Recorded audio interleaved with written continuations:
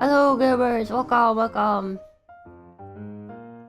Hello Omni, hello No Tom, hello Smarty, hello Jofu. Konnichiwa. That's something new. Hello Louise, welcome. Hello crew, welcome.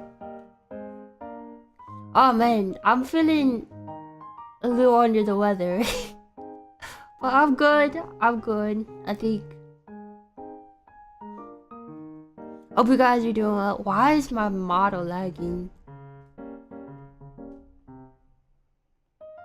What's going on? My mouse.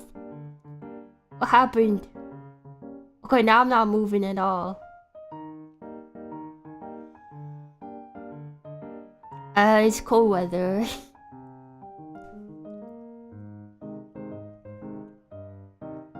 I don't feel that bad. It just, I might sound a little stuffed. Just a little stuffy, really. There we go. It's been so cold. It's been so cold, guys. I don't know if you've been cold, but it's been really cold.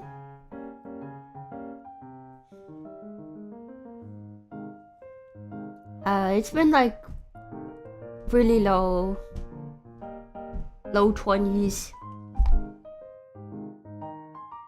After 66, wow. That's crazy. I wish I was here, but it's not. It's cold. Cold outside. Alright. Should we start? Texas is finally free from the cold. 66 does sound like a nice temperature. Almost as good as 67.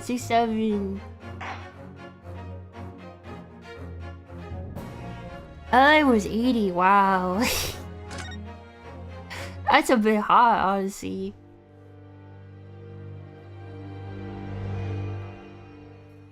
The Adventure of the Clouded Kokoro.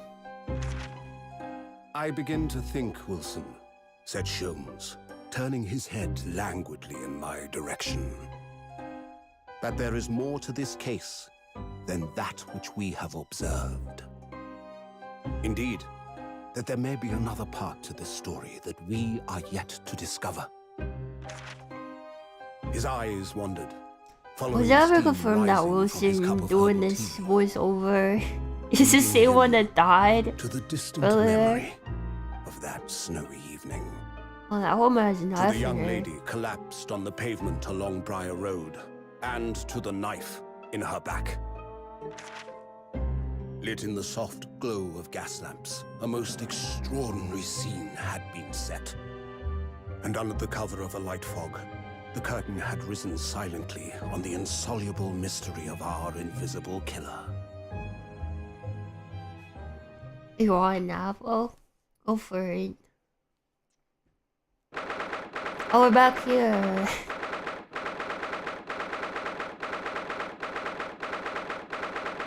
Lord Chief Justice Office, right.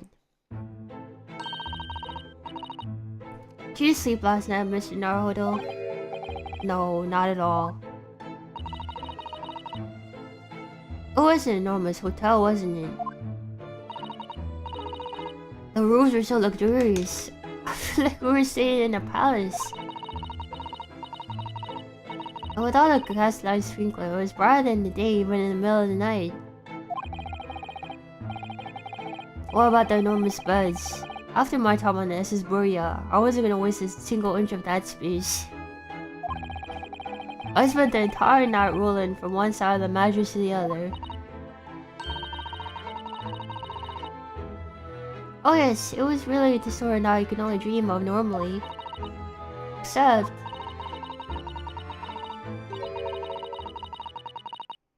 oh, and I learned that we owed £3 for the rooms. £3? That dream turned quickly into a nightmare. Oops, sorry about that.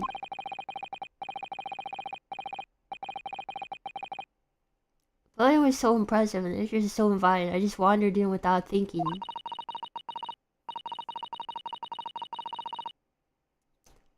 In a lodging house in Japan, that sum of money would put you a roof over your head for a whole year? What the heck? £3 for a year's rent? That's crazy.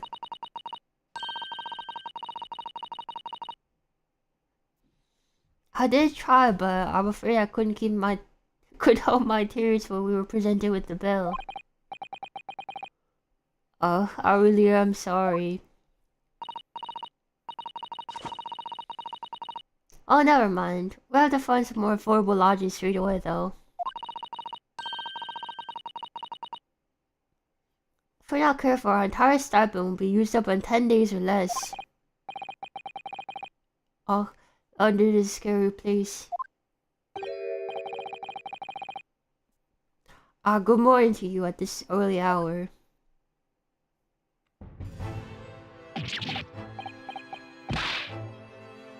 Oh, yes, I'll,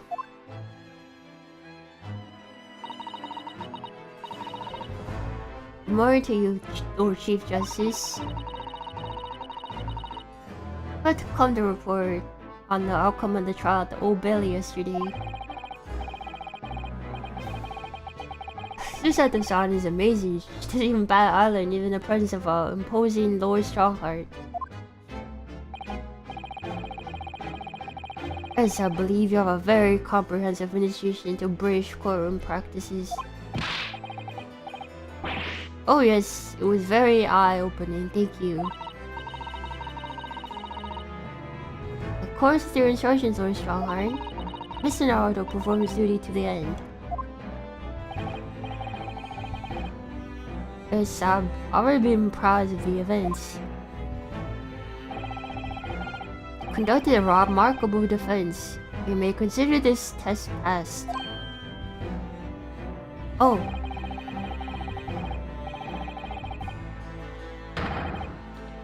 No longer are you a student from the Empire of Japan. You may henceforth claim to be a fully fledged lawyer.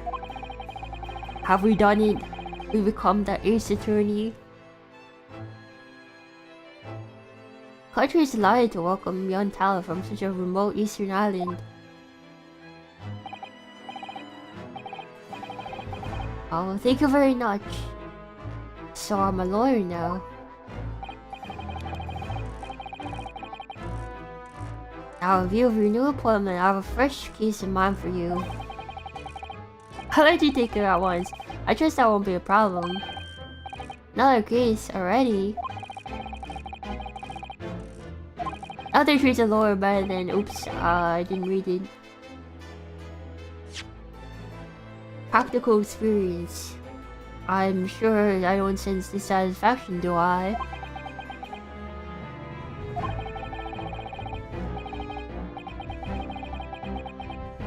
Just how yesterday's trial ended unusually. Haven't quite come to terms with it. What's to come to terms with? That man was cleared.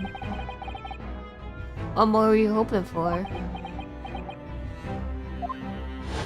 Why is this guy so suspicious? He was not found guilty. Mr. McGilded.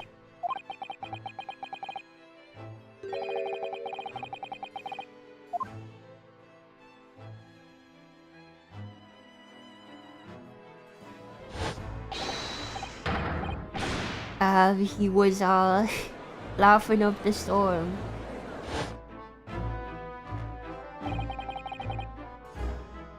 Just can't help wondering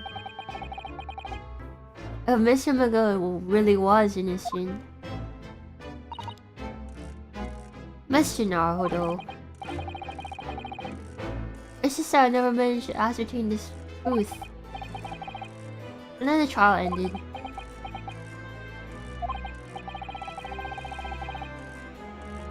Oh, you needn't let him trouble you a second longer. Sorry? What do you mean, Lord Strongheart?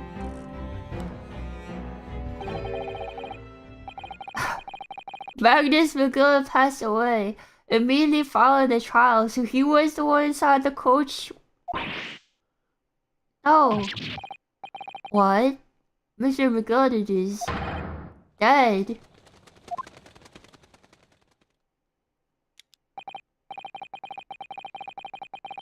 I have 19 minutes and 41 seconds until my next engagement. Enough time to talk.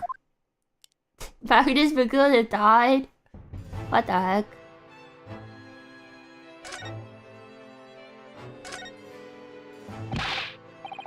I don't understand what happened. How could he be dead? After the trial concluded yesterday, there was a great commotion in the Old Bailey. As you'll presumably recall, an omnibus has been wheeled into the courtroom. Yes, of course. That was the scene in the crime which Mr. McGill had been accused of. Precisely. Well, while the bailiff's attention was diverted by some other matter, the omnibus went into flames. No. How could such a thing have happened? Oh no, but you're welcome. As we investigate as we speak, but already...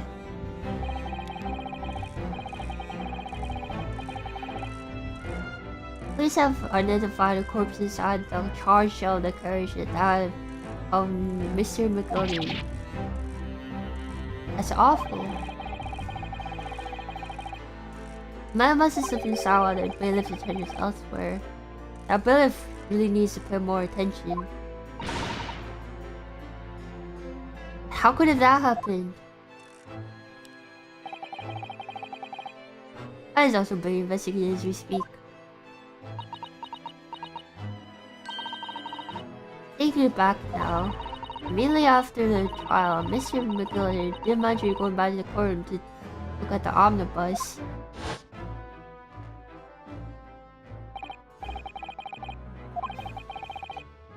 Inspecting the omnibus.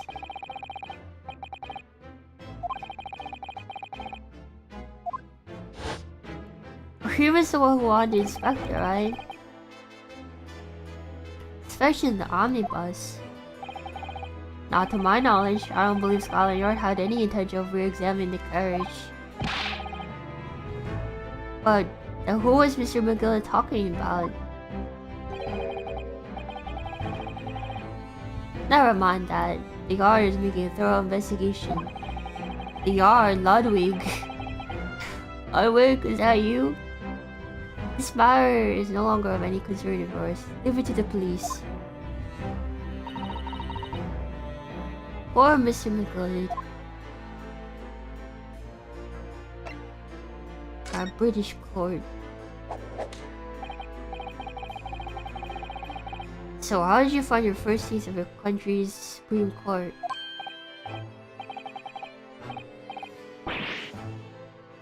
Oh, I don't know. I mean, it was wow.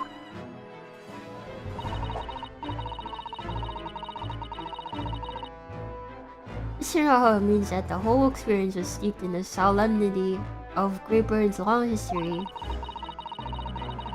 It's really a world apart from our own judicial system in Japan, which is only a few short decades old. It's sad to sound such a way with words. You seem to have a way of failing to find the right ones.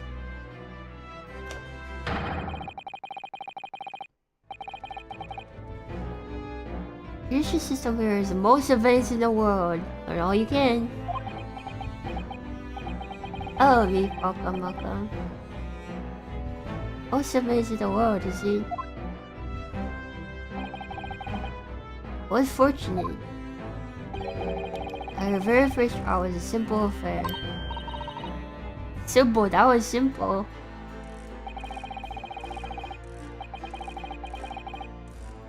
As I believe I mentioned yesterday morning, it was a trial you could not lose.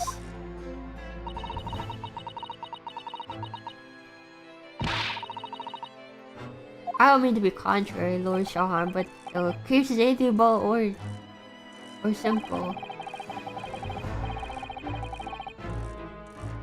Circumstances case were so incriminating. I was stunned when I first heard them. In fact, I'm still finding it hard to believe we managed to get a favorable verdict. Why is he laughing? Is something funny? No, my apologies. However, the fact is that we did receive a not guilty verdict sent out to Sheev.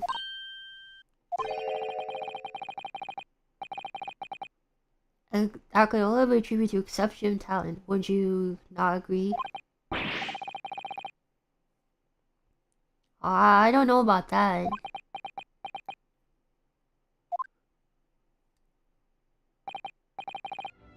Oh, never mind. Exceeding my expectations, I freely admit. That much is at least an undeniable truth. Which is precisely why I prepared a new case for you that I mentioned before. What's going on? What's you gonna say before?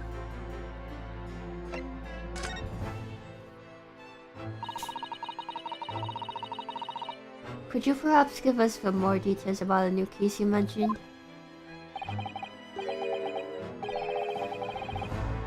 Don't tell me it's a new murder and the trial starts in 10 minutes.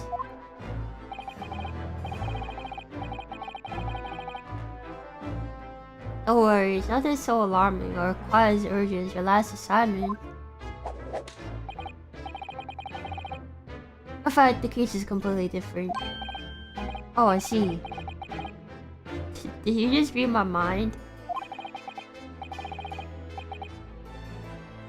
That is to say, no one has died, as yet. Or yet.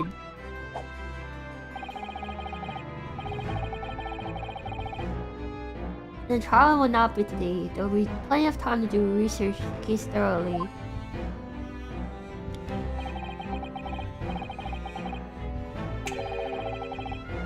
"23 hours, 43 seconds, 43 minutes and 19 seconds to be precise. That's tomorrow.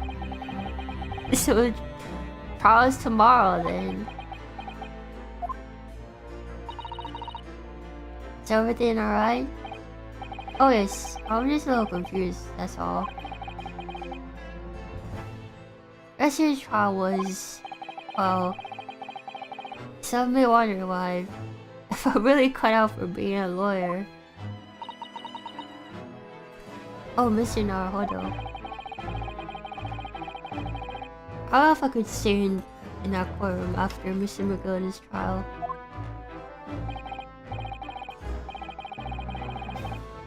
Oh, I need to blow my nose.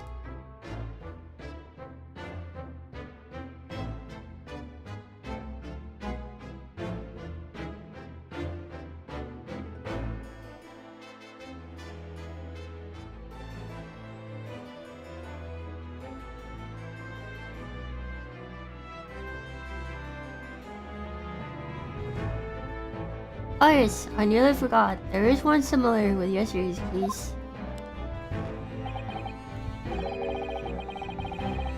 Currently, there is no advocate for the defense. Oh. The situation remains unchanged. The trial will start tomorrow with the defendant unrepresented. If that happens, I need not remind you of the inevitable outcome. The most terrible end awaits the defendant. What do they do though if it's not a murder? Yes, that's right. Here we go again.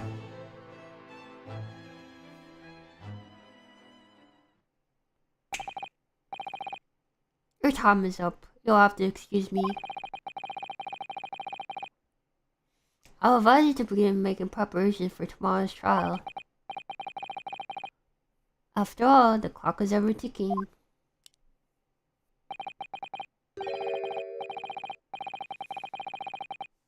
There's now about 23 hours, 26 minutes of 39 seconds until the course starts.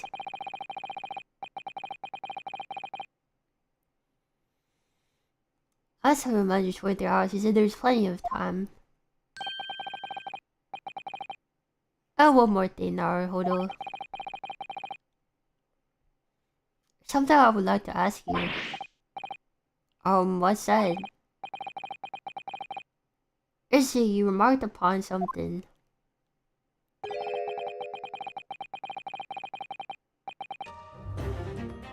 Now you tend to see through the will of your late compatriot, Mr. Asogi.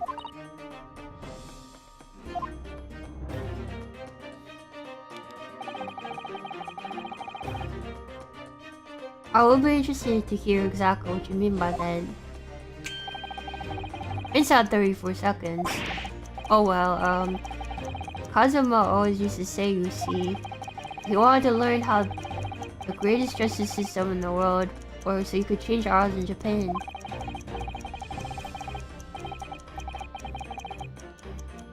Now that he's gone, I'd like to work towards that myself. There's another thing. Oh. Another thing, continue. On the way here, on the steamship, you said something to me. Something very important that I have to do. Something very important, and what exactly would that be? I don't know.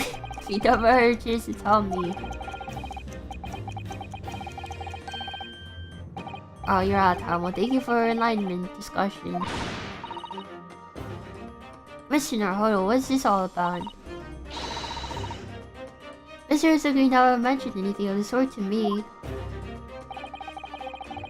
I urge you to both focus your attention on the matter at hand.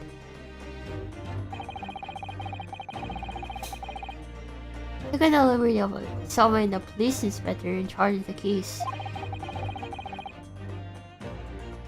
I'll be able to apprise you of the details. How long has he been there? Why is he wearing french fries? He's got chips, where's his fish? Okay, Joe Commander, welcome, welcome. So bid you the best of luck and bid you farewell.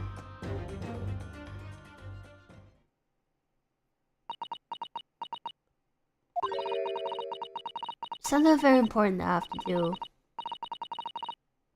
Eating Chinese food?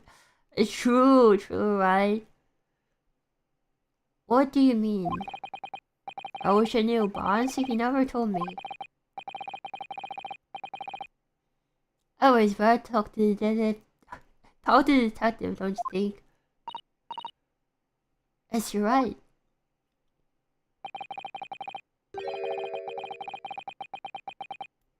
Hope I'm just imagining, but I wouldn't say he looks pleased to see us at all.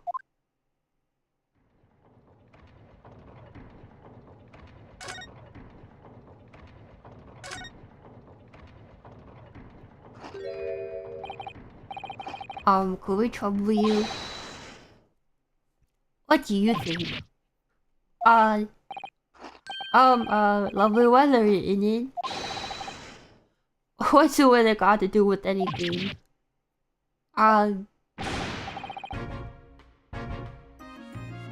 Listen to me, you young Japanese upstart. Is this his theme or something? Some frippery about the weather doesn't get every English gen eaten out of your hand, you know. But Susato-san told me it was foolproof. Oh, he's got fish in there. It is fish and chips. I'm a busy man, a very busy man. There's a crime scene to investigate, but I'm having to give the likes of you a talking to. Oh, I'm ever so sorry. Can you imagine what the other officers will be saying, Haven't seen Gregson anywhere, have you? No, he's so busy with the big words these days. All because of some country bumpkin dav who's here to draw from a country I've never heard of before. Okay, too, welcome, welcome. Hear that rip us out, that's the reputation of the yard going to tatters. Don't worry to rip us apart as well. I don't believe we've been introduced. This is Mr. Ryunosuke Naruhodo, a defense lawyer. Eh?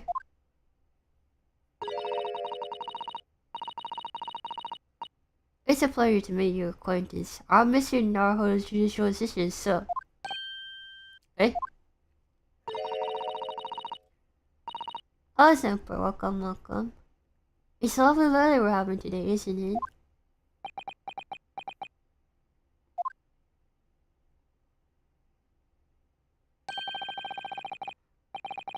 It is unseasonably fine, I grant you. London winters don't see a lot of sunshine.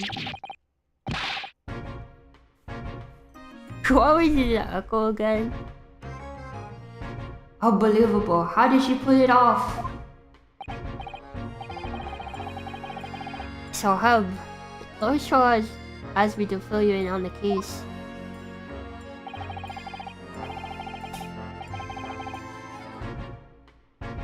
Name's Tobias Gregson. Inspector Gregson to you.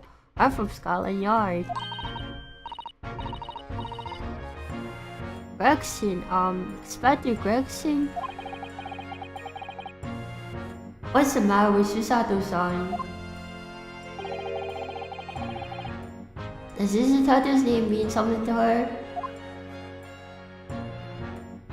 Inspector Gregson.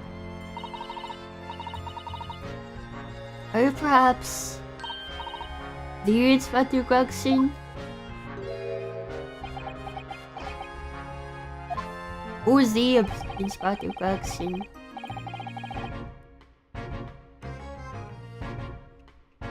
You see the British accent? You're acting like you know this man, Mrs. Sato, but he's a London detective. Oh, I do know him very well, in fact. Very well. Yes, he features prominently in the Adventures of Sherlock Holmes. Oh, and that publication, what's it called again? Brands Magazine? That's right, Inspector Gregson and Mr. Sholmes enjoy a wonderful rivalry. So wait, instead of Watson, it's Gregson? Mr. Gregson and Sherlock Holmes, sorry. Really? You rival the great Sholmes, that's incredible. Oh, well, I don't know about that. Mr. Sholmes isn't a professional like myself, of course. He does come with the goods from time to time. Mr. Sholmes is equally complimentary about you, Inspector, isn't he? You've earned his highest praise. Crooks is a pick of a bad lot on all of Scotland Yarders. Those are his own words. That's his highest praise. Oh, Mr. Sholmes isn't particularly known for giving compliments, you see.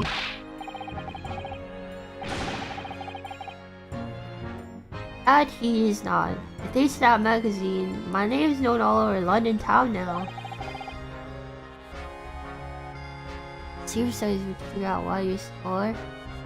Oh. That's great, isn't it?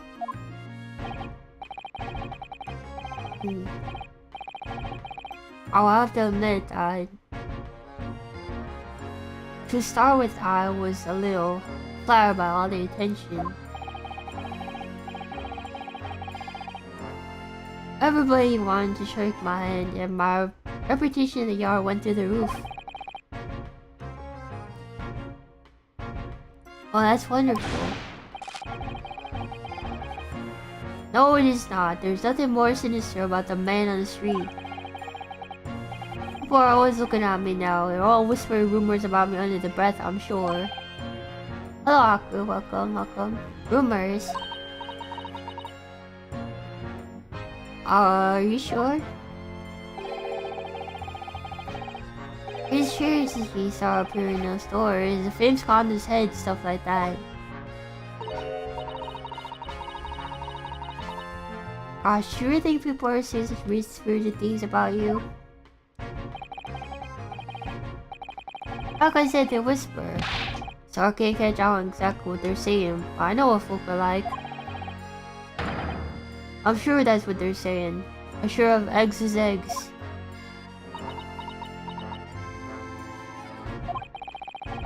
But the feeling that this detective girl could be very hard work. Oh dear. Perhaps the sudden rise of fame does change people. Peace. Oh, thank you, Tofu. Anything fun? I don't know, man. I feel like I haven't done anything big in a while. So about the case that Lord Chief Justice mentioned before. Nothing to tell, really. As far as we're concerned at the yard, it couldn't be simpler. Oh dear, that problem means... As far as we're concerned as lawyers, it couldn't be more complicated. I wish you were wrong about that, but I have a nasty feeling that you're right. All the coolest people were born this month. Where? Who? A woman's walking on the pavement on Briar Road when she was stabbed from behind.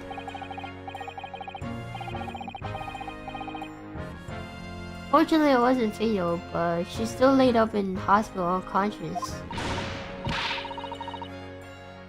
That's despicable. What kind of coward to attack a poor woman from behind? A villainous backshot. I suppose you would have finished whoever was off at the Susato takedown, would you? That is either here or there, Mr. Naruhodo. Brace yourself for a risky vigor now. Oh, Nushi.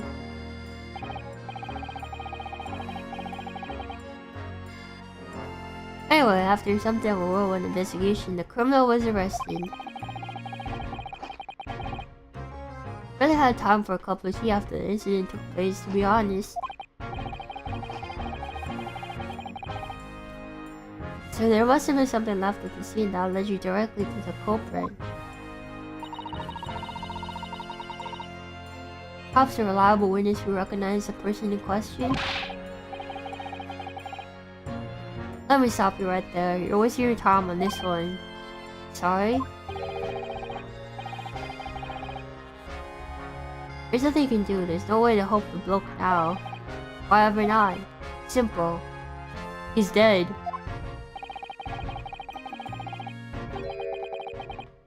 The prosecutor's been assigned to the trial tomorrow. Is Lord Baron von Zeeks. No! Sounds like you've heard of them then. Oh yes, we're very familiar with Lord Van Zeeks. We have to be the harbinger of death itself.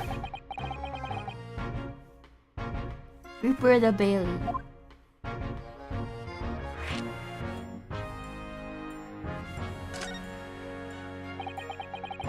Baron von Zeeks, who we faced in court only yesterday.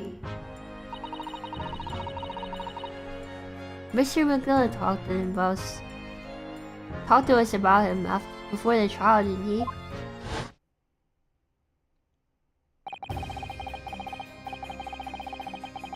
he? Sacrificial lambs.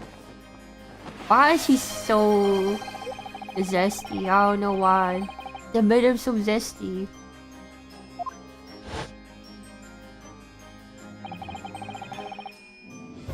This Reaper of the Belly nickname. I suppose that he's earned it by the death. Every defendant he advocates is found guilty, right?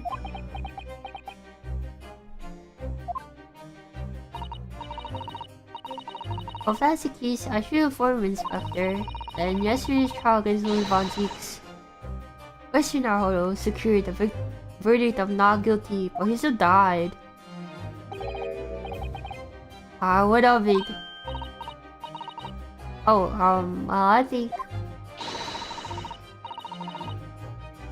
That means even against the Reaper of the Belly, it's not possible to save the defendant. He's dead though.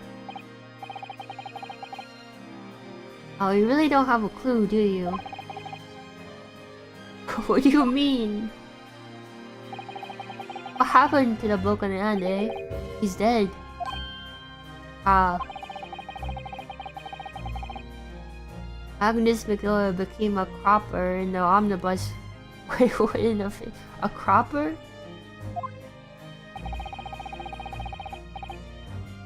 So you can't rightly say that you saved the defender, can you? What are you saying? Look, if Benzies could get third to stick on Emerald, he'll be a miracle worker. That's not how it goes. He doesn't work miracles. He wears magic. Black magic.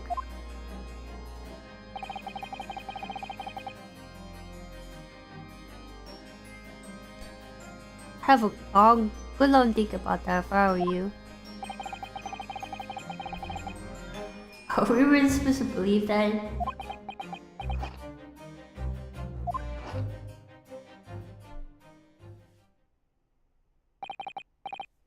Oh well, our Frozen is requested. I'm nearly out of troops. So I'll be heading back to the crime scene now. We're still carrying out a few investigations there.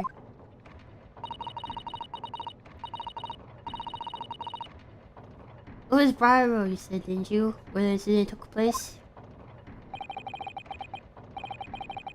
That's correct, ma'am. If we were to head over to the holding cells, you would meet the criminal himself. I am a criminal already.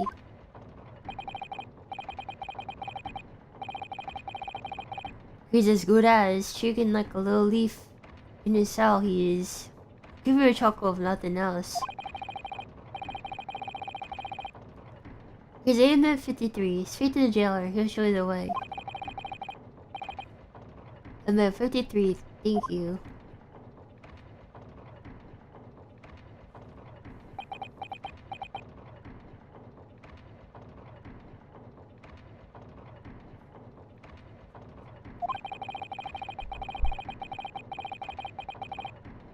There's no help in our against the Reaper of the Belly, they say.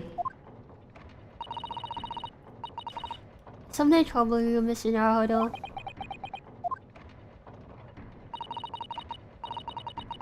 To tell the truth, when I recall the trial yesterday, I can't stop myself from shaking. The idea of facing the Reaper in court again is...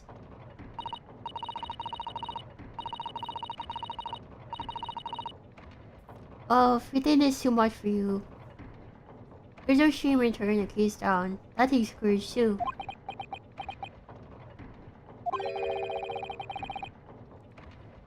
The man they've arrested is innocent. Could well imagine he'll be shaking like a leaf in his cell. And I for one wouldn't find the sight of that funny. So...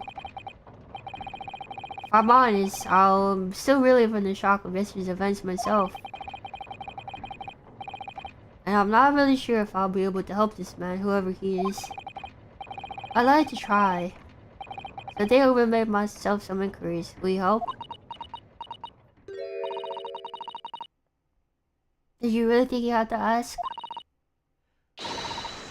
After all, I am your judicial assistant. Thank you. So then, shall we? Yes! Let's go! Let's freaking go to Briar Road. Or prison. I guess we could go to prison. Prison. We haven't been there yet. I wonder what awaits us. Why is this so funny to me? Prison. We haven't been there yet. I wonder what awaits us.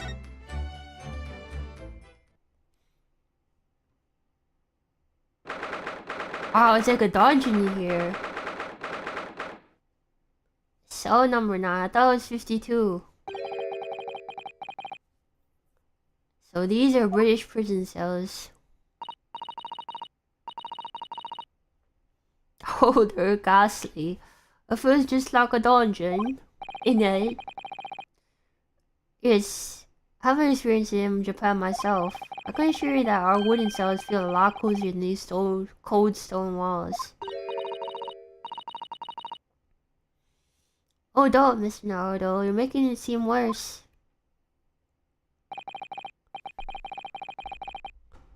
Apparently your client is in the cell here. Where? It's so dark in the back there. I can't make him out. I wonder what he's like. In bed 53. Your legal representative is you. Stop idling. Stop idling in the back of the cell. Show your face at once. My cat, as you with no name. Calling by my numbers. Unbelievable. Unjustly reasonable. I refuse to answer. Mr. Naruto, what? What do you think is going on here? I have no idea. I wasn't just hearing things, was I? The entire rate of complaints was in Japanese.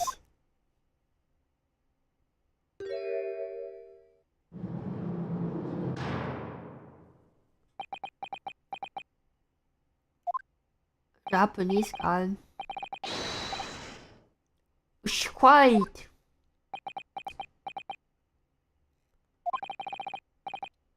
They're all around, hiding. I know they are.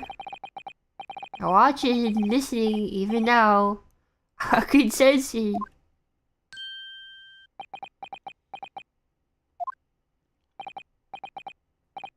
Alright. So, could I ask you? There you are. I've come to curse me, haven't you? Don't try to hide it. You're a ghost.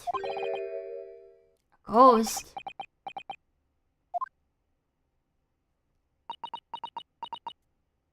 He's freaking out, man. We mean you no harm, prisoner-san. Are you Japanese by any chance?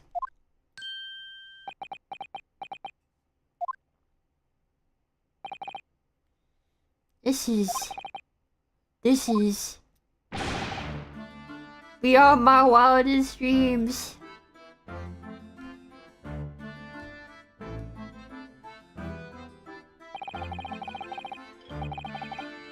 Forgive me for the outburst before. I'm so sorry. Oh, it's fine. We were just a little surprised, that's all. Imagine it. It's been 12 long months since I left my hometown. Here I am in a frightful fix in a foreign land.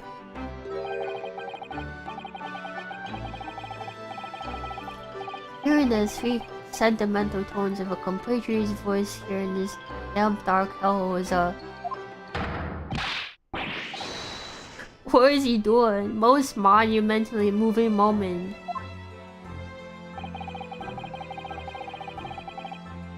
Here's Jonathan Blake of Blake Manor.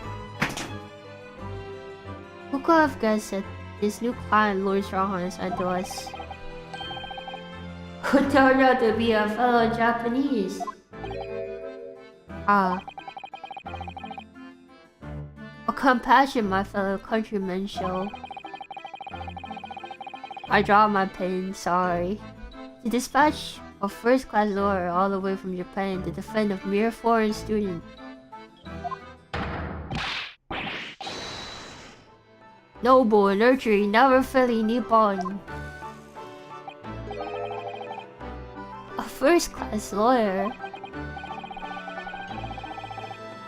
Oh dear, I think there's been some sort of misunderstanding here. I wonder, would you be kind to tell us what happened?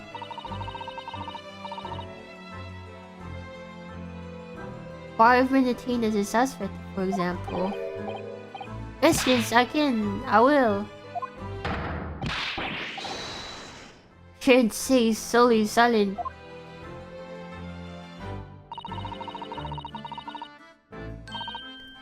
I'm not quite sure I understand what he means, but he seems happy. Yes, he does. I just hope he actually has a good reason to be. Thank you for your cooperation. I'm a lawyer, as you said. My name is Ryunosuke Naruhodo.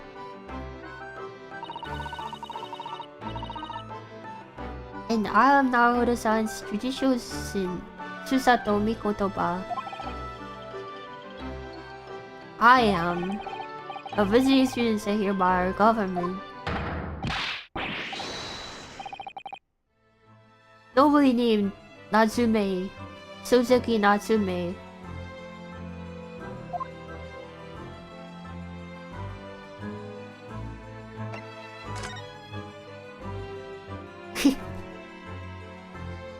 Can you look at my armband?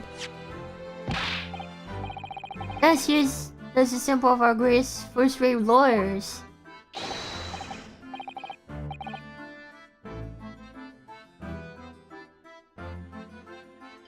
Which means, of course, you stand by my side. You'll defend me. Wait, this is a real guy? Natsume Soseki was a real guy? Oh, no, sorry. That wasn't why I was showing it to you. Then why else would you show me that? Oops, probably hindsight probably wasn't the best idea.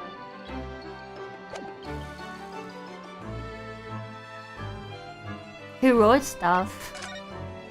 He also got arrested.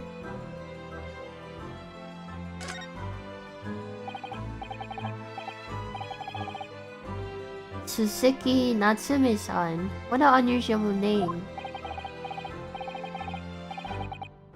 Call me Suzuki, please. I'm a writer of a poet, you see. A writer of haiku.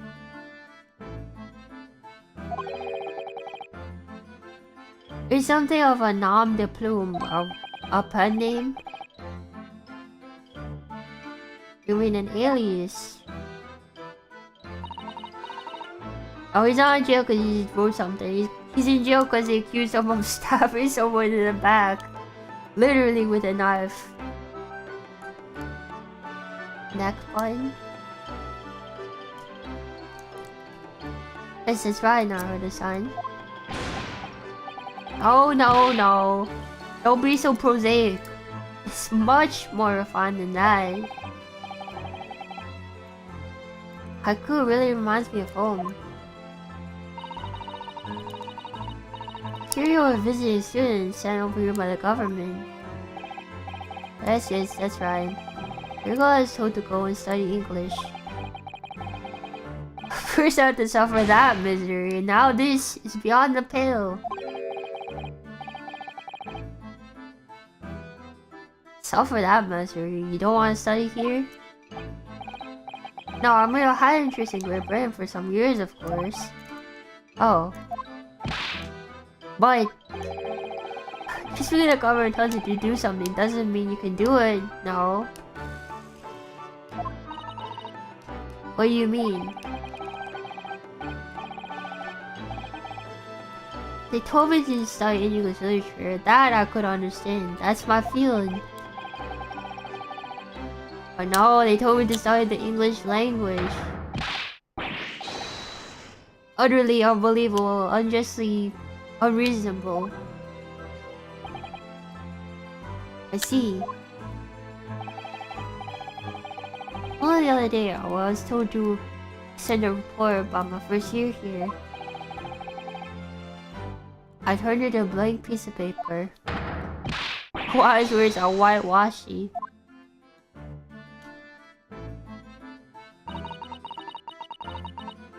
You must be a man of great standing. Oh yes, so I'm often told. And often like to be told, it seems. Is she against you? Could you perhaps tell us exactly why you've been arrested, Soseki-san? I didn't do it. I didn't commit that atrocious murder. Murder? Oh no, it's alright. The woman didn't actually die, did she? She was stabbed with a knife right before my eyes. Before your eyes? I mean, you saw the attacker? No. I didn't see anyone. What?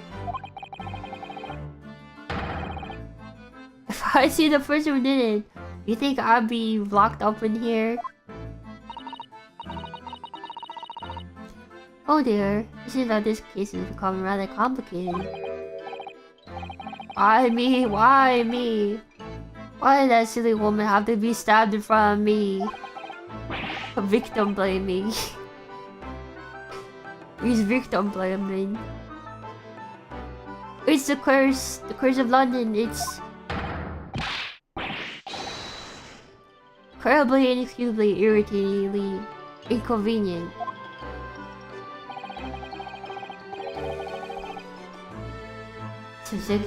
Suzuki was on the scene, but he didn't see the attacker. Let's find more about the case. About the case.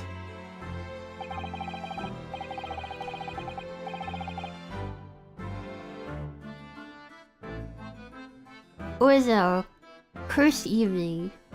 Just after snow had started to clear. And heavy in fog. I went to the bookshop to buy some books, and I was on my way back to my cursed lodgings. It's got beef with his housing.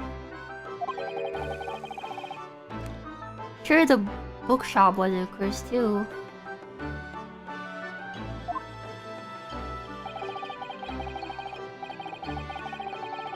As I was walking along the cursed pavement, I could make out the sole silhouette of another behind me.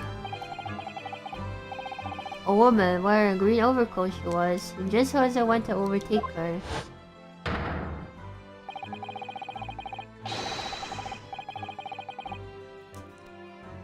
I suddenly let out a little scream and collapsed in the cold, hard slabs of stone on my feet.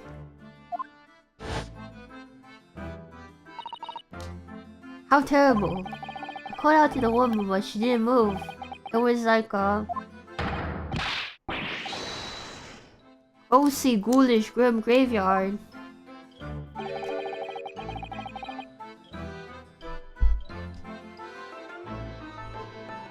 Slight exaggeration there, perhaps.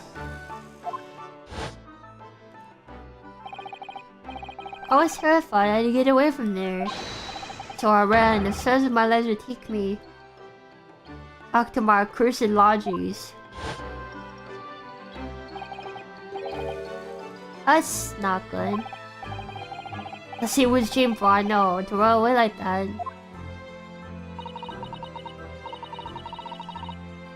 Tell me, Saseki-san, was the victim an acquaintance of yours?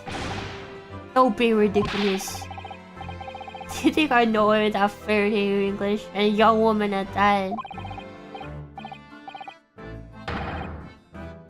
I'm diffident, shy, timid, unsure. I can't talk to people. I see. A young woman unknown to Soseki-san. At the time it happened, wasn't she nearby? Did anybody pass you?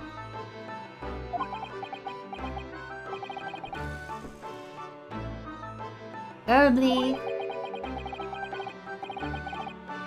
I found myself in a woman. I didn't see a soul. Owen. Oh great. So the victim was unknown to you, and there is nobody else at the street at the time. That creates something of a conundrum, doesn't it? Huh? What conundrum?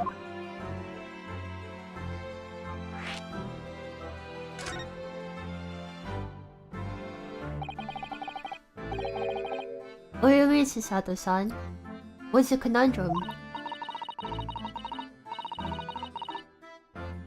Oh, Saseki-san has just told us is true. There's something I can't explain. It says that he didn't know the victim and there's no one else at the scene. Now you clearly felt without being seen. I did. But if that's the case, surely this man has been the culprit. Oh, you. What did you just say? Nothing. I didn't say anything. Oops. Perhaps I thought that a little too loudly. How did they catch him if there was no witness? Actually, that's not what's troubling me. One thing was, how did Suseki-san actually come to be arrested? Sorry, boss, it's alright. Sorry. Didn't touch the victim, and there's nobody at the scene to see him. How did the police ever discover that he was there in the first place? Oh, yes. She's right, you know.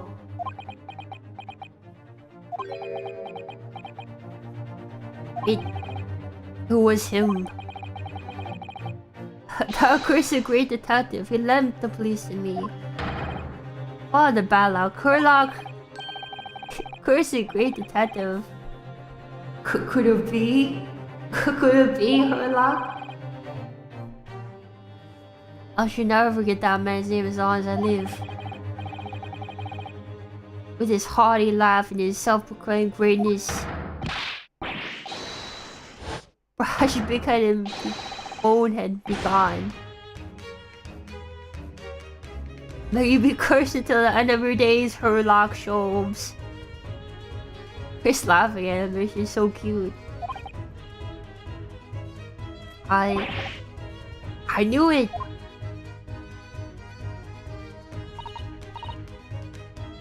Mr. and Mrs. Sholmes. Herlock Sholmes. Why did they make him German? Oh, I didn't expect to hear that name from this man's lips, that's for sure. It was somewhere after the nightmare had unfolded on the pavement before me. I was on the silver of hard cheese when some men suddenly burst in through the door. They started shouting at me. This is the police. Put the weapon down. Yes, it was a thin silver. Yes, it was hard. I wasn't using a weapon. Disgusting dietary discrimination devils. Who clearly had a trying morning yesterday. And there he was, in the middle of all the policemen, grinning like a Cheshire cat. That Herlock Sholmes. It's actually Herlock Sholmes. He's English.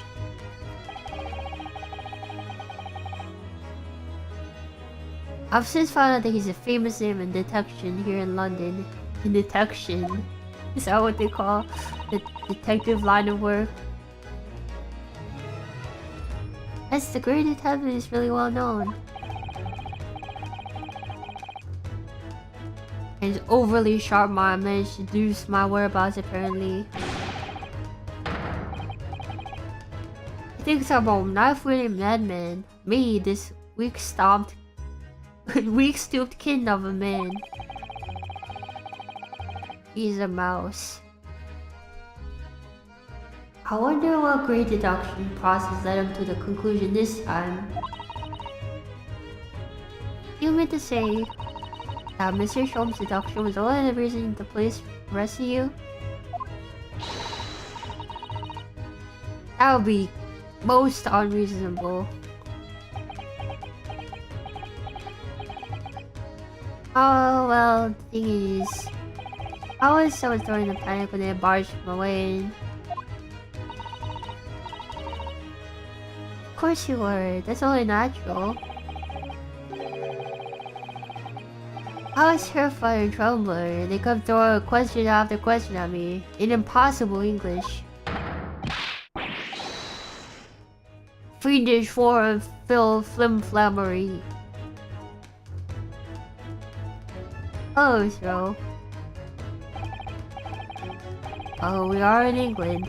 Can't really blame them for questioning you in English. Good point, good point.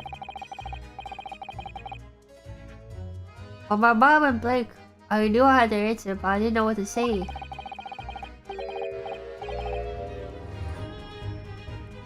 So I kept repeating things like, yes, I do, and I'm fine. Next thing I knew, I was in manacles, and before I knew it, I was thrown in here. Oh dear, I'm afraid that's hardly surprising. I'm fine. Well, he's not fine now.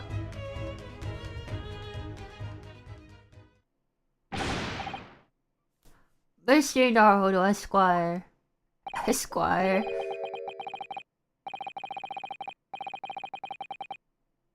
And oh, you can just call me Naruto. And we're speaking English. This is simple Mister is more than enough. Oh yes, alright. Yes. They've really got to me, the country poisoning my mind. Oh, please, I beg you to defend me in court tomorrow. You can tell them what really happened. You'll do it, won't you? Well, why is it so hard to say yes to me? The thing is, I'm just a student like yourself on a study tour. A student? I'm defending a case in Old Bailey. Only one, though. At this moment, I really don't know what I'm supposed to believe in. Curious about what justice in this country really means. Oh, Naruhodo-san. I'm not even informed who was supposed to be here. I'm sort of a lock-up lawyer, I suppose.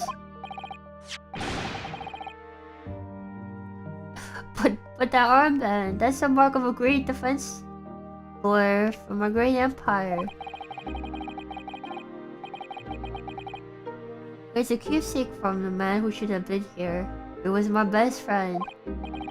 A keepsake? Oh, he's lost all hope. I know exactly what they're saying about me. Oh? What do you mean? The lawyers, all the British defense lawyers, they won't defend me. Goodness, why would you say that? For the same reason you know before, when it happened. There was only one victim and myself around, and I ran away from the scene of the crime. I'm not a fool. I know it looks like though I must be the culprit. Must be hard for you, Suseki-san. Anyway, I'm a student from overseas. I'm just a foreign nobody to them. Someone not to be trusted. Heard them openly laughing about me before, within my earshot without any compunction at all.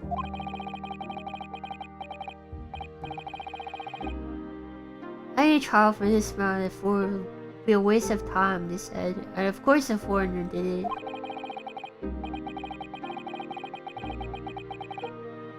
They even had the gall to say the man doesn't understand half of what's being said anyway. That's awful.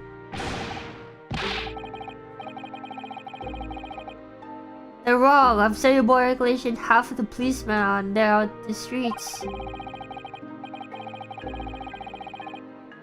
I've traveled halfway around the world to learn about these people's country and great history. But nobody wants to listen to a man with a strange accent. They all hate me. So at the very least, How do you trust my faith that someone could listen to me in my native tongue? Could do it, couldn't you? When I look into your eyes, I could see it. I could see what you've been through. Suzuki-san, it's just that...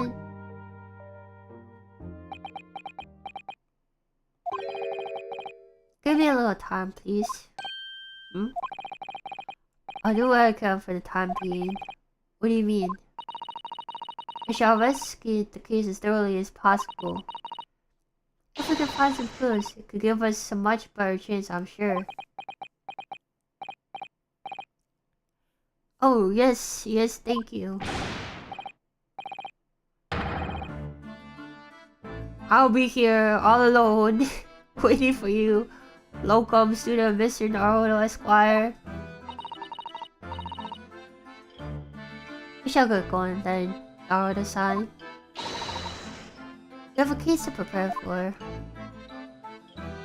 Okay.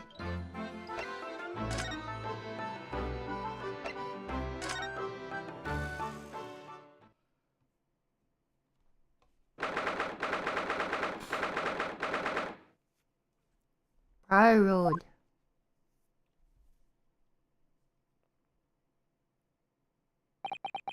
Oh, it's like we're really there in London.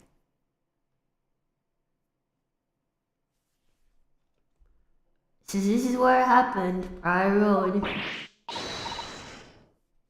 Oh, look, Mr. Naruto.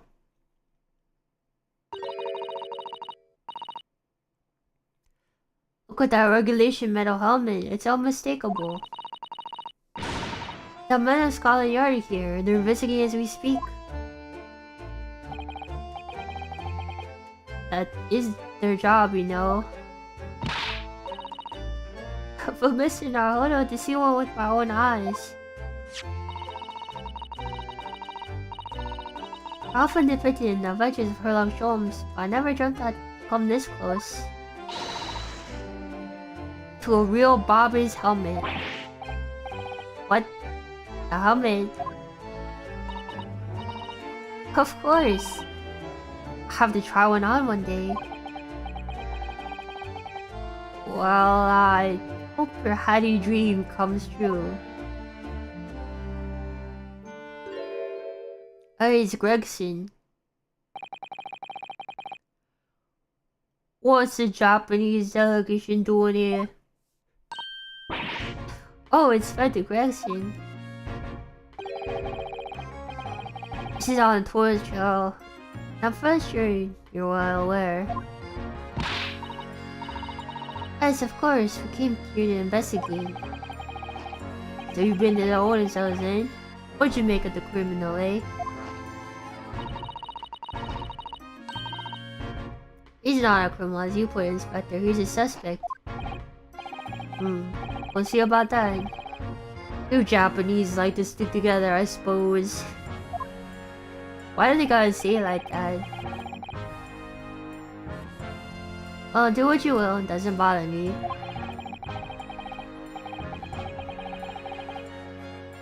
Books in court tomorrow, whatever happens, and the verdict is a foregone conclusion.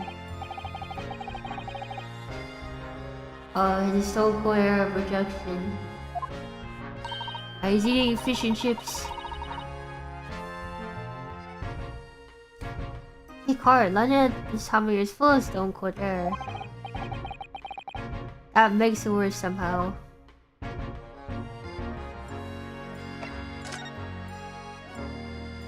I'll hear about the case tomorrow's trial. William Robbins, like Robin Williams or William Robbins.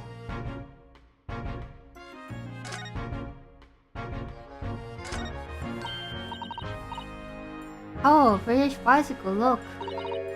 Although the wheel is so misshapen, I'm sure it couldn't possibly be ridden anymore. Someone must have been doing some breakneck cycling. Seems like bicycles have become really popular in London recently. There's even a movement to change women's dress to allow them to ride as well. The bicycle fad won't last. I don't see why anyone would ride something like that. Goodness, you dislike bicycles? No, not at all. I mean, it's not that I dislike them exactly.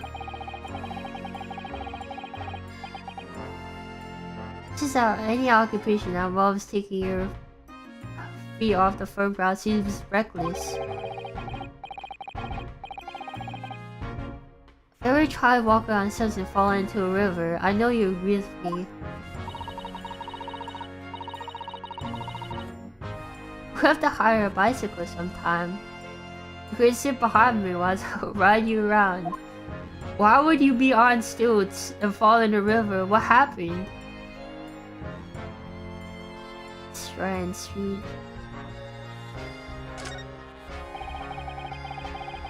Clouds are so big and heavy in the sky, don't they? When it does fog as well, everything looks hazy.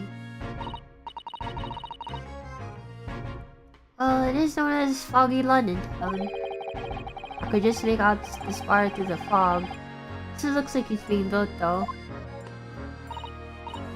Ah, yes, that must be the Crystal Tower being built for a great exhibition that's about to open in 6 months' time.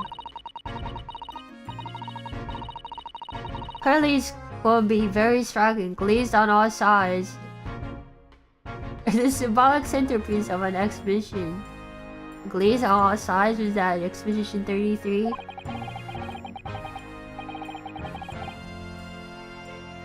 It's gonna be the largest exposition in history, isn't it? I can't even begin to imagine it.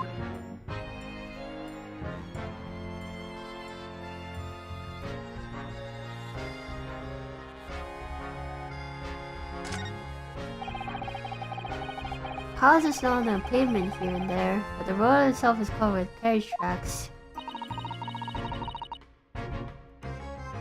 It seems carriages often travel down by a road.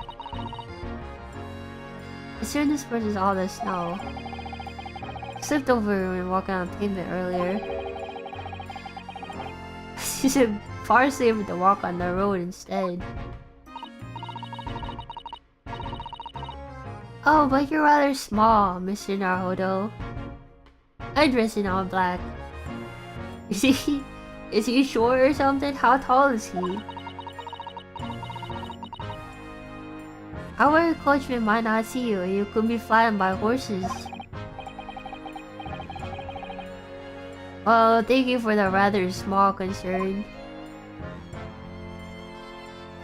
Oh, he's canonically a short king or something.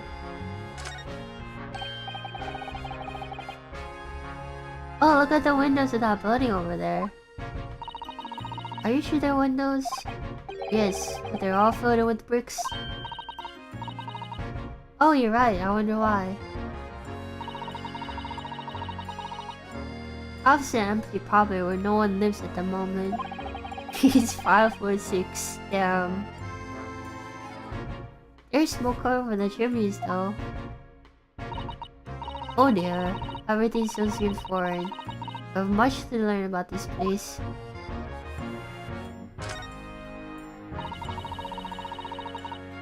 That's a rather typical old brick building, isn't it? I'm sure it has a long and interesting history.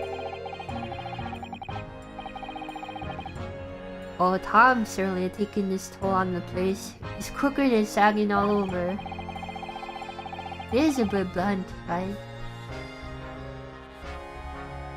In fact, it decidedly worse shaped than all the other houses around here. We must find some cheap lodges ourselves as soon as possible. Yes, you're right. Cheap, ideally somewhat reasonable level floors.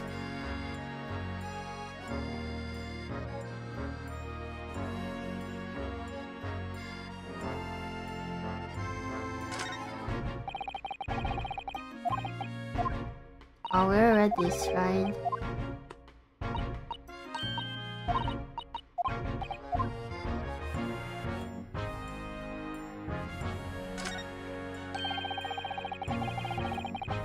You see all the black smoke rising from the chimneys over there? Since you're a Great Britain, many people heat their homes in winter using coal. All chimneys I remember seeing in Japan were on top of the bathhouse. I think some of those homes could be on fire. Not at all. Well, even so, how much thick smoke billowing into the heavens is really going to turn this whole sky black sooner or later. Gosh, you might be right about that. Damn, they got global warming in the Phoenix, right, guys? They got global warming.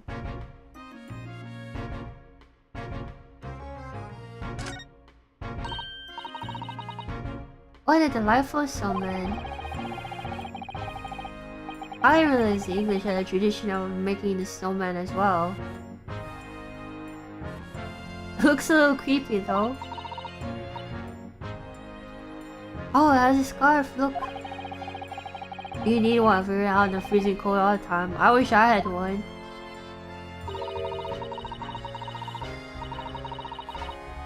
I'm afraid our body is somewhat frozen at the moment too. We certainly could not afford a scarf. Surely the snowman here wouldn't miss his. But the person who made the snowman certainly would. Yes, I know. You're right. Anyway. Even if I borrowed it, it wouldn't do much to warm my neck. But it is covered in snow.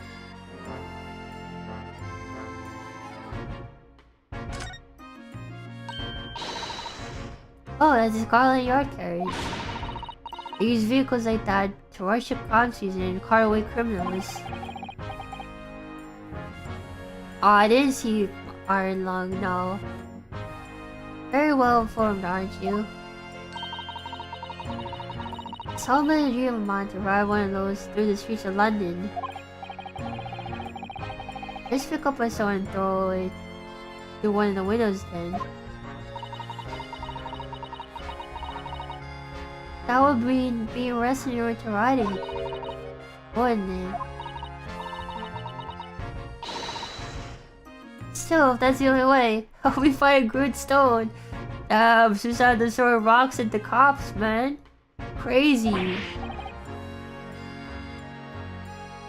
Oh no, I wasn't serious. Should that look based? Could it be?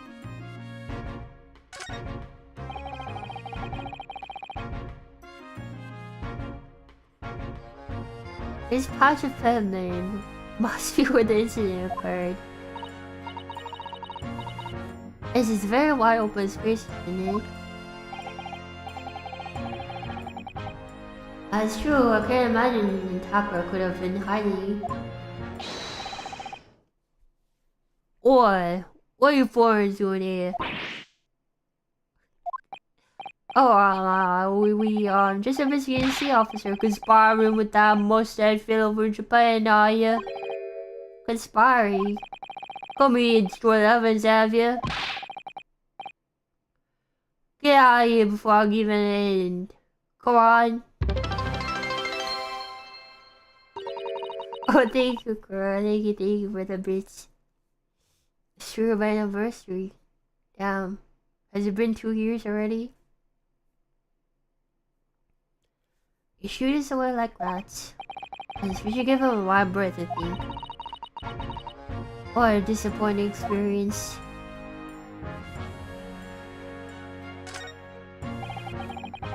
That's when the officers in Scotland Yard. The police are making the crime scene undisturbed. I have a feeling that if we wander too close, we'll be clasped in iron. I think you're perhaps being a little overcautious. Grub to fancy really extreme to crazy pull. I've done nothing wrong and there's no cause for concern. Oh no, I'm not getting caught out again. Twice is enough. Twice I found myself my hands cuffed just by not knowing anything that was going on. Yes, you've had some dreadful experiences. I'm sure that wide-eyed look of panic you're so prone to does you no favors at all.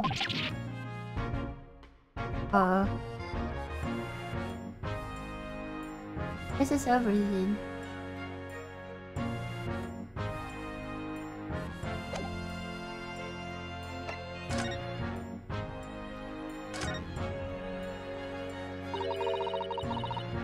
Tell me about Scotland Yard, Inspector. Ever since I read about it in the heroic adventures of Sherlock Holmes, I've been fascinated about the place.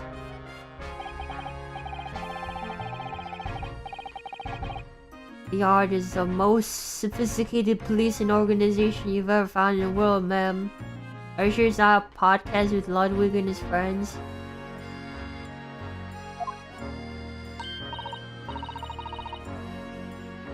Oh, you know, I've always dreamt of wearing real Bobby's helmet.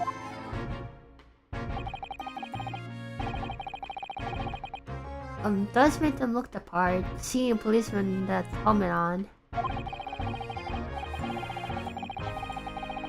Surely have a good sense of duty that this is a man who will take no nonsense as duty protecting the city.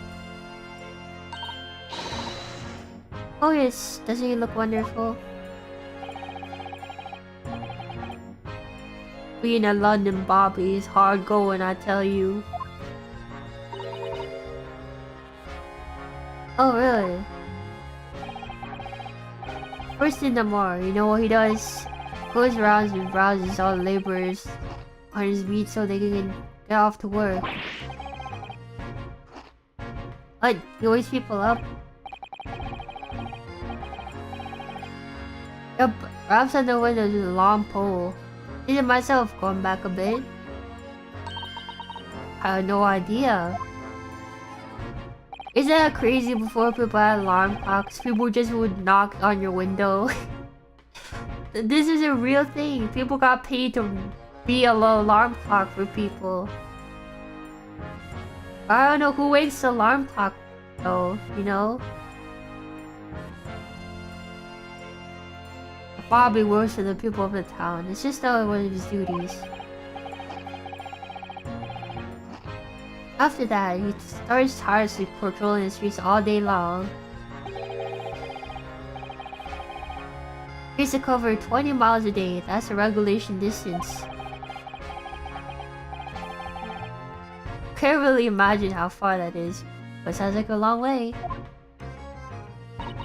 Sorry, I'm late. My alarm clock forgot to wake me up. When your alarm clock is a person. Oh, or something. Yeah, this dude's got bottomless fish and chips. Let me see. 20 miles. It's approximately distance from Tokyo to Yokohama. On foot, that's everything except too far.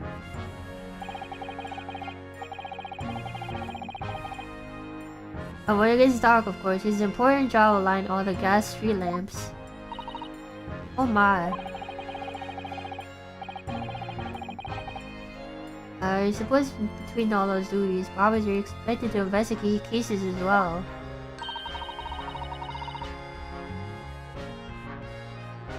And chase after criminals evading the law. I'm not sure you could call it in between exactly, more alongside, but yes. But to handle this job as well. We do have men keeling over from time to time, I mean.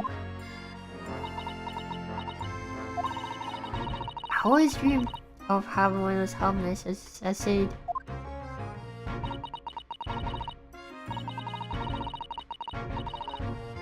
But with a heavy heart, I shall relinquish that dream to you, Mr. Naruto.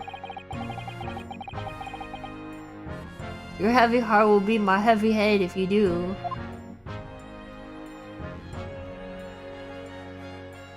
Not the case. Happened around 5 in the evening 2 days ago.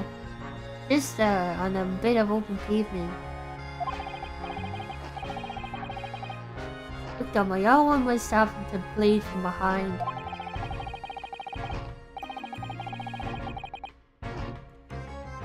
Is it the lady that's still unconscious now? You mentioned she's being treated in a hospital. I never said she was lady. Truth is, unless she comes around pretty smartish, we won't be able to find it much about her at all. I suppose that means they haven't been able to take a save of her, of course.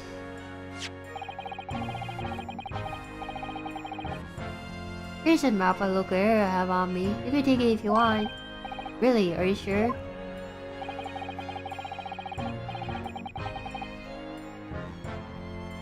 It's our policy to give lawyers and financial suspects the odd bit of information to go on.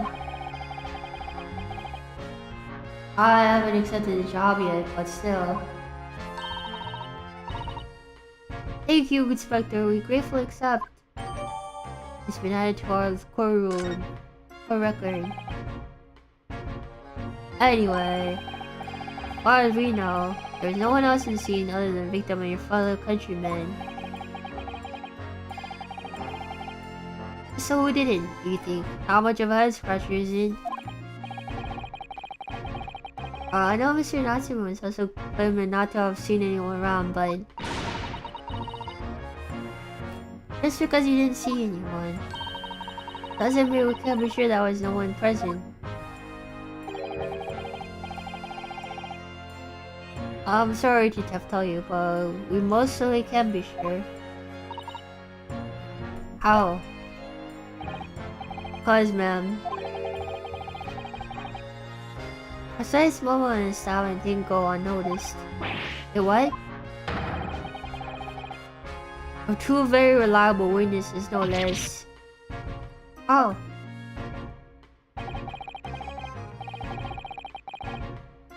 It was a typical foggy London day, and your client obviously didn't see them.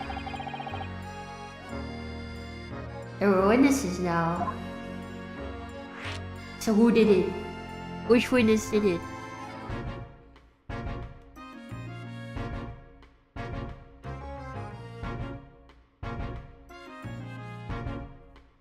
Witness.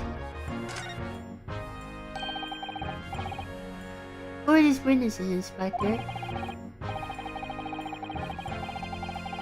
A fellow and his wife, and the man's most respectable, most reliable and respected citizens in all of London.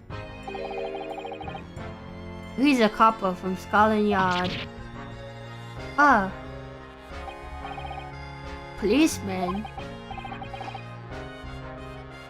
That might change these. And this policeman just happened to be at the exact moment when the woman is attacked.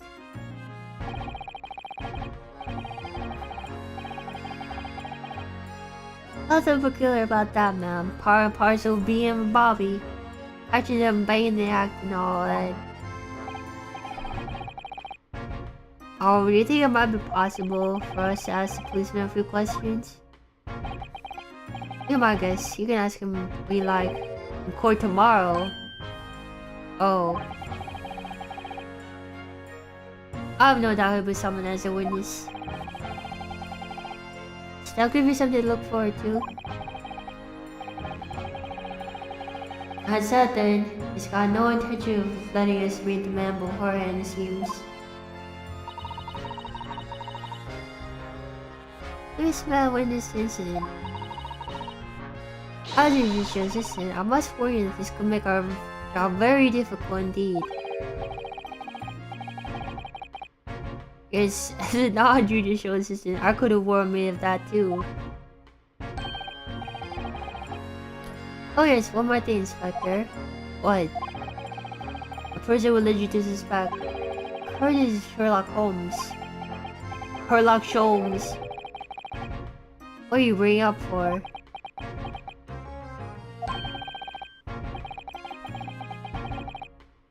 Was it something I said? The color is rainbow in his cheeks. Mara's trial. That twitchy Japanese bloke goes on trial tomorrow. Are you going to defend him or not? Well,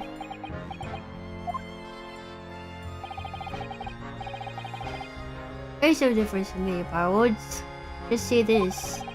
No London war with this, I will touch that case with a barge pole. Is the prosecutor's hand by the Reaper of the Valley, you mean? There's no way to say that, man, now. It's a waste of time trying. It is all a bit strange, though. Sorry? The Reaper. He hasn't appeared at court once for a good few years now. As we did hear something about that effect.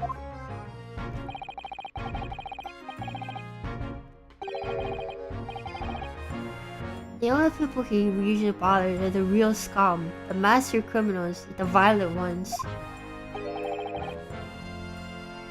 Master criminals? The violent ones? That's right, he handpicks his victims. Only deals with those guaranteed to go to the gallows for their sins. But Mr. Natsume wouldn't hang for what he's accused of, surely. That's just my point, sunshine. Yes, the young woman was stabbed, but didn't kill her.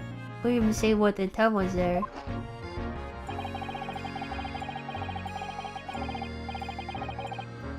So this isn't the case I expect the Reaper to want to sink his teeth in, for want of a better phrase.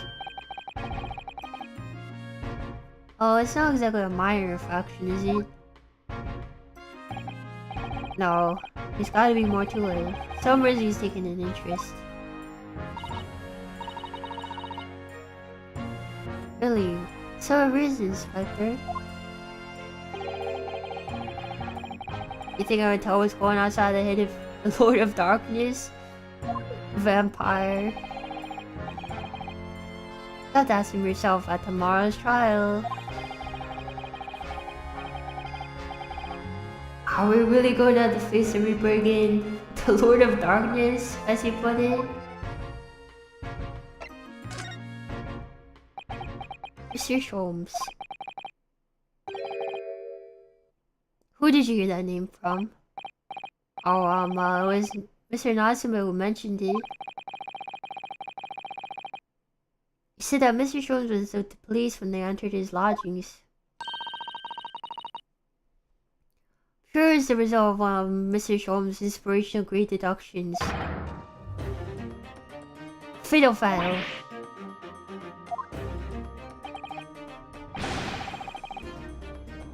The mayor's an amateur. I'm getting sick and tired of him showing his mug everywhere. Oh. I don't know where he gets this information from, but the truth at the scene of the crime. Wanders around spouting incomprehensible rubbish, and before you know it, he claims to have solved the case. This is quite astounding, isn't he? I've never played Vampire the Masquerade. He's a great help to Scotland Yard, though, isn't he? Gibble gabble. Ever seen this before? Oh yes, it's Rand's magazine. Wonderful publication in which the adventures of Sherlock Sholmes appears.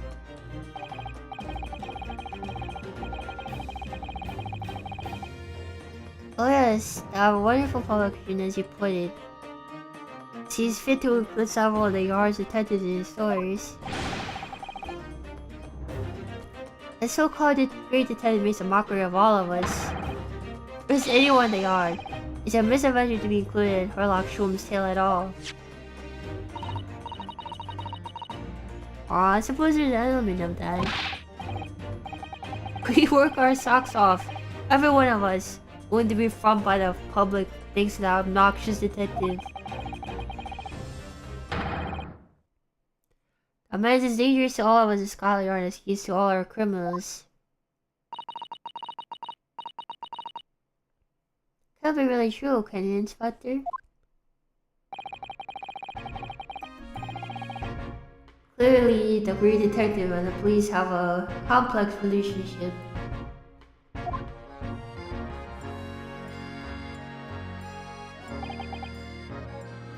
Well, I don't think we're gonna get anywhere useful information on the detective.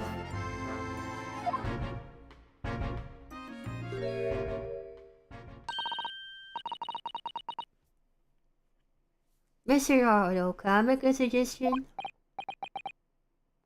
Oh, yes, what is it? Seems to me that all you see violence in movies and, you know, whatever on TV.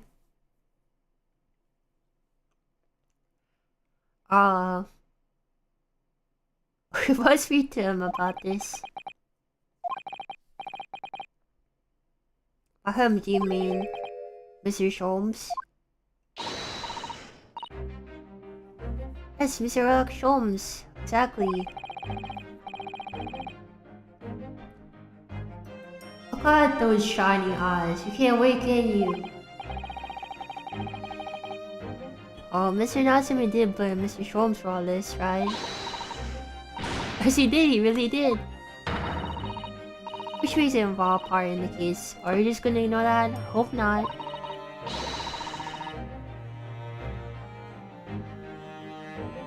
Mr. Naruhodo is the best name for modern media.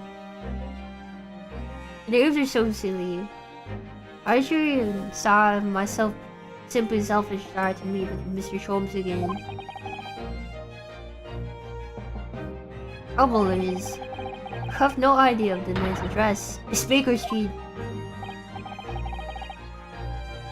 How do we know that? It's in the stories, of course. 221B Baker Street, the most famous address in the world. Oh, I see. Well, there's nothing stopping us from going, I suppose.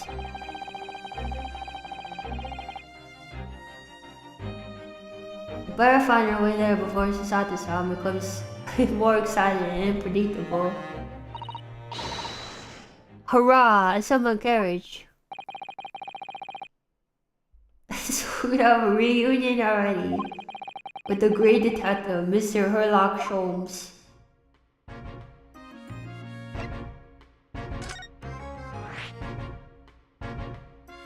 Sholmes Suite. Will we really visit, do you think? Oh, pinch me, I'm sure I must be dreaming.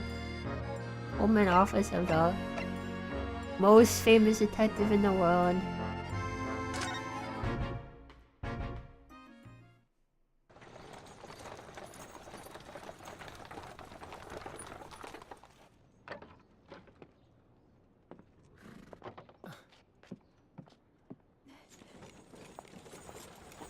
Thank you very much. It's just up there overlooking the street. Good day. Thanks again.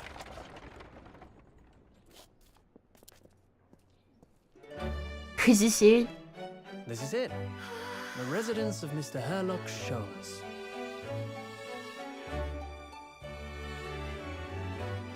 What if he doesn't actually live here though?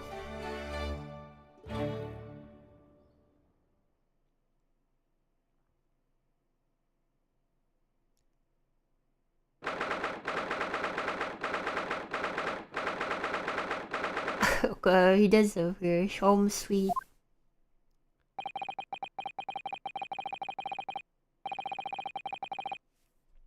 So this is where the great detective makes his living. Feels too rude to be here somehow. Wow, it is messy, man. What is alchemy? See as described in the stories, Mr. Sato? This is at the sign.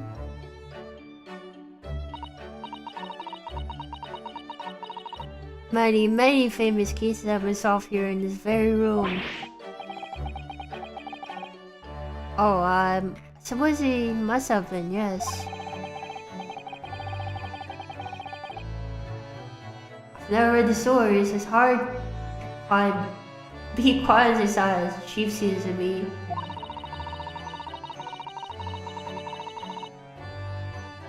Detective chooses a villain relentlessly as he disappears into fog until London. At an unlit London street.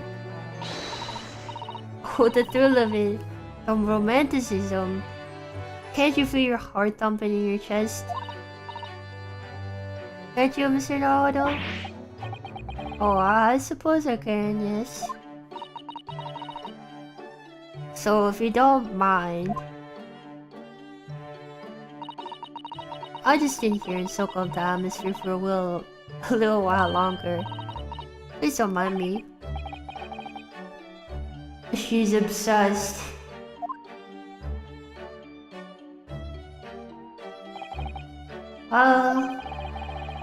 It's like our detective firm isn't home at the present. How did we get in here then? Excuse me, is anybody home? Oh, do we have a visitor? Hello, is it a new big case for Mr. Holmes? Hello. We've seen her before. Wait. Aren't you? Oh, how rude of me. I'll go and make some tea at once. I'm sure it's the same girl. Mr. Sato, did you just see the girl who was just here? Oh yes, isn't it truly extraordinary?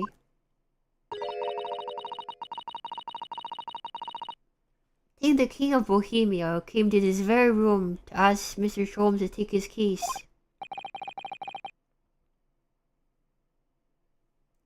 The King of Bavaria? King Wilhelm Gottfried Sigismund von Ornstein, of course.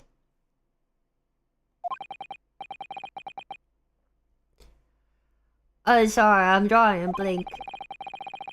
Forget the adventures Harako shows for a moment. Look over there.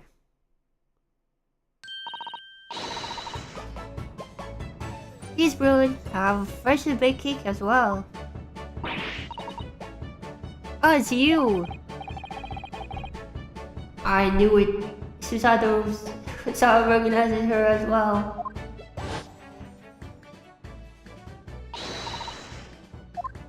I swear, yeah. And she brought the gun. Her experimental smoke grenade launcher. She's the inventor.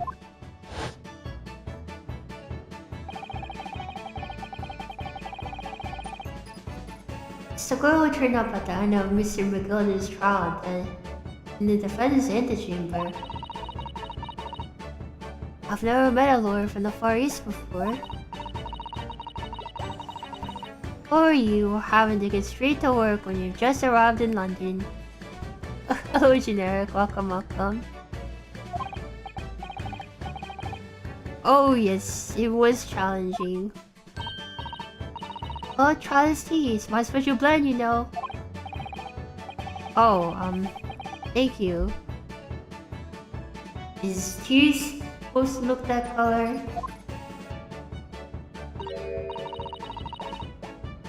Oh my, we have fragrant and mellow flavor.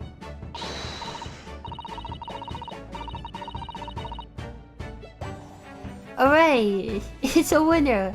I tried blending different leaves designed to alleviate fatigue, you see. You must have been exhausted after your long voyage here, and you have another ticklish trial tomorrow. How do you know that? Oh, and you're here to defend a Japanese man. I do wish you lots and lots of luck.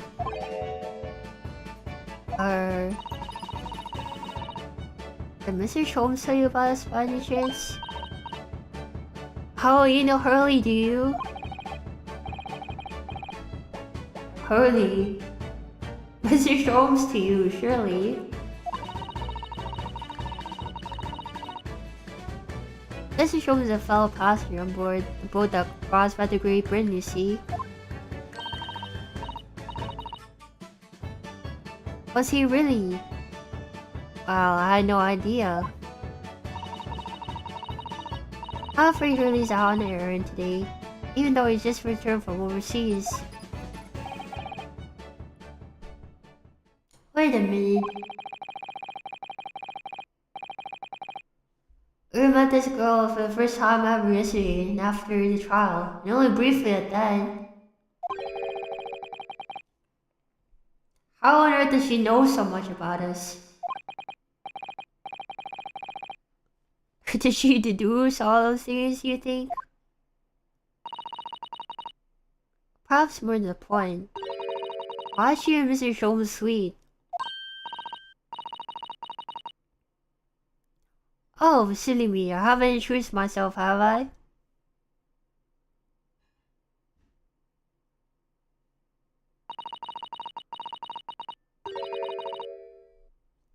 It's a great pleasure to meet you both. My name is Iris Wilson. Wait, you're Watson? Wait, what? Who's Watson? I live here together with Hurley. Iris is it? What a lovely name. What? What's the matter? Oh wait, this can't be. Did you just say that your name is Wilson? What's the matter with Susato-san? Why is she so flustered all of a sudden? Yes, that's right. What are your names? Oh, I'm Ryonosuke Naruhodo, a lawyer from Japan. Oh, sorry.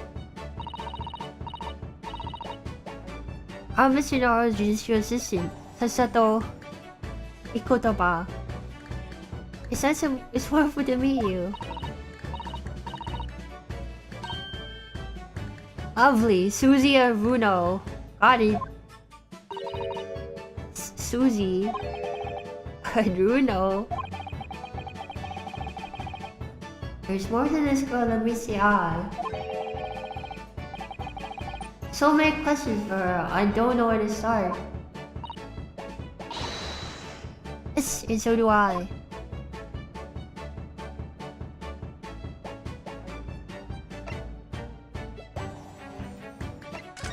Oh, I didn't mean to move. I want to examine.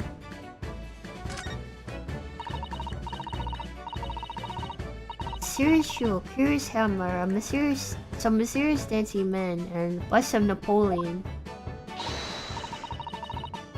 Ah, what an entrancing collection.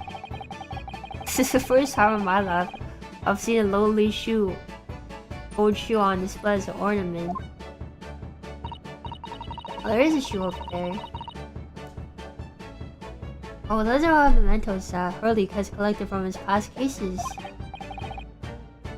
Really, even the boss. Yes, that's right. When the mood takes him, he likes to throw it on the floor and smash it to dust. Our poor defenseless emperor, Mr. Sholmes destroys it. Yes, and then he buys a new one. Make it sound like it's the temperament of an insane sculptor. Ah, how entrancingly bohemian of him.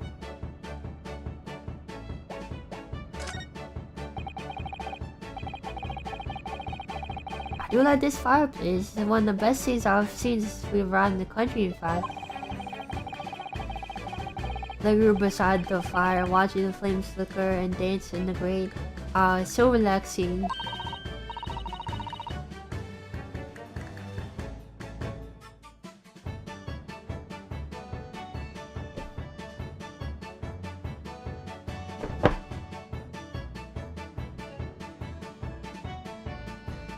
Can't relax. Oh, and there's so many interesting things on the mantelpiece.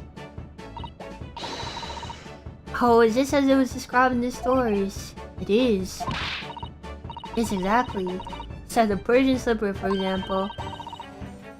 Are my chocolates for 11sies? What's 11sies? Christmas by a large jackknife. Is my shopping list for the market?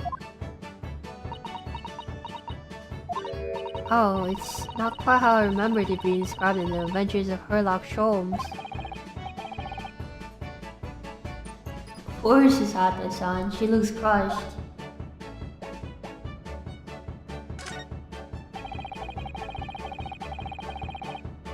So the huge metal chest is being used as a table for tea and coffee. Seems rather sturdy with the equally sturdy lock. Listen, Naruto, you must not go around opening things. Always have to keep an eye on you, don't I? You're very mischievous. How do you come to these conclusions? Oh, that chest. These are some of my most valuable things. And the smell tells me you're not gonna give us any clue about what they are.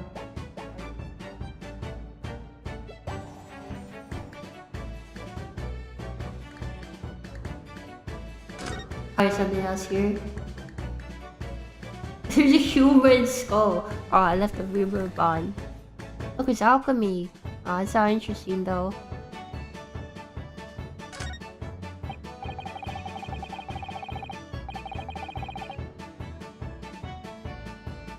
I've seen some Western musical instruments like this. It's called a violin, isn't it? Of course it is. Mr. Holmes is renowned for his violin playing. Oh really? Absolutely. It's often explained in the story. It's very inspirational, Mr. Naruto. Inspirational.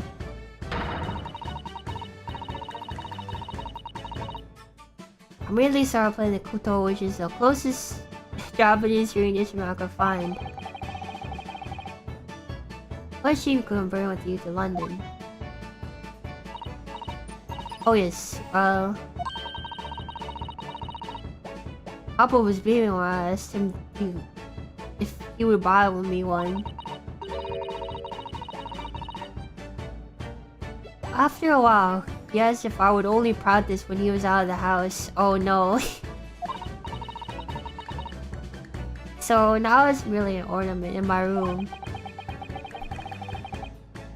That must have been an awkward conversation. Did I just get an achievement for that?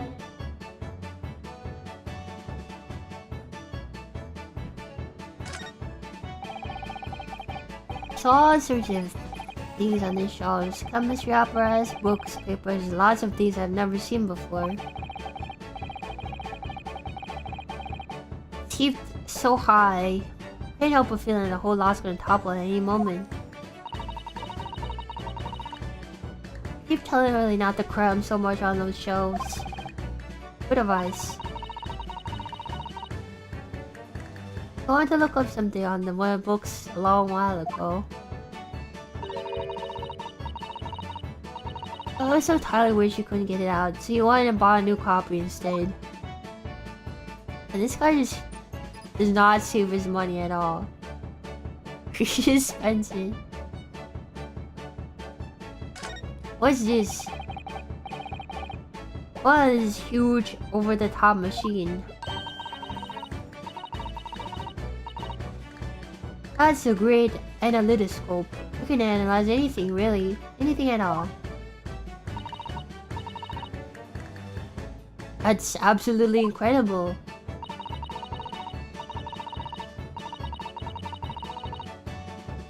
It's one of Hurley's inventions. It took him a whole year.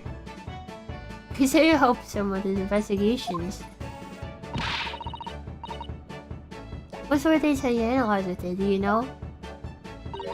Well, actually, he hasn't used it for anything yet. Oh. Why not?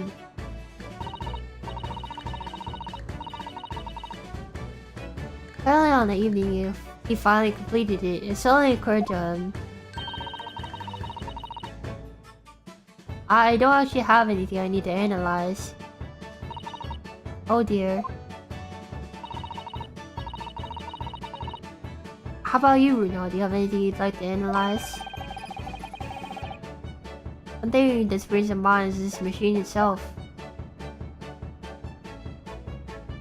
A great analytoscope.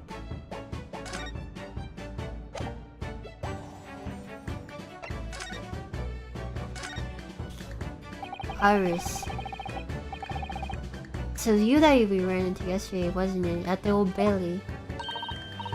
This is right, you were so helpful. Thank you so much.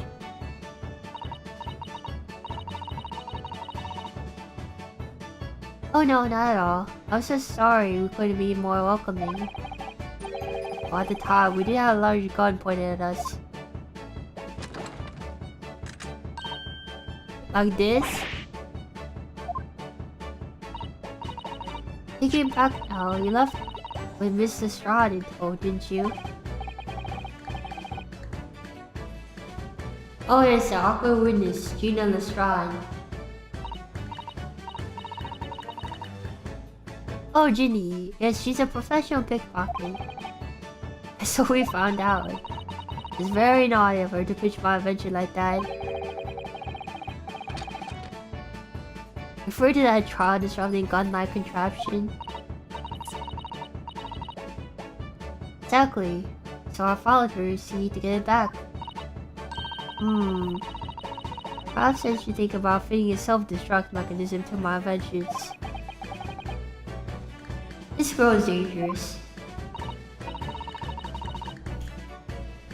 By the way, I brought Ginny here after that.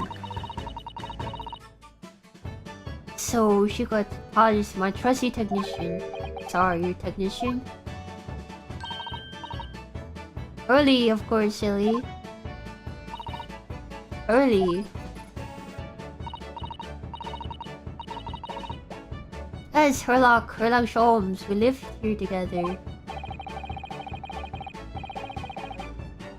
I had no idea the great detective had such an interesting young daughter. Daughter? Not likely. What? I wouldn't call him Hurley if it was my father, would I?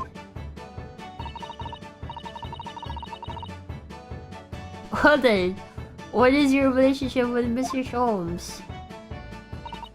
Well, I expect you found out that lodgings in any kind of any kind in London are very expensive. So the solution is to share the cost with a partner, a roommate. Your roommates. Hope you don't mind me asking, Iris, but how old are you? 10! At last this year. Oh no, her luck, bro. However, mother and father. Oh no, they're not around. Oh, I see. I wonder what store is there. Listen. Oh, yes, there's something I must ask you. Of course, of course. Go ahead, Susie.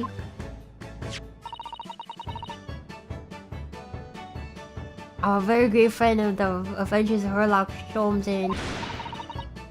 Oh, you have a copy of Rance magazine. Yes, I read every issue. It's delivered all the way to Japan on a ship. It's Herlock's name on the files. Oh, Herlock, what have you been doing, man?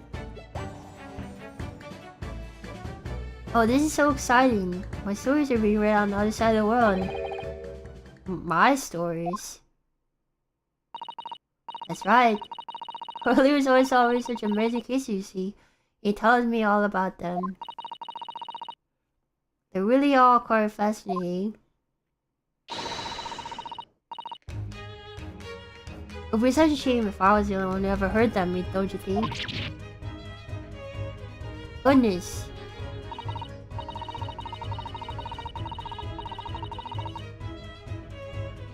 Last night he was telling me about the new case he just solved on a steamship traveling from a faraway land. So I was just in the middle of typing up the manuscript for the next issue before you came. So you are the author.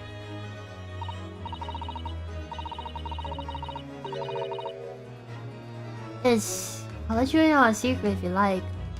I'm gonna call this latest adventure the Speckled Band. Speckled Band. That's very familiar. Of course I always change one or two details in the story here and there.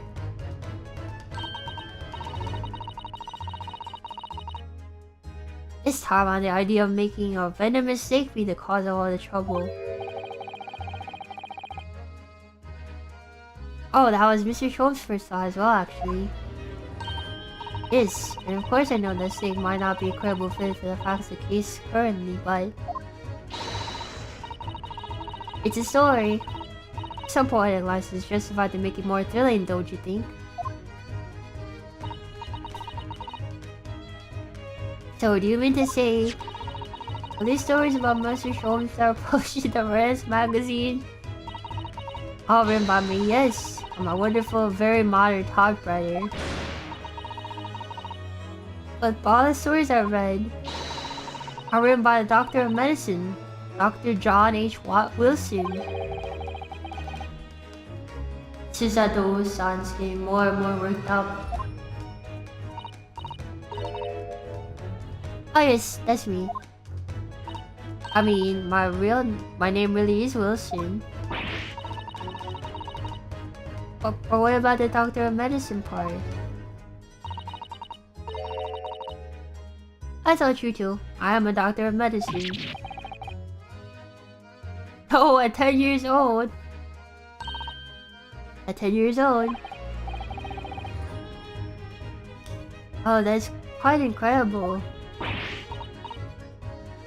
But... he's crying. Dr. Wilson is an English gentleman. Ah, yes.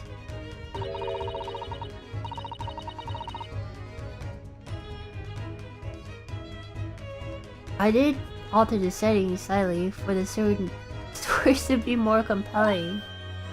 Oh.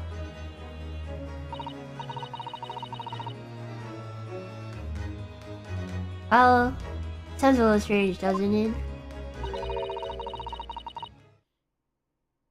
Great detective with a 10-year-old girl in tow. I suppose it does, yes.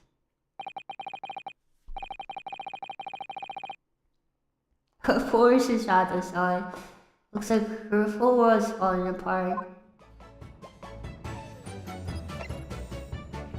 And just now. About before. Is this? Was on your mind, Reno? Do tell me.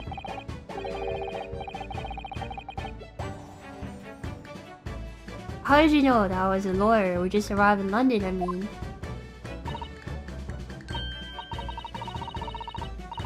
You're so one kid Asian compared to other kids too. So true. Yes, oh. And we all have a difficult trial tomorrow. How did you know that then? Oh, that's what you mean. Please tell us how you did it. Explain every detail. Of course, I'll be delighted, although there's really no mystery. Now, let's begin. Please put our goggles. Our Swiss is proud to present her logic reading spectacular. Not this again. Are we gonna be dancing around the room now?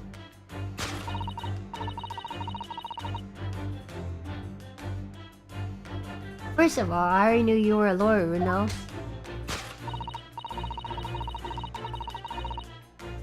After all, I met you yesterday in the Old Bailey in the defendant's antechamber.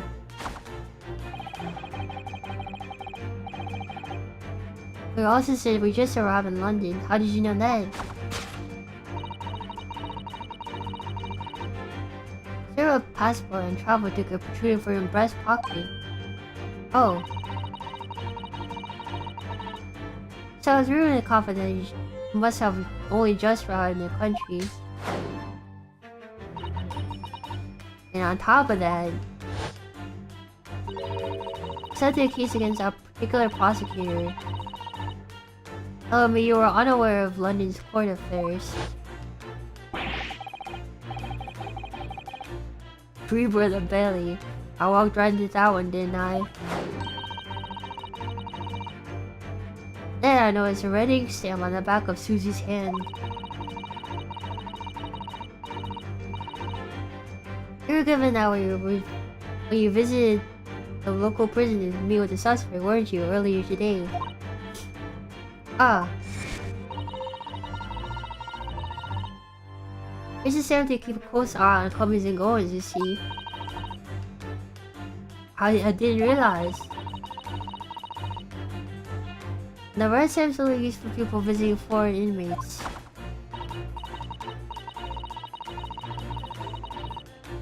Tells me even though you had only Googled the trial of Magnus McGillney,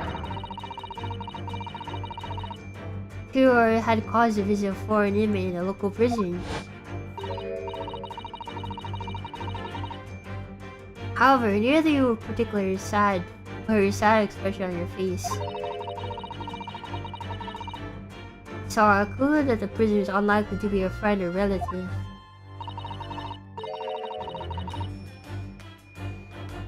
It led me to believe that you must have accepted a new case.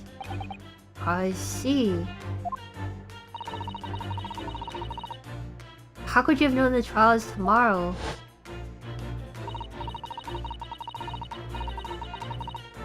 Having barely been home a few hours yesterday, Hurley solved yet another case.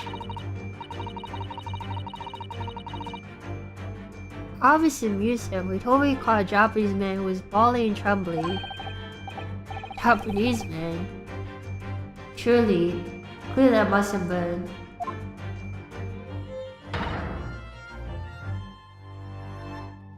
Mr. Natsume.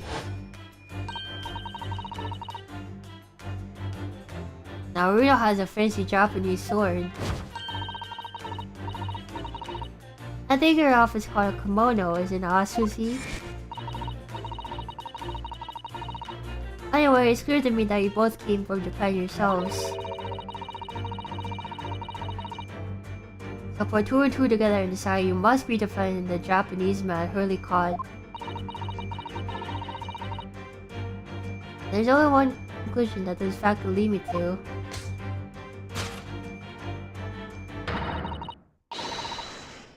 You both came here to ask Hurley about the case.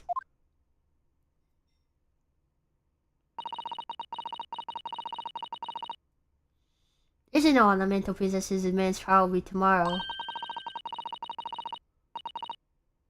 Hurley is always stabbing his nose with a knife. You know, he's silly. He's a very silly man. And that's all there is to it, really.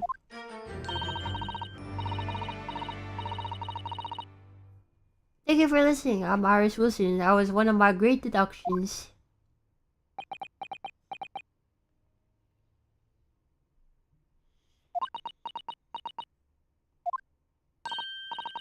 Oh, was it a winner? Were my deductions correct?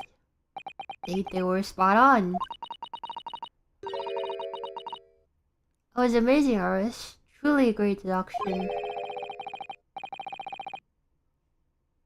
You even managed to certain something of Mr. Sholmes' delivery.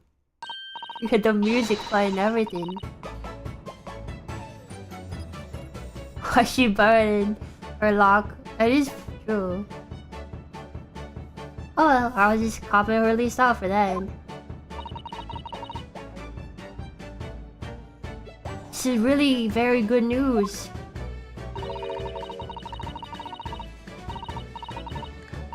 You can tell us all about the case involving the Japanese man, will you? You will, won't you, Iris, please? Case of the Japanese man. You said Mr. Sholmes operated a Japanese man, you were saying? Yes. Well, just arrived back in London after a sea voyage. Police will wait for him at the railway station to take him directly to the crime scene. Ah, the great detective is a popular man, it seems.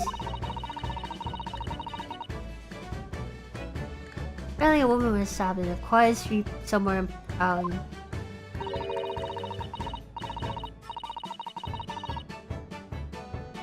There were Witnesses who had seen a short, shifty-looking stooped man running away from the scene. A short, shifty-looking stooped man.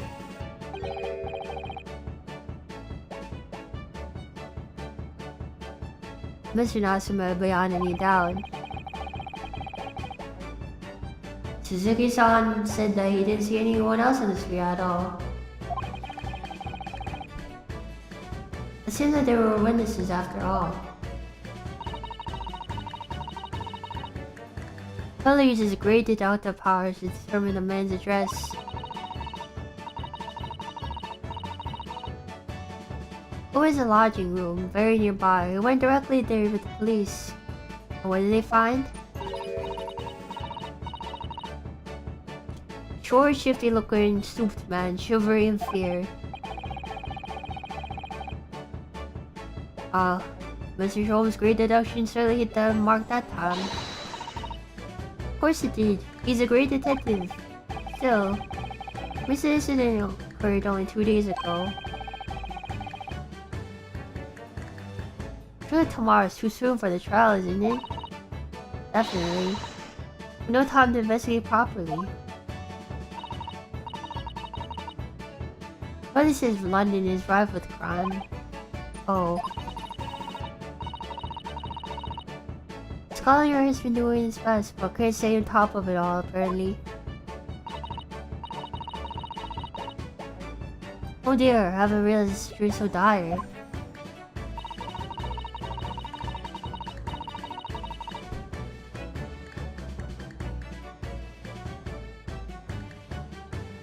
That's why they can't afford to spend too much time investigating cases and trying criminals in court.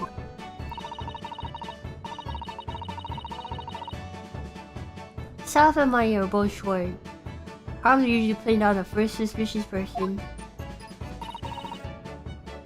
That's terrible.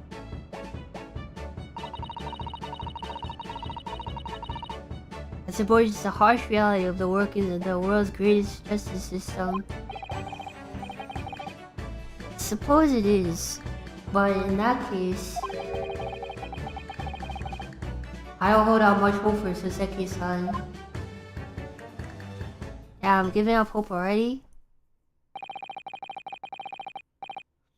Thank you for answering some of our questions, Iris. This has been very informative. Oh, you're most welcome. I've had so much fun. How would you know where Mr. Holmes is at the moment? As you guys, we'd like to ask him some questions about this case as well. Oh well. Looks like Harako is still investigating the scene. Case involving Mr. Natsume, you mean? Is Mr. Nuts omni? Or at least he was going to the man's lodgings. You can leave now, you'll probably catch him there. Alright, so you know where those lodgings are?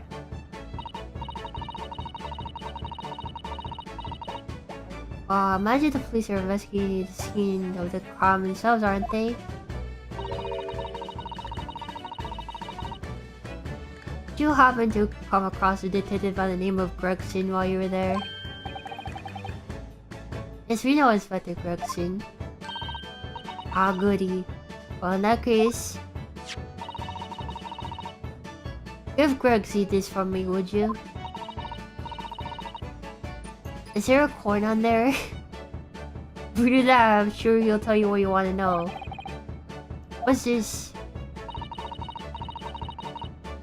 5 shilling piece in a postcard, it seems. Iris's postcard is related to the court record. Why did I read that out?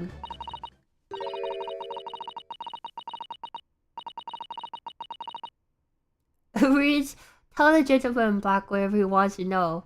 I trust that won't be a problem. Gosh, just to make the inspector help us, will it? Thank you, Iris. I will give it a try. Is Brabin with 5 shillings?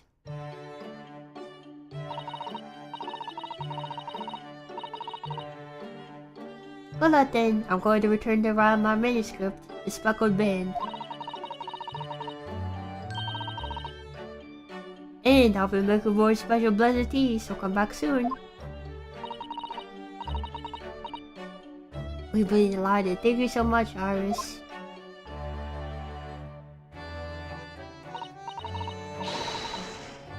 Oh, Mr. Otto is bad to see the crime.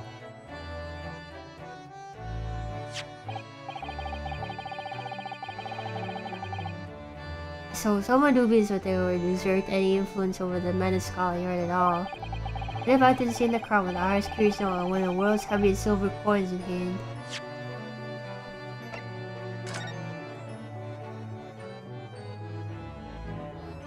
Iris Wilson.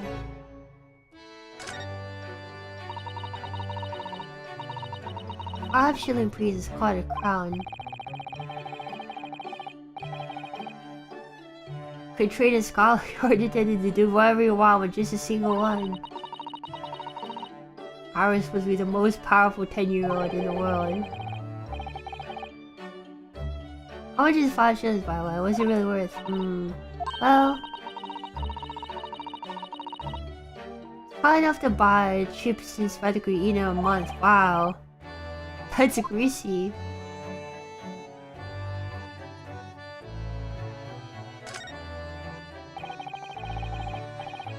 Iris' little handwriting is adorable, isn't it?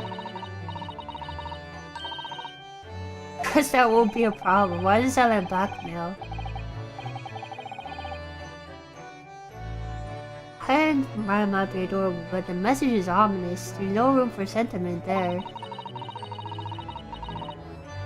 Sure, it's simply the way you're interpreting it, Mr. Naruto. Anyway, I hope the inspector will tell us what we don't know any reason.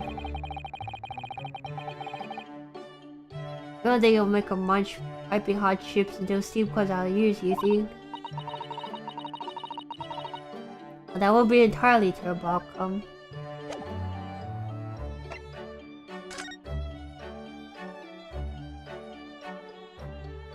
Meerschaum Street, Calabash Road, and Briar Road.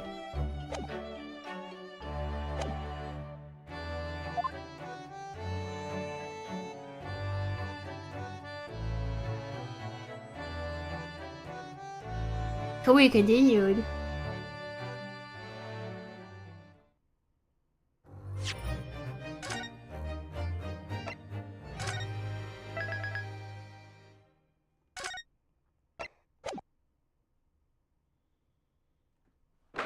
Alright, Gregson, where are you at?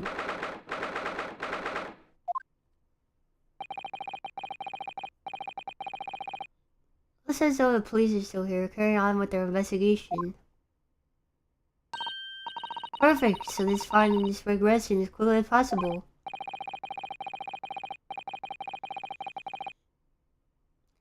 Yes, and let's see if he'll take a break from his trips to look at the silver tip Iris gave us for him.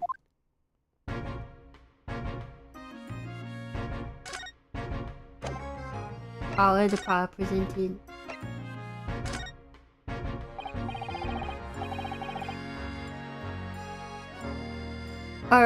Inspector Gregson, do you have a moment? Sorry to say I don't, I'm a very busy man. I should really talk to a pair of foreign gabadoots. Gadabouts? That's for sure. At least for you. Present from Miss Iris Wilson. What? For me? From her ladyship? Her ladyship? Give that here at once. Come on, hand it over. That's for me.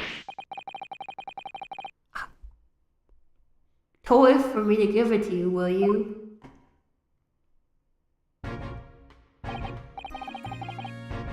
What is that coin exactly?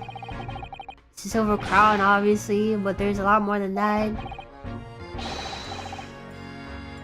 Oh, well, it's a period fee, that's what it is.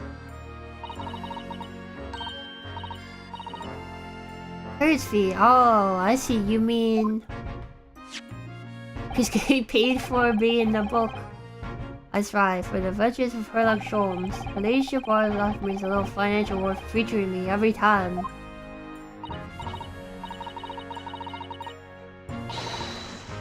I know all about your exploits, Inspector. I read them avidly. He does always eat fish and chips. He's British after all, right? You know, if this was really accurate, this would be like a cup of mushy peas and like mint sauce or something. With a pie or something. Of course using my name without my say-so. This may be a bottle of unpleasant jokes, but still. I'm sorry, Inspector. That must be difficult for you. Never you mind that. So, what did you want to know, eh? Sorry? Well, the gentleman black whatever he wants to know. I trust that won't be a problem, Mrs. Well, obviously it's not a problem. Go on, fire away. What do you want to know? If you wouldn't mind, Inspector. I'd very much like to put the address of Mr. Matsume's lodgings. Why couldn't we just ask Mr. Natsume? I don't get why we have to ask Mr. Gregson. He knows where he lives, right? Ah, little knife-wielding, mustache Japanese fellow.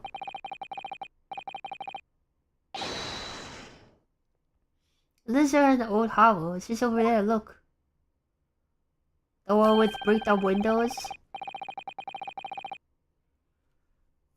First off with the horse. On the first floor of the house on the corner where the wreck of the bicycle is propped up.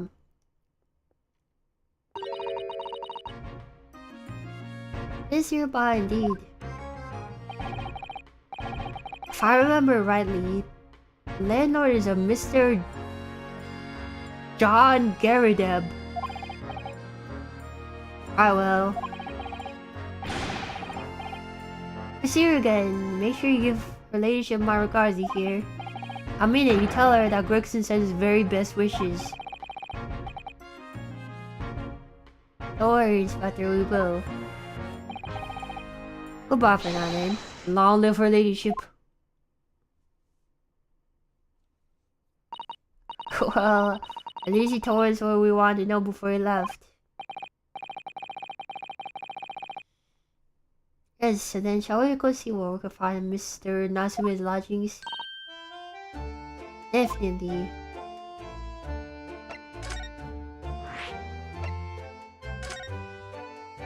Alright, what's in here?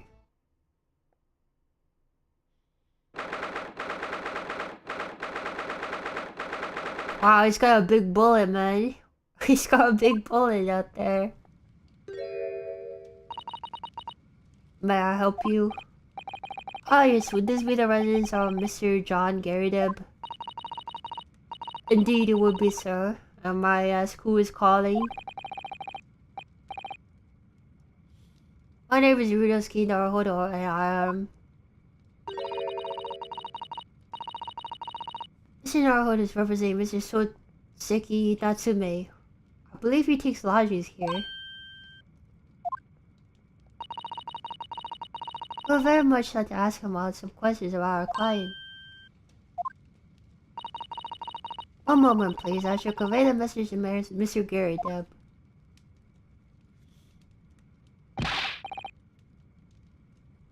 You see that, Mr. Sato? That was a real-life English maid. I know, and I understand it. Anyone in English society employs a number of household staff. That's the first time I've ever seen one in the flesh. Oh, this day just keeps getting better. She would have loved maid cafes, man. Susanna would have loved maid cafes. It sort of feels like we've arrived now, doesn't it?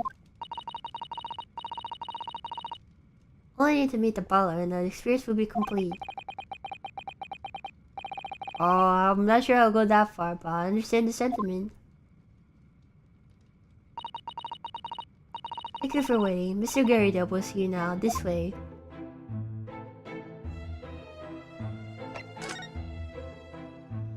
Why is his head shaped like a crescent moon, man? Bro, looks like he's got a guy fishing at the tip of his chin beard. You know what I'm talking about? It's like he would have a little guy fishing. It's a full-size kitten. What's he doing here? Oh my, it's real. I thought it might just be a replica. I don't think, but it's a little more than a toy. Sorry. I was selling off when I retired, so I decided to give it a new home. I already know where the enemy might attack next. It's all useful to have a kitten about the house. Really, isn't it overkill? Be prepared, I always say. You never know what this twisted world's gonna throw at you next, boy. There might be trouble brewing, Mr. Gary Deb. Always is, take Joel here. Never fits a clean apron in reserve. Drives him over the barrel, you see. Drive over the barrel, Captain Joel tells me. Which rather proves my point, I feel.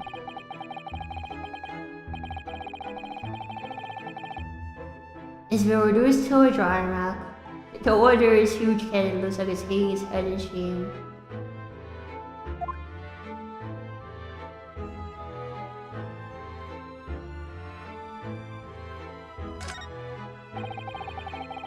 You have a pile of books here, Mr. Gary Deb.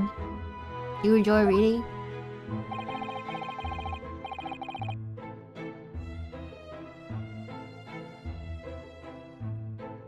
Hi, all. Thanks for watching. See you later. Ever experienced a winter, London winter boy? The nights are long. No better way to pass time than in front of the fire with a jolly good book.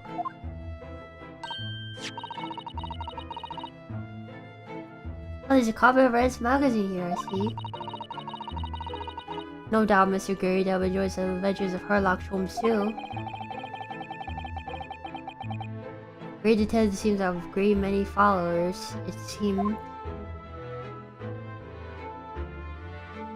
There's a candle on the floor, but I can't click it.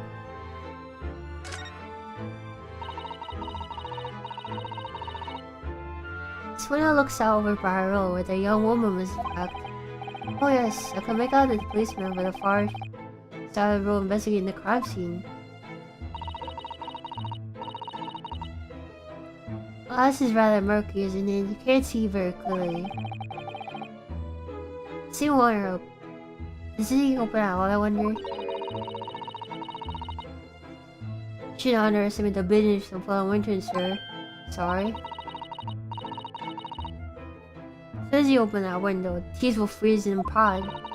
Don't let it go open windows at dusk in the middle of winter, I assure you. Seems very unlikely these two will have seen anything of this incident then.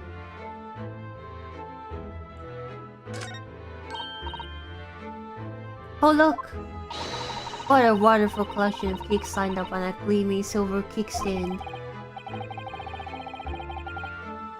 Lined up? It looks like someone has half demolished them to me.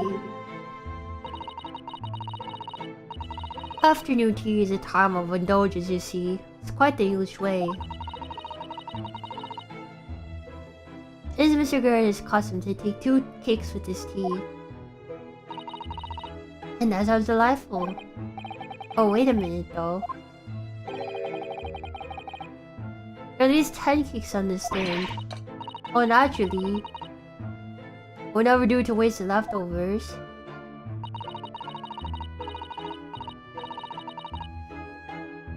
So whatever Mr. Garrett does buzzing, I say to myself, Joan, you have to tidy up. How magnanimous of you. So she's been eating all the cake. What's happening over here?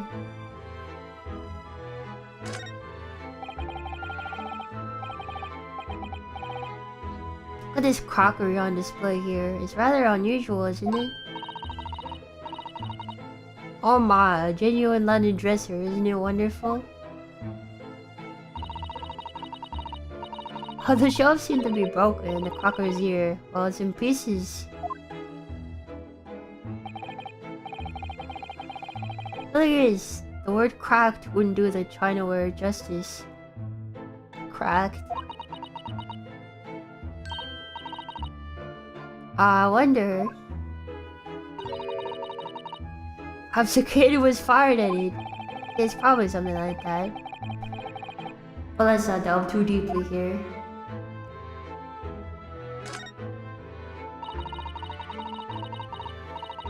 This whole volcano looks a little out of place here, wouldn't you say? Yes, you're right. It's supposed to be gold, but it's almost completely black for some reason. That old thing. Just a cheap piece of ironmongery gimmick. Gimcrack, really. Oh. Here's it when I was starting, you know, for my commission.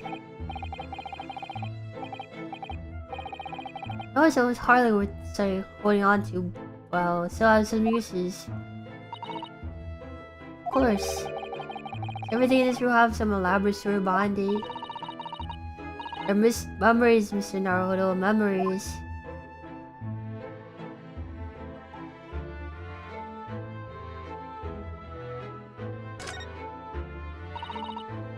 There's an over screen. It must have been put deliberate there, surely. Yes, it seems like someone's trying to hurt something from view. Could it be, I wonder? I could have a quick look. Just a little peek. Maybe let's not, Mr. Sato. I think the maid is gonna head us off with a cup of tea.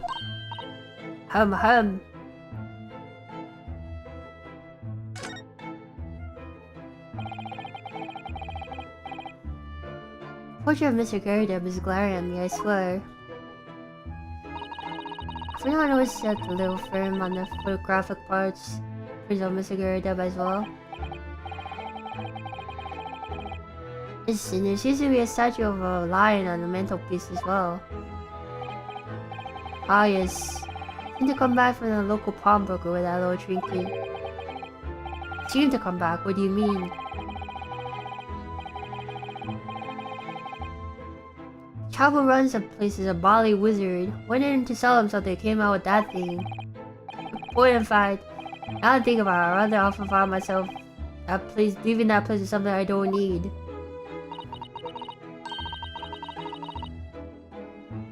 The armament does seem to surplus the requirements. Susato does not pull her punches. Or her throws for that matter.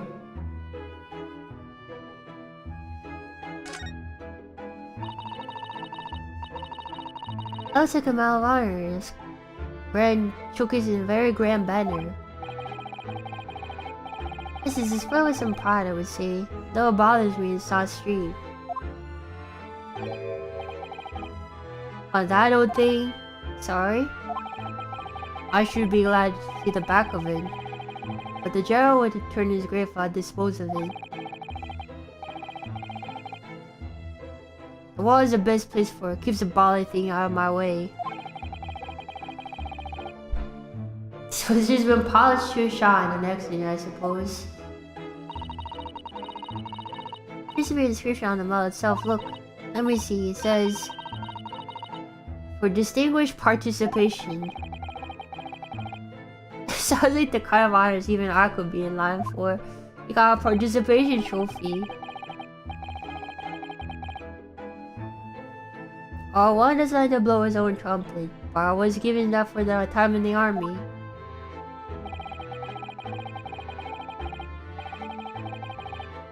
I imagine an officer by the number of medals whose name, of course, common knowledge in military circles.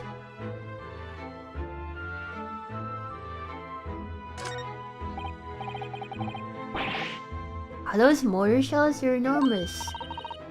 I hadn't noticed. What are they doing here? Those old things. Just a couple of rounds I accidentally fired into my barracks during training, you know. You fired those into your regiment? became a colorful regiment folklore, that is mean. You were deliberately hunted out of spent shells? I wouldn't say deliberately exactly. Only scrap iron after all, just usually thrown away, I believe. You never know what things may come in useful, you know? For what exactly? Yes, well.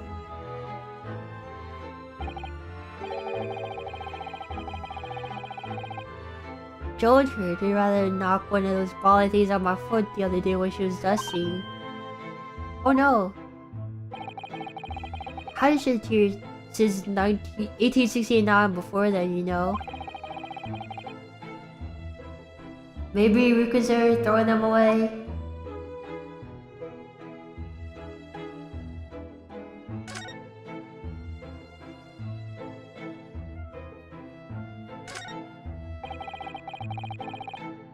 Your phone's fairly ancient, doesn't it?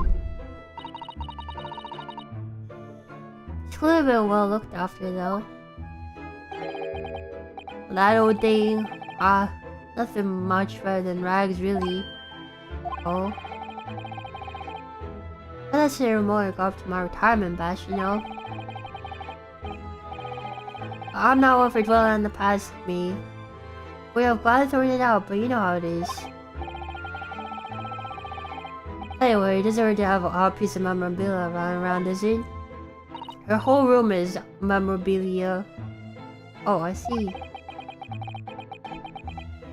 Perhaps we should let the past live in the past.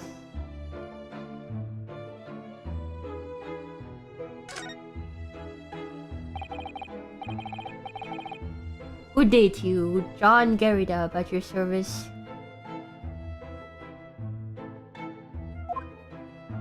What's his name supposed to be a pun of? Garrida, John? Pleased to meet you, sir. This is Ryunosuke Naruhodo. He's a defense lawyer. Do you excuse me not getting up? Took a shot in the knee a few years back in the Battle of My Wand. Don't you know? You got an arrow to the knee? Earned a medal from my pains. I had to withdraw from service, handing the reins over to up-and-comings. So he's a retired soldier. Hell of a job getting up and down stairs now, I could tell you. Don't get out much, because you can imagine.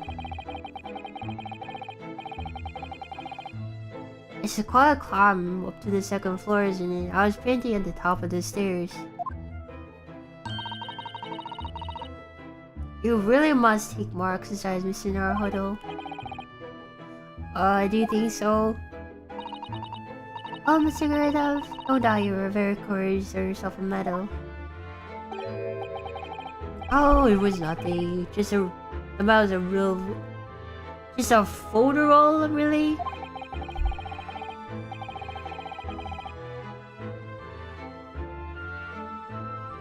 This guy's humble brag city or something, man.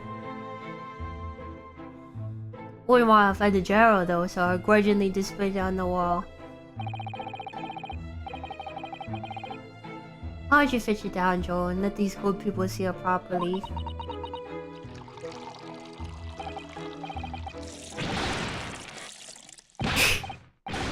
Dash it all, woman, be careful.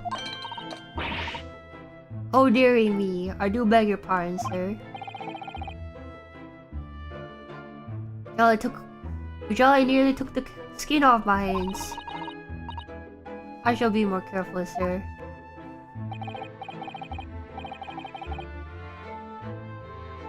So there you have it. Living the quiet life now. Princess C. Now then. Here you want to know about the shop lodging downstairs, is that right? Yes, you will be very grateful if you could answer some questions for us. Only two, please, naturally. Especially if it helps keep the peace here and lightly.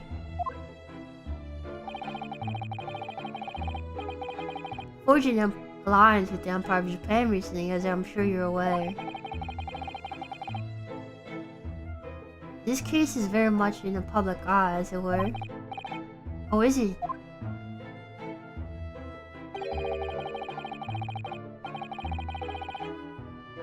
We got some famous detective poking around, you know, in his own house, would you believe? It's Mr. Sherlock Holmes.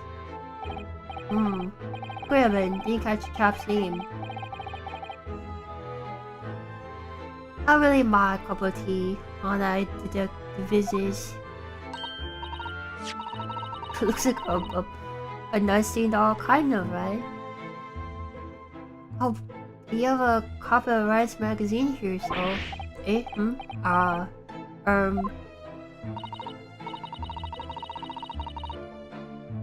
Oh, and the child's invested in the foreigner's room as we speak.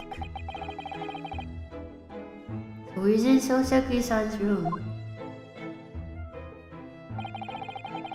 It's a bally nuisance is what it is. Whole neighbor's switching with this currents now. I don't like all this fuss, it's jolly unsettling. I'll miss your Natsume.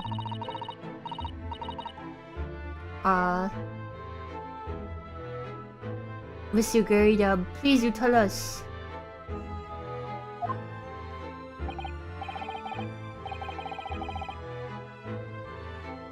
I'm trying to think what Gary Dub is supposed to mean.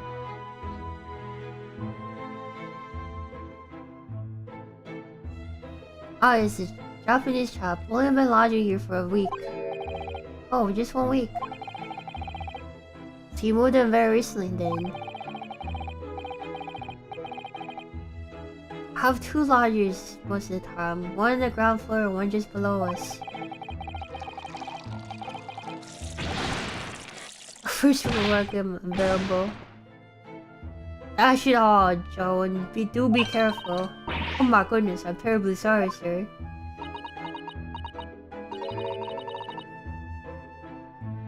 If you want to know my opinion, I thought it was a shady sort the moment I set my eyes on him. Oh, why?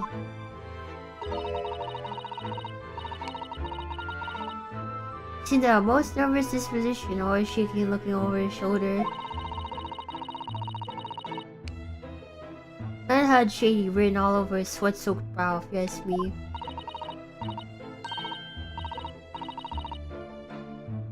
I said to myself, Joan, this man is trouble. Sooner or later, he's gonna do something untoward. And I'm rarely wrong about anything. We won't be calling this one made as a witness, that's for sure.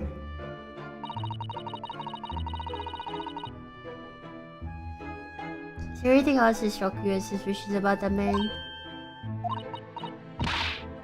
Oh, yes, there was. I was just dying to tell us.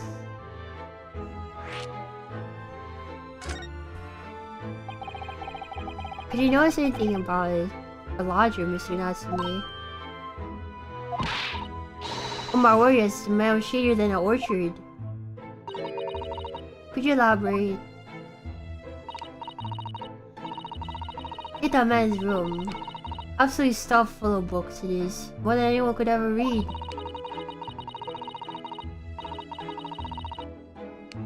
And he never so much passes time of day with another living soul. I've never seen a single visitor call.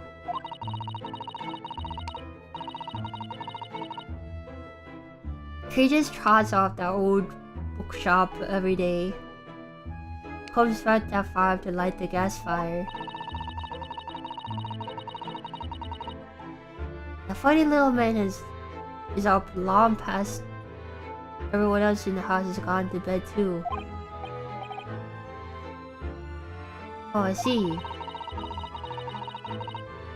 Gentleman on the ground floor goes to bed around 9 each night. Well, I've never known that Japanese fellow to retire at any earlier than 2 in the morning. How would you know that?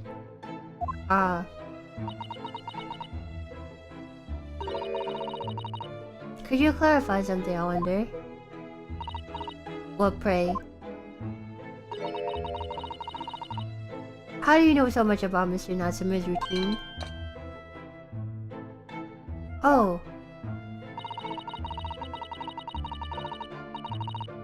I understand that neither of the lodgers live on this floor of the house, is that correct?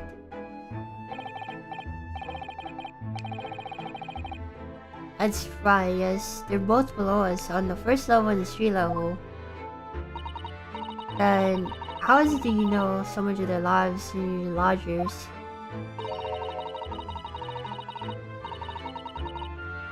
Precise times they go back in the evening, for example, and even the times they go to bed.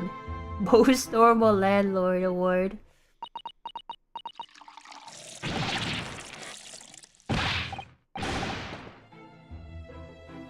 Good grief, Joan. Be more careful, woman. Goodness, sir. I'm so sorry, sir. Something doesn't add up here.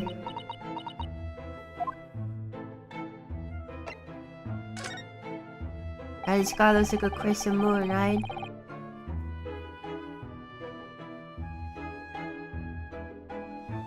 He's mewing, man. Look at those cheekbones. Seems like the incident took place around 5 in the evening. How did I look at the window at the time? From the window? Yes, we noticed that the window over there looks out over Briar Road. See, it took place on the pavement just far outside the street. Is there anyone suspicious or nearby? 5 o'clock is dinner time in the Gary Dip household. Household? Do you even live with anyone?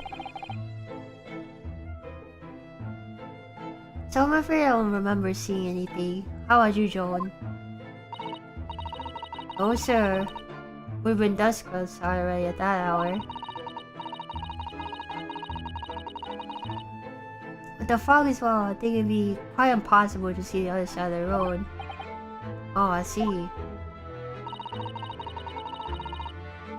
You notice anything out of the ordinary then? Such as... anything at all, even if it seems unrelated. Well... yes, was there something then? Sounded particularly but around that time period there. Why does she keep doing this when he's about to say something? Watch what you're doing. Dear me, what have I done? I'm awfully sorry, sir. Do be more careful, woman. Of course, sir.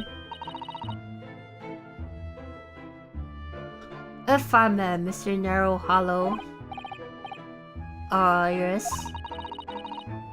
I have an exceedingly good memory. As far as I remember, nothing of any significance took place at that hour. Nothing at all. Oh, really, Mr. Garridab? The way you were talking before, it rather sounded like there might have been. Oh well, I was just saying, it was just a traveling matter, really, nothing more of. She definitely knows something, right? She's hiding something. What's the matter with you, woman?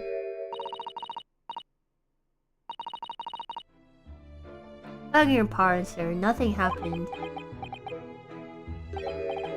Yes, quiet.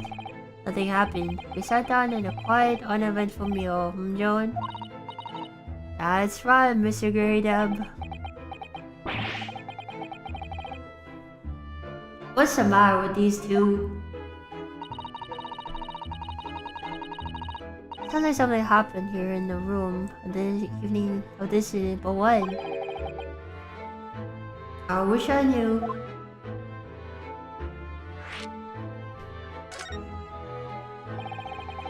Could you tell us which floor Mr. Natsume's room is on?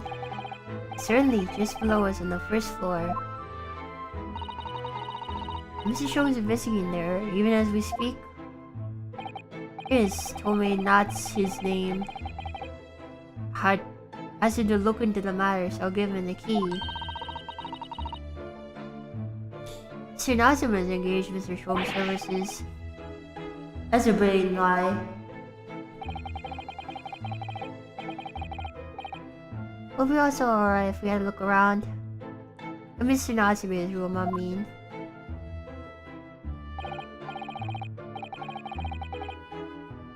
Don't see why not. Just down one flight of stairs.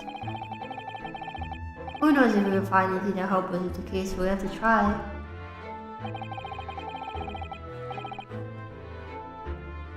We'll need clues till we lay our hands on, shall we? And so while we're there,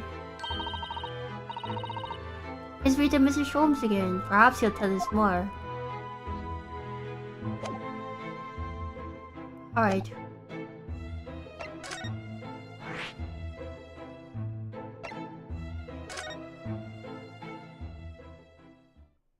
See, there's a lot of books in here. Oh my god, there's a lot of books in here. I know, cat. That's a big cat. Like, just look at this place. And then smell it. It's so musty in here. Suppose it's the amount of old books that are responsible for that.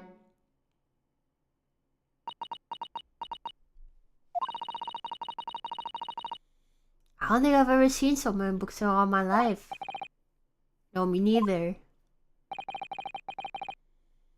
It's so dark in here too.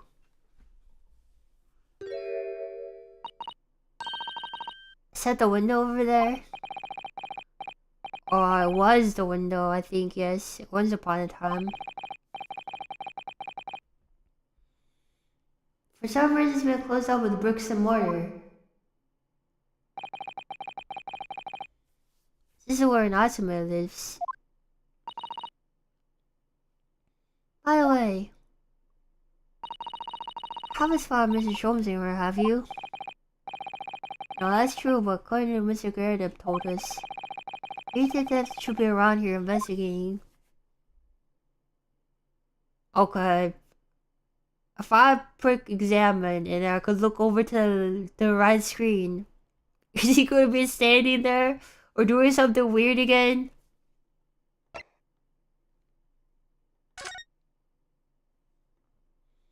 Oh god, I'm scared, man.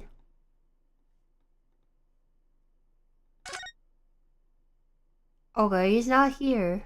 But there's a very suspicious pile of books here that I can't see past.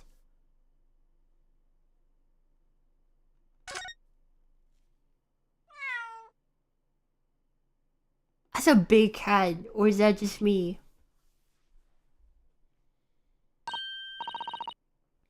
Oh my, what an adorable little cat.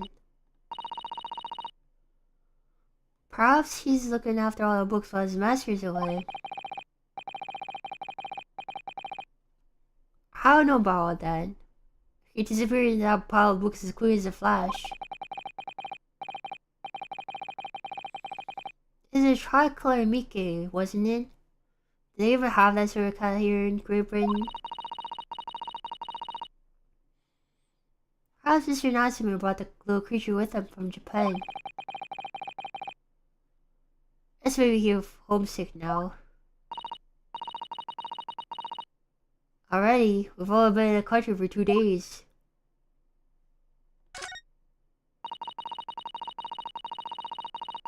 There seems to be a wedge in the crevasse between the mountains of books on either side. Suppose Mr. Natsume would sit there and read while stroking his cat. But surrounded all sides by these hallowed homes. Surely he dreamt the books every night as well.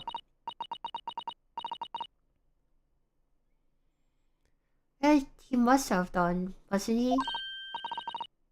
Oh, what's this?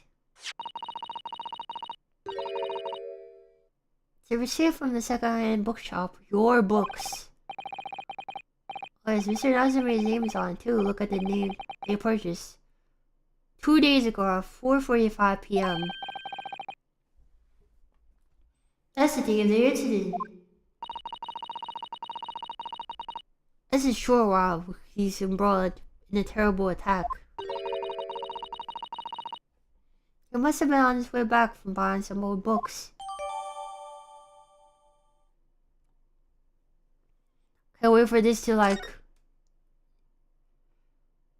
Oh my god, he's here. He's like a cryptid. Where did he come from?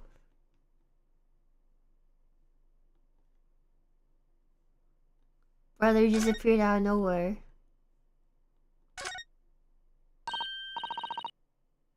Oh, it looks like a beckoning cat from home. It's a big poker, isn't it? Surely Mr. Nazari didn't bring that man Niki Neko from Japan with him. I think you're hardly positioned to comment, Mr. Ahodo. Aren't you afraid of the enormous Daruma doll that you brought in your luggage? Oh, it could be dangerous traveling abroad. I wanted a lucky charm. I'll imagine Mr. Natsu wants the same. This cat's sure to beckon good luck to him. He's not doing a very good job so far, is he? You mustn't say such things. I didn't say a word. Why am I as a giveaway? Look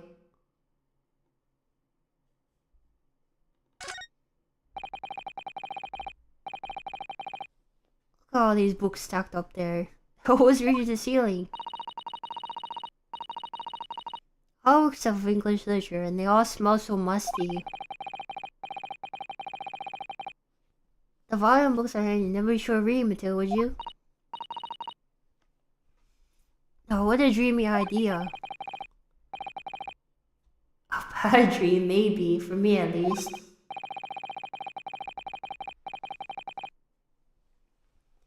Mind you, I don't imagine the textbooks at the bottom of the pile will ever be read again.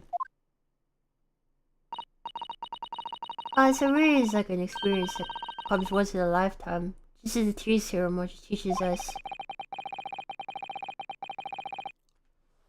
Certainly takes some accomplishment to turn out the path of tea ceremony philosophy.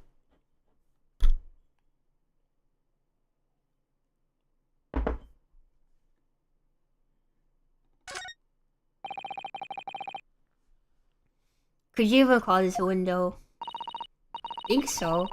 It was a window at one point in time, after all. All that remains is a frame around some bricks now. I feel this is a wall then, isn't it? Why would anybody deliberately break it up like that?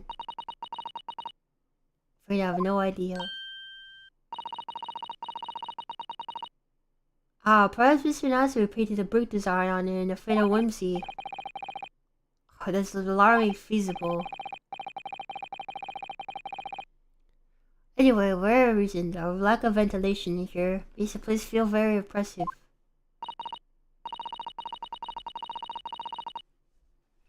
Does I imagine cooped up in a room like this would be extremely trying. Caught?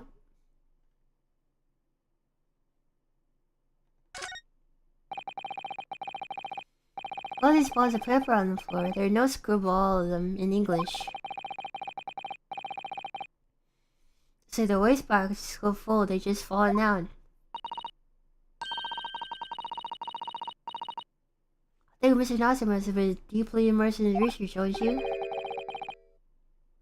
Or deeply averse to tidying up his mess. I wouldn't like to speculate which one's closer to the truth. Alright, it's time to talk to Herlock. Oh, not that.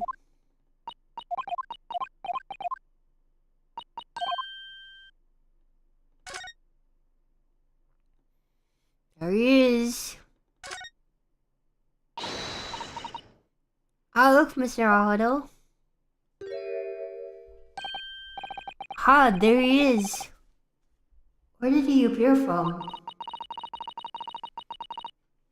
Seems to be engrossed in the pages of an old book. Hope he won't mind if we disturb him. Hello, Mr. Sholmes.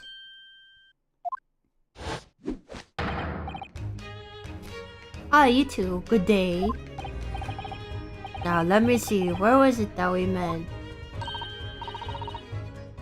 Oh, Mr. Sholmes, we're together on the SS Buria. Yes, of course, the Buria.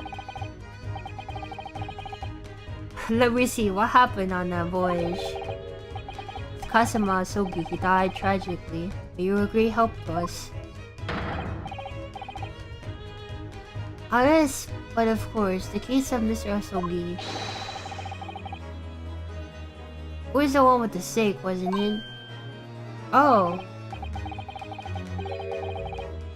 Well, you seem to remember something of it, at least.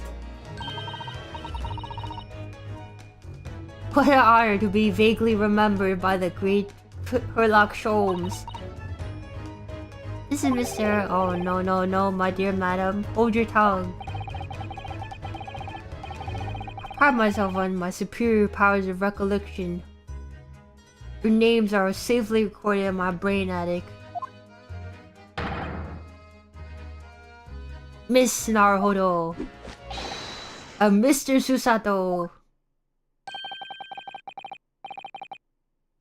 Try the other way around, Mr. Sholmes. Haha, lose the first round.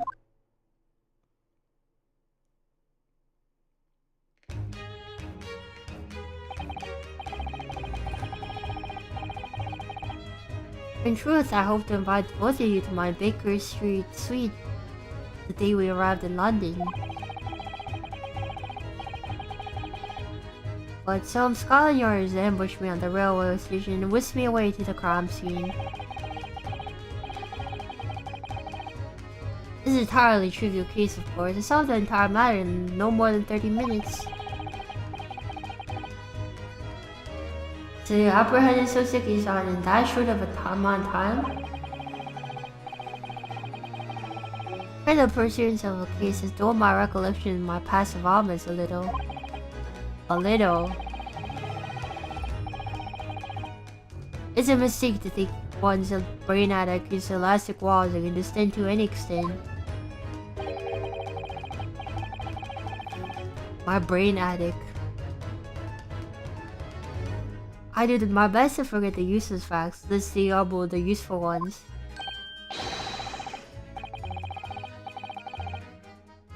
These are my own words from the inimitable wisdom, you see, from my venture entitled The Study in Scarlet.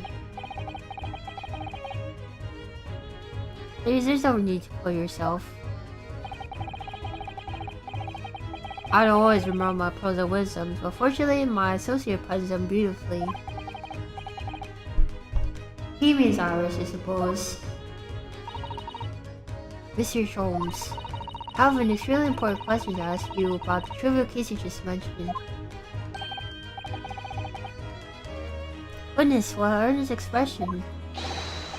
My dear madam, I should only be too pleased, but this murky room is an apt place to discuss a murky case.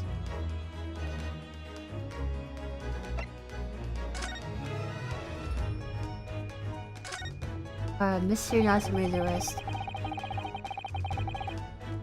In order to be the lodgings of Japanese foreign student by the name of Soseki Natsume. Seems like you assisted in his arrest, Mr. Sholmes, for the stabbing of a young woman outside here in Briar Road. Natsume. Yes, I believe it was a name rather along those lines. Mr. Natsume denies it. Was it really justifiable to arrest someone so little?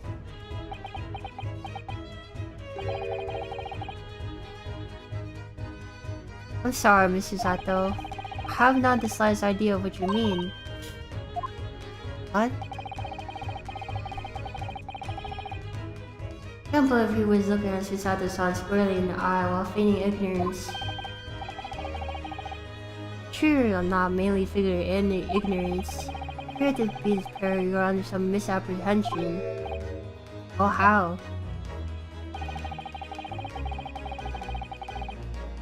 Sure, I have no recollection of accusing your stupid compatriot of the crime. That doesn't make sense. The good detective scholar made the following request of me. Go verbatim.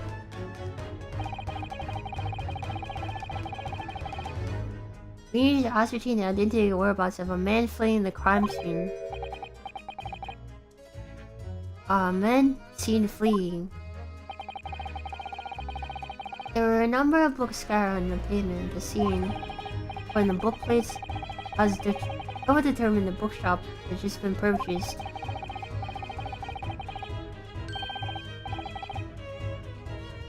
While speaking with the proprietor, I was immediately led to this address. Elementary, wouldn't you say? I believe there's a receipt here from somewhere in the establishment in question. You don't think Mr. Natsume is the culprit then? That I could not tell you. It was aggravating my faculties, since why I returned here.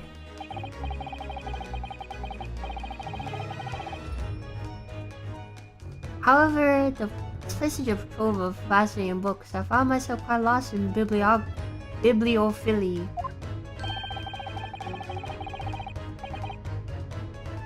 I'll be deceived into believing that I'm a man of leisure. No, no, no.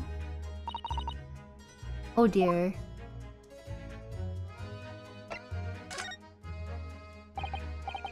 Tell me, have you encountered the landlord of these lodgings?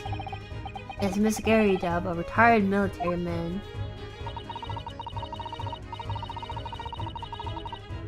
It's the first time I've ever met a soldier from the great British institution that is the services. It was the first time I ever met a maid from the great British institution that is service. He loves it, man. He loves that joke. I didn't think it was that funny. I do apologize. As you may very well be aware, many households in London employ a maid. Yes, I read as much as my Great Britain primer. So conversely, when our household employs a maid has come to betoken the social standing of the dwelling therein. Betoken their social standing, sorry. Put simply, my dear fellow, those who employ at least a single maid are considered middle class. Those who are not are beneath that. The upper echelons of society, of course, also employ just enough staff to constitute a large family. Goodness, how extraordinary. As you can appreciate, for those on precarious boundary between lower and middle class, being able to afford just one maid is of first importance. I had no idea. Sadly, for that reason, I find simulation in the situation upstairs. Specifically, the retired army veteran, Mr. Garrydub. Oh? Affable as he is, the fellow is hiding something. Whether or not imposes on the circumstances of this case, I'm yet unable to ascertain. I'm thoroughly lost on what he means to say.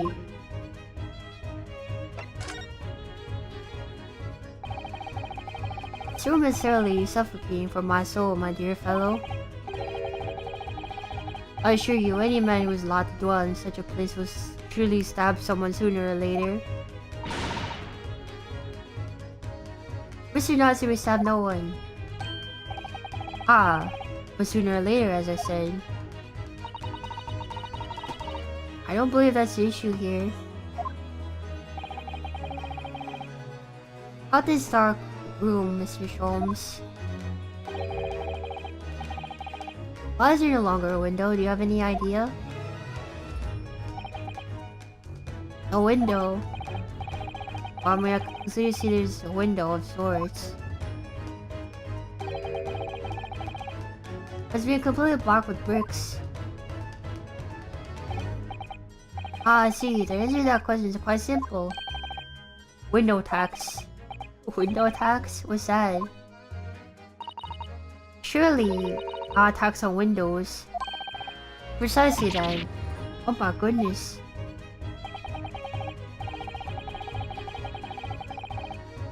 Relatively recently, a tax was levied on households in this country by the number of their windows. Those of lesser means, however, inside a sizable, costly family home, perhaps, rapidly closed the windows up. While the rich open windows here, there, and everywhere.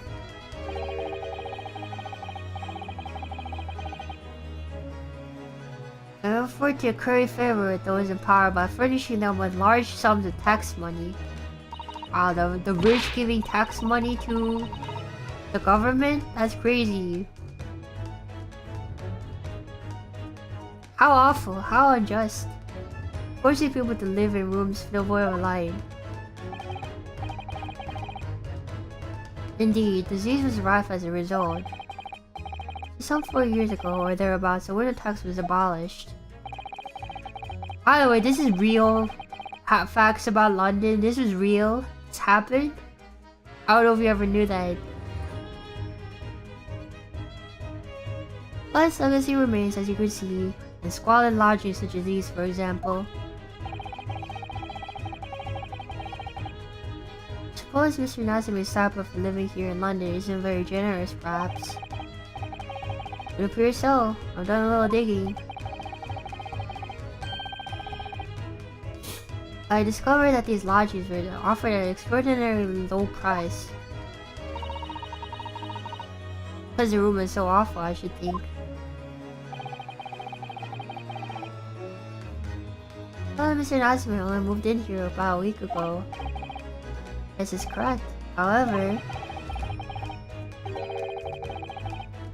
I don't believe the low rent is explained by the shabby nature of the accommodation. Oh? So that is the very little evidence here. A matter not worthy of further attention. Are you sure? I'm curious now.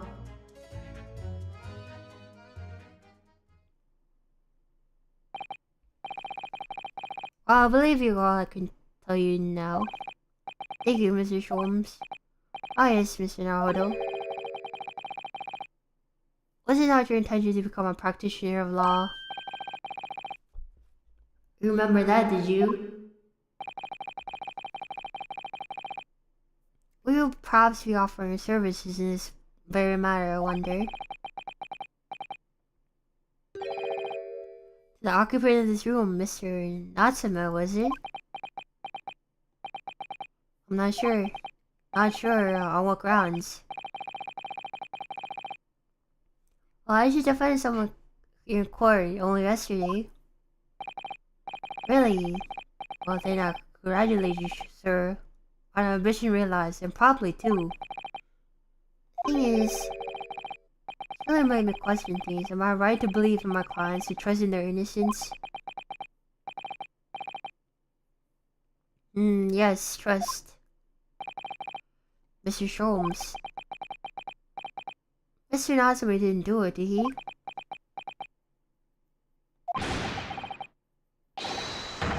My dear fellow, I haven't had the first idea. Oh, but... I thought that's why you came here. Didn't you come back to investigate?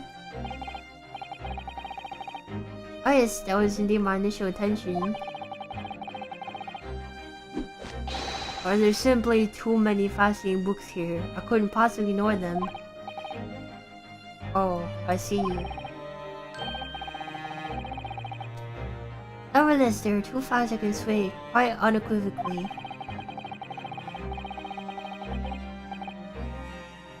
What was it led the scene in the crime 2 days ago was the Japanese occupant in the room, and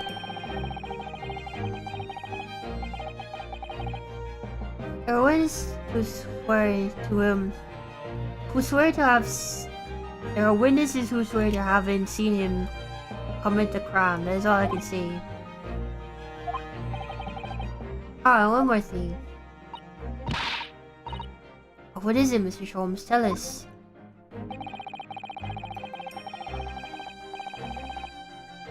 I cannot say with any certainty whether or not. It is of relevance in this case, but I'm quite sure that the retired army man who owns his property is hiding something. Gary Dub is. Mr. Sholmes did say as much before, didn't he? Anyway, at present, that's all that really plays in my mind in relation to this case. Mr. Naruhodo, the end of our investigation have uncovered nothing that would establish Mr. Natsume's innocence. No, you're right. Perhaps this time would probe a little deeper into Mr. Gary Dub's secret.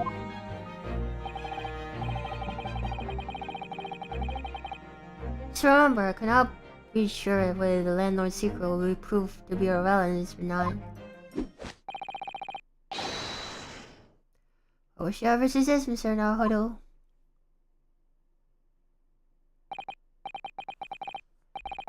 A busy man indeed. He's gone back to his corner of the room.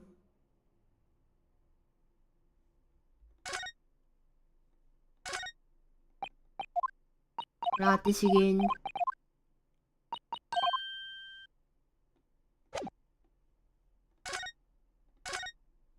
Oh, is there?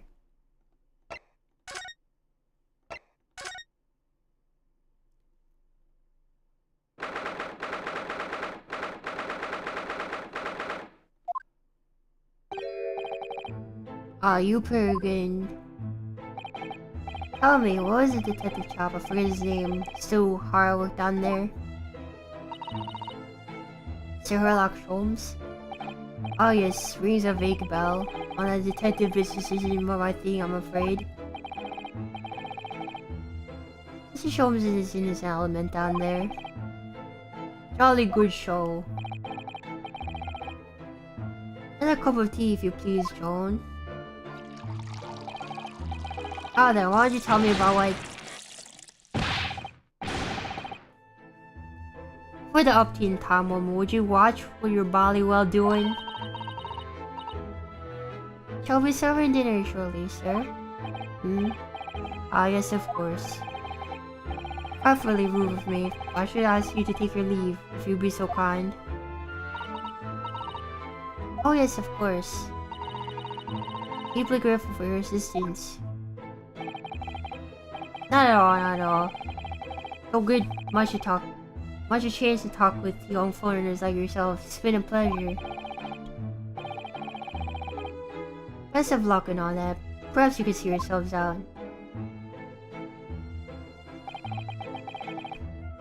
According to Mr. Sholmes, Cigaretta was hiding something. There's no other evidence of investigation this moment, so perhaps you do some digging.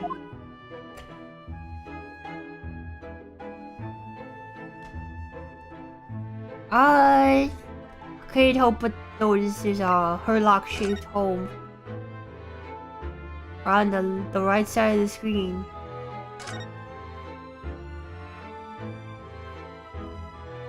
What is he doing, man? What's he doing over there?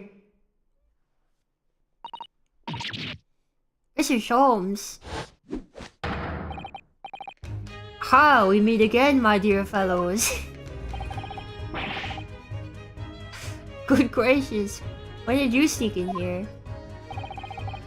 Sholmes, sir, at your service. Whatever were you doing by the window? I was given the evening sky, as the sun sets, madam.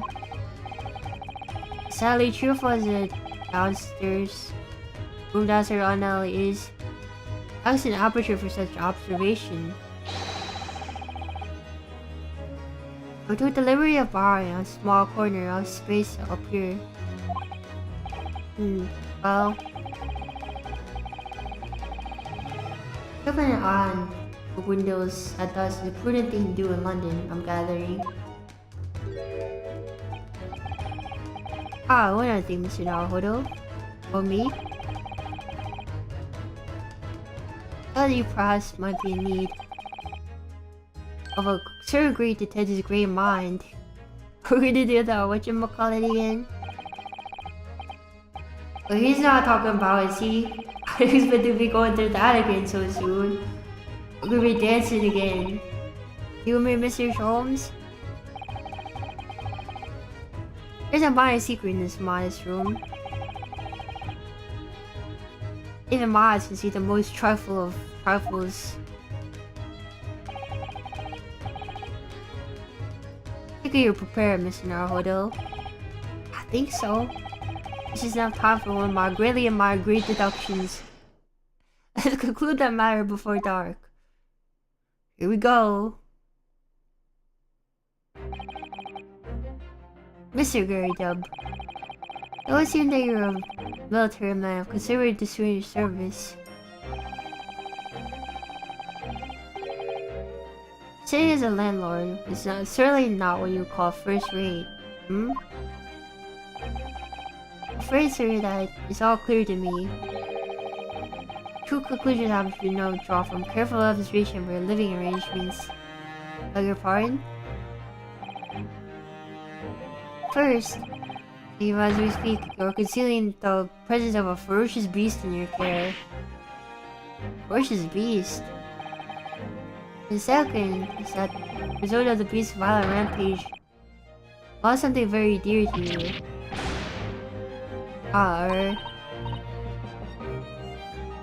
So now hold a look. Old man's broken out into a cold sweat. Unbelievable, it seems Mr. Sholmes' conclusions are both spot on. How? How could you possibly? How could you possibly know what you mean to acquire? Answer could be simpler, sir. That is don't go of logical reasoning. I'm the king of beasts. I only know too well that wild beasts are not easily tamed. So, shall we begin? Once again, Herlock Sholmes is proud to present his logic and reasoning spectacular. The Great Deduction. Nature of the beast.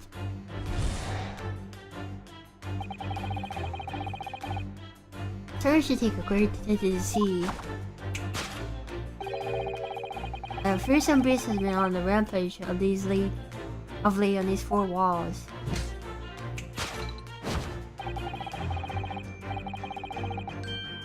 Curious, what form might this beast take? What's he looking at it? For men with military breeding, your eyes are uncommonly candid.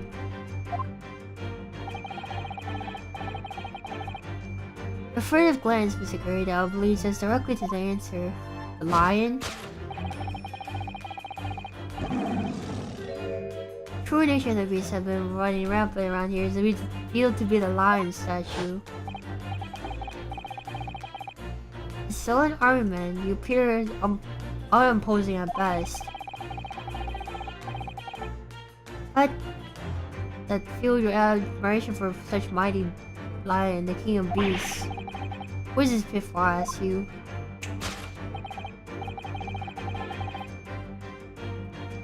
And your admiration became so great, in fact.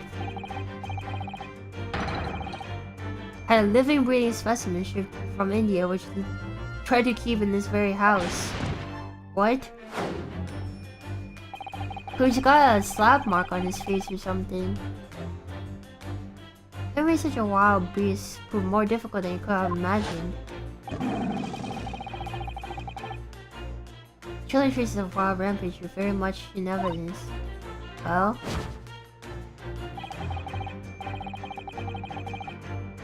as we look around, the beast question fails to present itself. What is it your teacher have disappeared to, madam? Yee. Pray you do not consider me unchivalrous, but it's plain to see me with one glance in your direction. Yes? This pocket gives handsome clues at the beast's whereabouts. 3 was a handbill advertising circus show. Ah yes, you sort out to dispose of this terrifying line, Mr. Gary Deb. Batty Circus, traveling show, currently sojourning with a nearby park. Observe the tents. Served the savage lion searching the circus troupe. I most certainly denied. I believe I made my point. Here's some base at Makada's room was an Indian lion. A simple visit to the circus will now reveal the lion prancing jubilantly through the firing.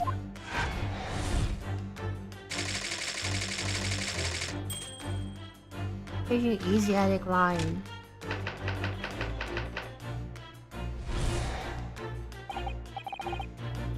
Ah, Mr. Garadeb.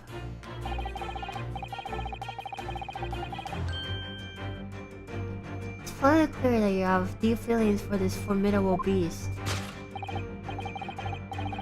Indeed, that blithe pose and the stress of this loss has caused you to be veritably intangible. Head was heavy on your shoulders, the pain you feel revealed by the supporting arm. It's sufficient here to let your beloved beast go. Strain of losing something very dear and clearly visible in your visage. Honest man, it's simply...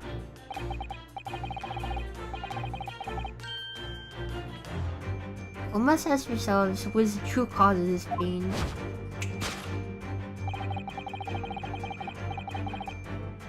You need only follow the gaze to find the answer.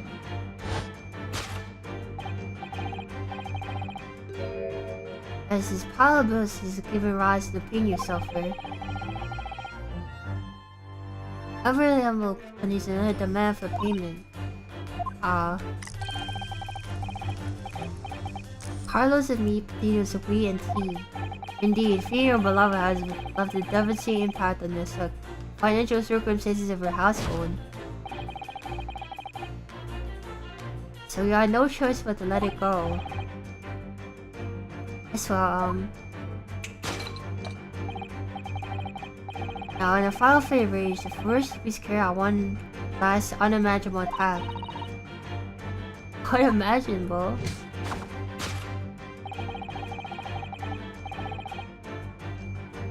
Aftermath which can be clearly seen by observing the carpet over there. Very expensive gold carpet if I'm not mistaken. Oh dearie me. You have caused such a destructive outburst.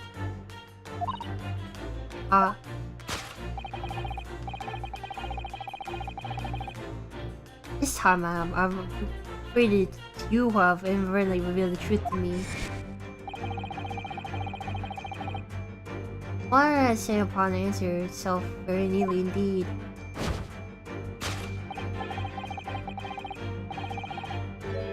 Yes, to explain the dire state of the carpets, we only need to look at the Tower of Cakes. Some creatures more dangerous on earth than a beast with an unsatiated appetite. Was it or was it not said by a certain noble woman, if they have no bread, let them eat cake? Food is the heart of all tragedy, in fact. Whatever do you mean? Having tired of the taste of cake, the beast began to stalk its next prey. Sure, I do not need to spell it out for you, the beast and the final act of destruction carried out by the beast. There's only one logical conclusion. Uri didn't frighten by hunger. The lion attacked and ate the carpet. Teeth marks on the carpet, a perfect match for the lion, which I saw once in India. Oh, Dolben, thank you for subscribing.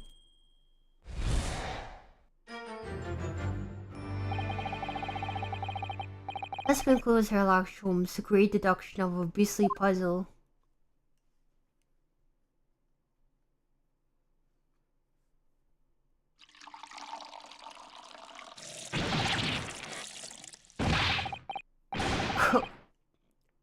What's the matter with you, Joe? Your always got tea over me.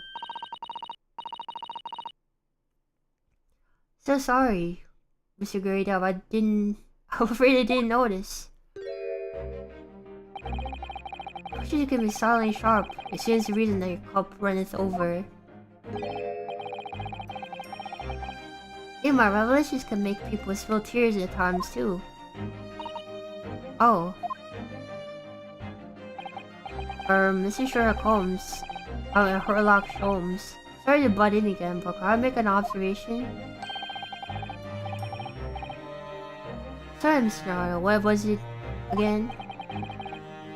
Your deductions just now, do you really think a lion could have fit inside the room this size? Dude, it's the only explanation for the facts. Terrifying truth always lies between the room of common sense. But wouldn't it be an idea to consider what lies in the realms of common sense as well? Uncaged lion has run amok in this very room. Surely Mr. Gardaman's maid would have been hurt or worse. Oh, that's where you're stuck. No doubt for the former military man to hold his own against a beast using that large cannon. I thought you said they sold the lion to the circus.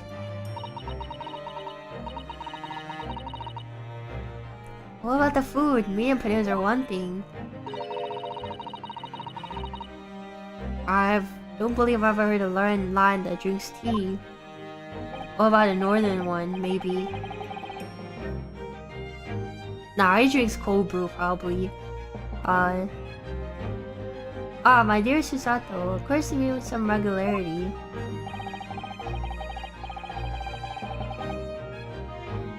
The irrespective of race and breeding, whenever anyone lands on Great Britain soil,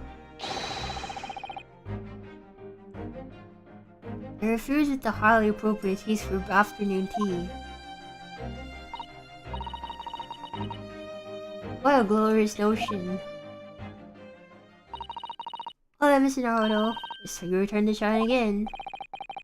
I had a feeling that was coming. Silent massage, and all Mr. Sholmes' deductions need. You can do it.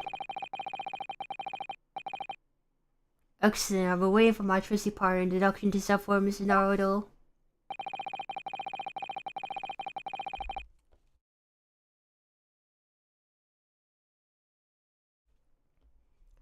We don't even know yet this is gonna help Mr. Natsume's case. Still,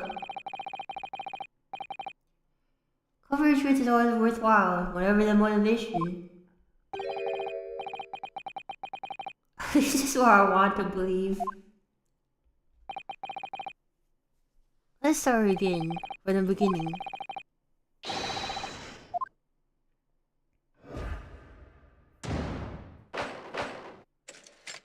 Course correction.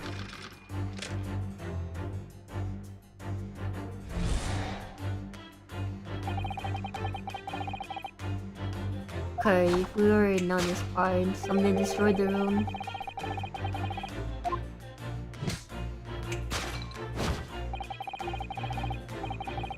Form of the beast take.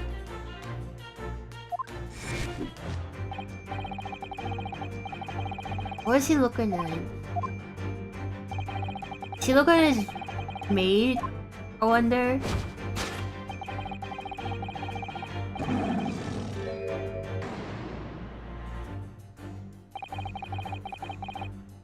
I really didn't see the lion thing coming. But from Mr. Gerda's reaction, or rather, it seems that some beast did run amok in here in this room. It's something with a very fierce nature. What could have done the lion transported from India? So what was it then? We must follow Mr. Gary Dub's gaze. Lead us to the true answer.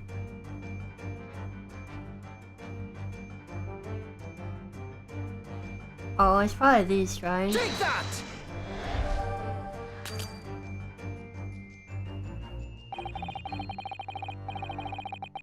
Similarly is a photograph, though I have not yet seen so in detail. Be sure you holds the answer. I'm employing a advanced detection technique called jumping to conclusions, you see. You should have looked at it first.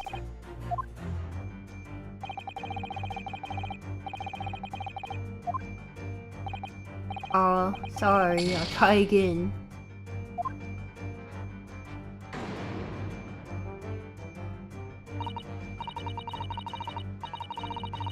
Certain creatures been walking in this room. Very depths looked at it.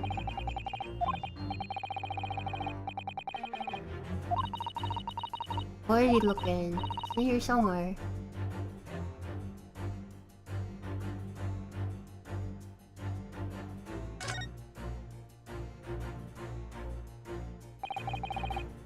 This is photograph. It's from Mr. Gurida's wedding. That's Joan, isn't that Joan? He looks very happy, doesn't he? He does, but I can't make out his bride. Oh, how unfortunate. Something must have struck the grass directly over the woman's face. What happened? Probably best not to delve too deeply here.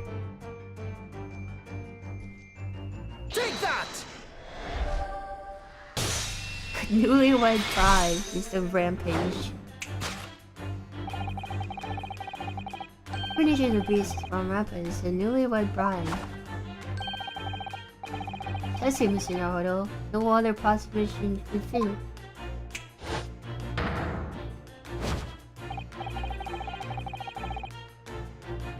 Friend preaches your wife, Mr. Gurida. I'll lament the fact that her face is obscuring. But still make out her mighty arms and the no considerable horsepower they may contain. Oh, horsepower. Surely, any woman of such considerable constitution would be honored to be described as a beast. Honor might be stretching a point. Wait, pride remains at the beast, which is so good to salvage the room. Was your wife, Mr. Gurida?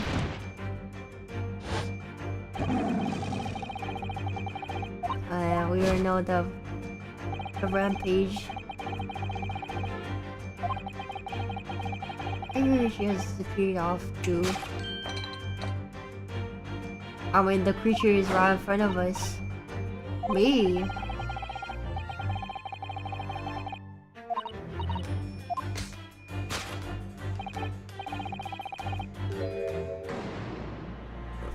I think she probably has a wedding ring on or something, right?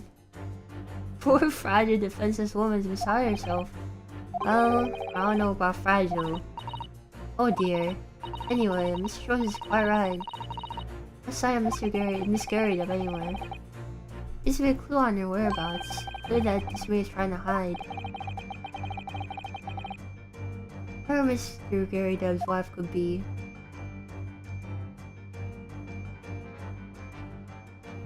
Take that! I knew it. The freaking wedding ring. There's a handsome clue as to the beast's current whereabouts.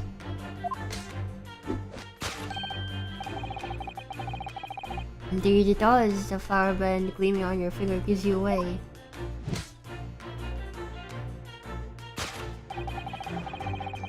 It's identical to the one shown in the hand of Mr. Gurida's bride in the photograph of print.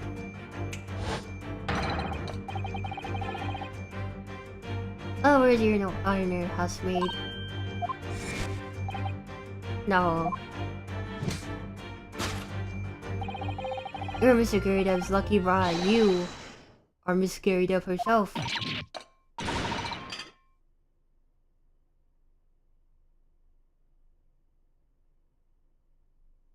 I've tried cold brew tea before. Oh, jolly fine, detective sir. As you rightly surmise, this is my wife, yes, my Joan. let herself go, but she was a bally corker back then. First, like, you don't live in the most comfortable circumstances. After all, you're a retired army man. Here you are in the business of renting rooms. Soon before you have insufficient means of employment made, would that be correct? Is that right, I tell you?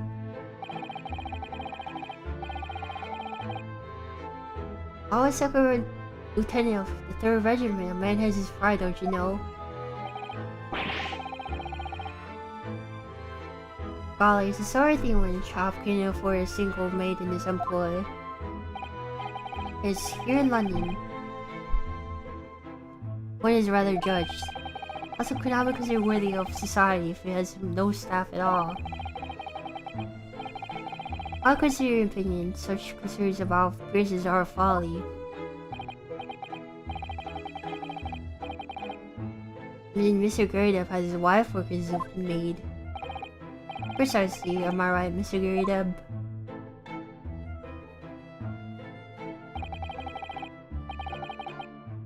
Well, in company, obviously, but listen here, this must remain a secret. Tip-top secret, please.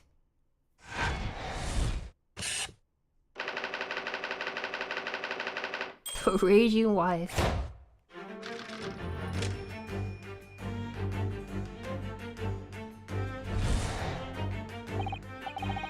Well, I know it's been burned by a candle, right?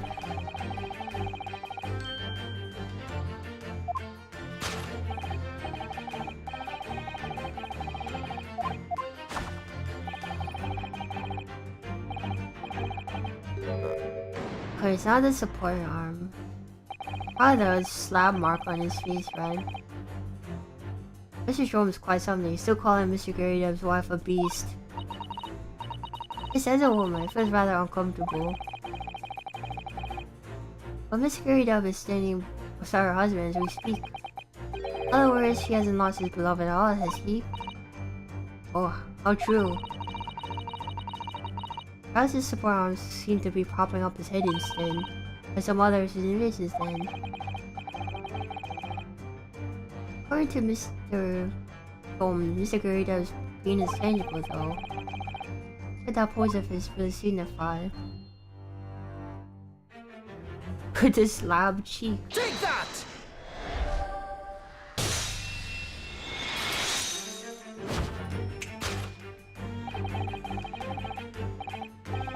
Howard's head on your shoulders, putting you feeling on his slab cheek.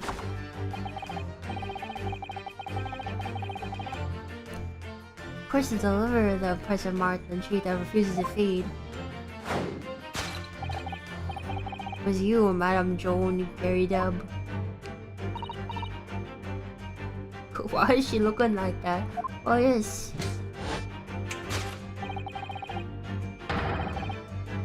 I'm desperate to hide the slab mark on your face, sir.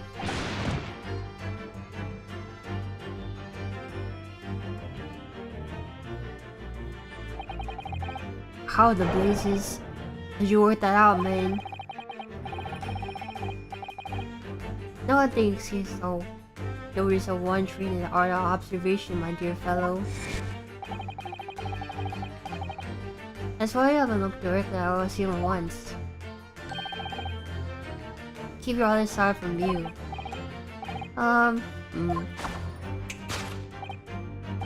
Alan, let's proceed to the next conundrum. Why is that such a violent slap?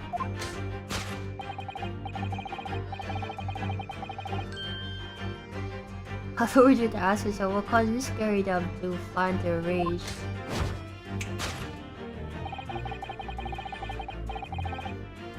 Only need to follow the direction we used to find the answer. It's a pile of bills, so it's not the bills.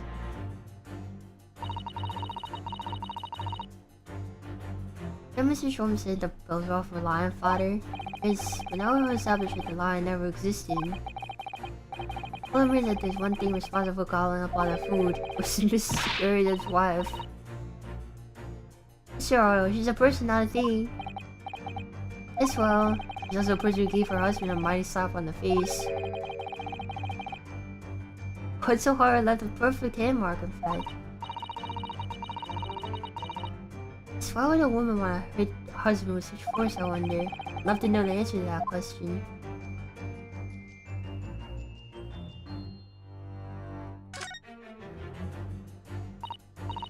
Ah, so this must be somewhere in the book at the moment. There's a bookmark here too, look. The great of the avid reader. Oh wait a minute. I think this is a bookmark. Oh no, it isn't. It's a note written in a woman's hand. Oh James, I love you. Yours, Mary. But the signature here. Lip marks made with lipstick. Oh, what a passionate and romantic gesture. I don't get any ideas for zatsudan. Oh dear, I'm sorry. The bookmarks actually a love note then, Take that!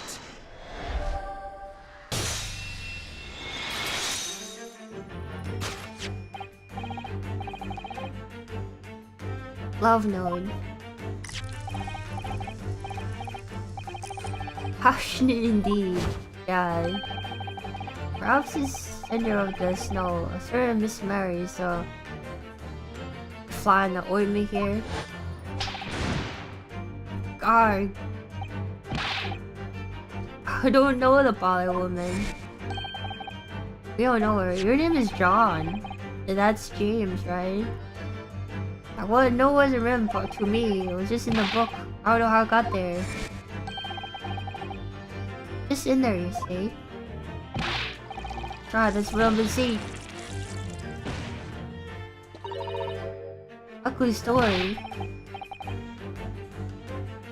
It's a hero joint, old thing. I explained that at the time. Bought this book at a second-hand place. It must have been in there. The previous owner of the book was using it as a bookmark, you mean? Sure, it's what I've been seeing. Ugly story. How mistake woman, look at the name, it's written to James. My name, because you forgot, is John. Ugly story. You're questioning my name now? We haven't. Arouse the suspicions of female heart and you unleash a beast with the most ferocious bite.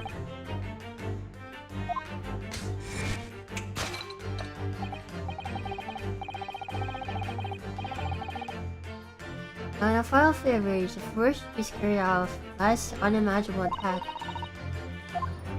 Unimaginable. But this is probably the candlestick, right? Not the cake.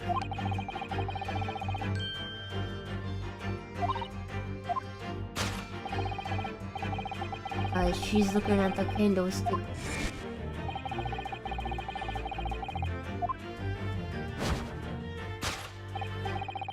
Explain the dark see the Carmen. Power of cakes. Kill him is great. Did he eat the carpet? No, of course not. There doesn't seem to be any doubt that the state of disarray in the room has just resolved her wild temper. And that's true. This is the last part from the fix. We're gonna follow Miss Creative's keys and that will lead us to the real answer. Alright, let's see what we can see.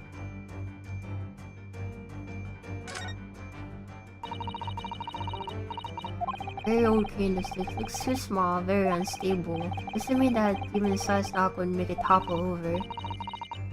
Oh dear, that would be very dangerous. Closer look at this. There's one candle missing. Did you notice that before? Why is that, I wonder? Was there one candle missing from the holder?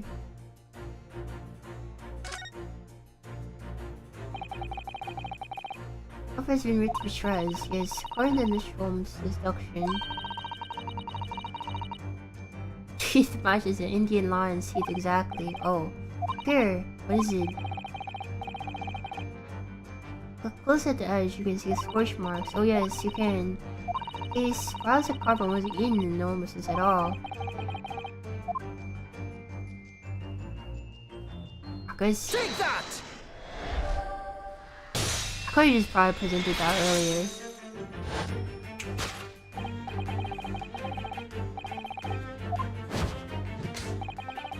Most illuminating, my dear fellow, and of course, the only way out of this logical labyrinth. So rumors of ferocious attack on which the carpet was devoured was clearly visible.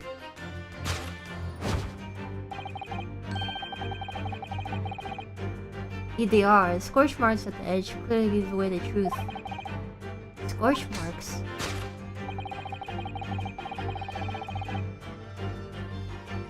Appears that this room is the scene of a little marital altercation.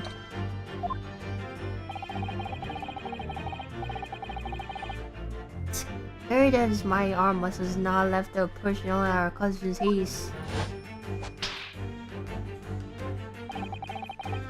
On the entire room, the force of his stroke caused the candle to fall from the holder. In seconds, the carpet was alight. The whole corner of the room was in flames. Yes, the most ferocious beast in the world is neither a violent lion or a vengeful woman, but fire.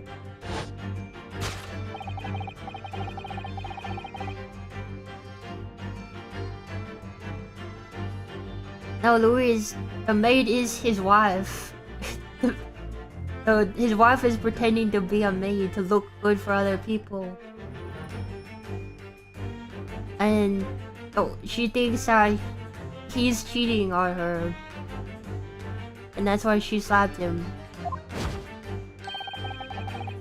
Luckily put, my dear fellow. As you can see, there's one conclusion here.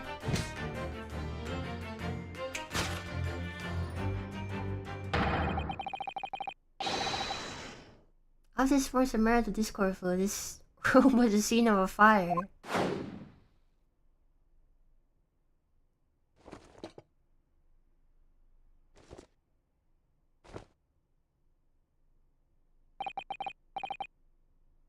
Mr. Shumsu, I salute you. He's falling over.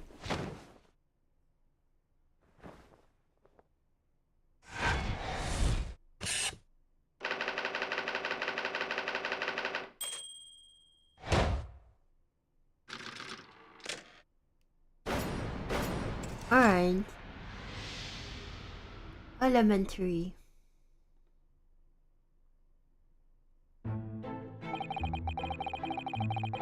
You must slap him every time you leave. She slapped him like a couple times during the explanation. It's dash long winter nights, you know. Nothing to read. Nothing to do but read in front of the fire.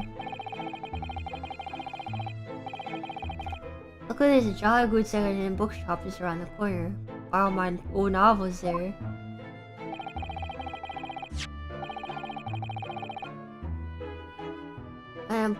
Pages of one particular novel, I discovered some rather illicit material.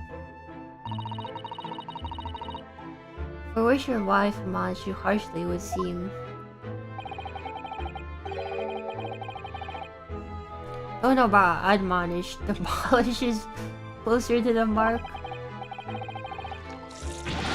And a beast is most apt this.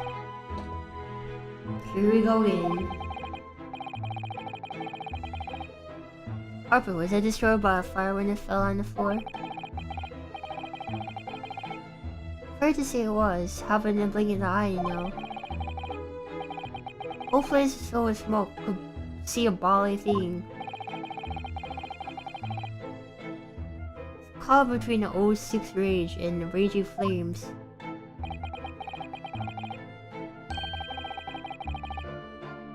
Who painted the torrid picture, sir? One that would have been most entertaining. I have sympathy for you. Didn't take long for the fire to spread, of course. The ball of furniture started going up as well. Had to hide the mess behind the screen for the time being. Over here, Mr. Gary Deb? Well, there must be more to hide now if you allow me.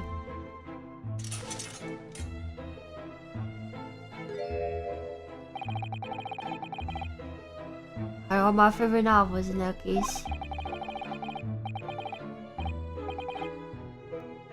Since the fire got hold of them, that was it. Whoosh, up in smoke. Gosh.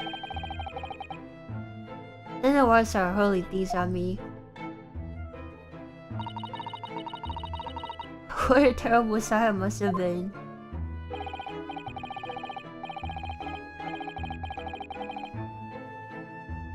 There I was back of the window, under heavy enemy fire. Scenery books become intended to a dozen.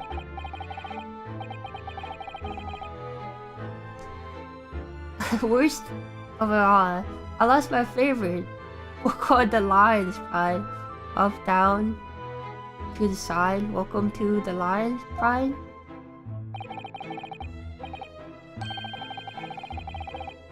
Oh yes, the tourist love of the cast is coming through again. Sure, the title didn't influence the twist in my slightest.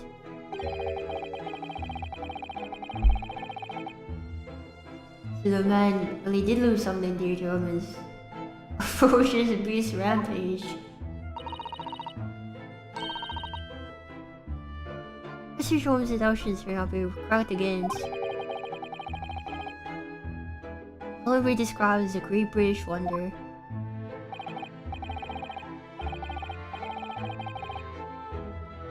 Hollywood was total carnage, flames everywhere, and the old stick in full fettle. Out of interest, what time of day was that?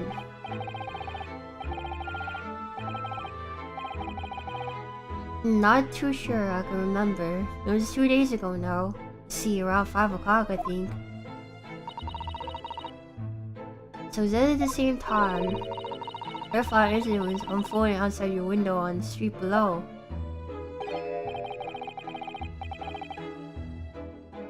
Even more terrifying inside, I can assure you. Full of blighty could have been flying outside of my window at that moment. I wouldn't notice the dash thing. Oh really?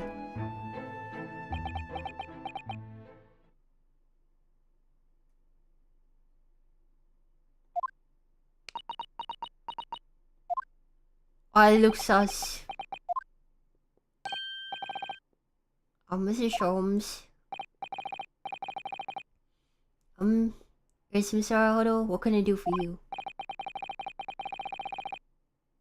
Well, I think we've gotten to the bottom of the creative situation now. But what does that have to do with Mr. Nasima's circumstances? Can't help you there, I'm afraid. What? Dear fellow, if you recall, I did say as much for the odd side. Or even though we knew he was hiding something. Could not be sure whether a sequel proved of relevance or not. I just knew you were gonna see that. You're so funny, man. Oh no, Mr. Naruto, you mustn't lose heart. Bear in mind, all things fall in 1 or 2 categories. Those relevant to the case and those not. What so says to me? Oh, no matter. It's far greater importance that you make up your mind of now. Sorry? Visiting hours at the prison will soon be over. Oh, is it time already?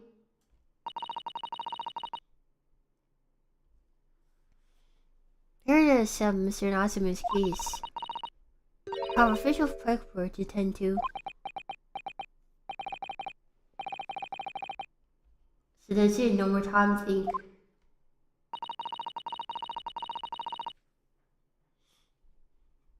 Perhaps you'd like to betake yourself to bidding us farewell now. I must prepare supper for Mr. Gary Deb. Oh yes, I'm so sorry. Thank you both for your time. Suzuki-san will be waiting for us. I'm going to give him an answer.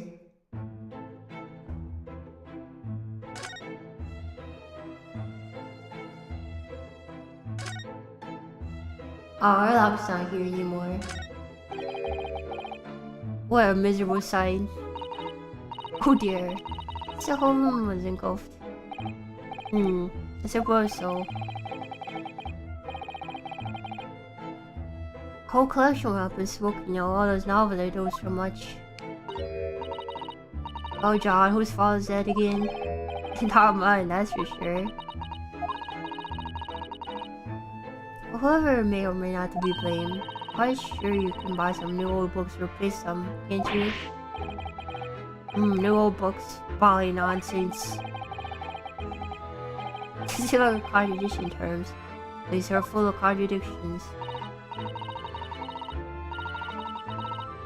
This cup was for you, Mr. Naruto. I'm so led to believe.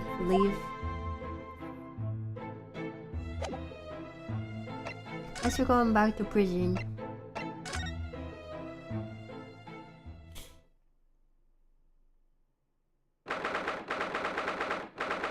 Hey, this is not a prison. Time, Mr. Harako, must hurry back to prison. Listen, let's hit a... Oh, what's the matter? There's something's going on in front of the Gyarados house.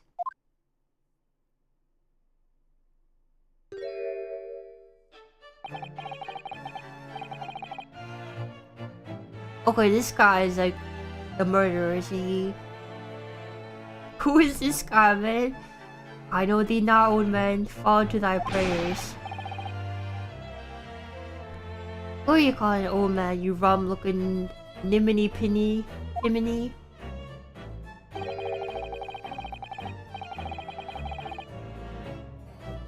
More things in heaven and earth, Horatio, than are dreamt in your philosophy. Which is Horatio Valet? What are you on about? Excuse me. Hey, what the? Who are you now? Sorry, it just says that there's a problem here. My associate, Mr. Oryosuke Naruto, is a lawyer, you see. Hey, lawyer, what? Oh, any of my assistance, I'll be happy to help. I'm from Japan. I'm studying English law. Fine, I'll be on my way for now, T, but you mark my words. See over it. Get thee to a nunnery. I feel like I've heard that before. Do I look like a blooming nun to you? This guy looks like a jack from like a playing card or something.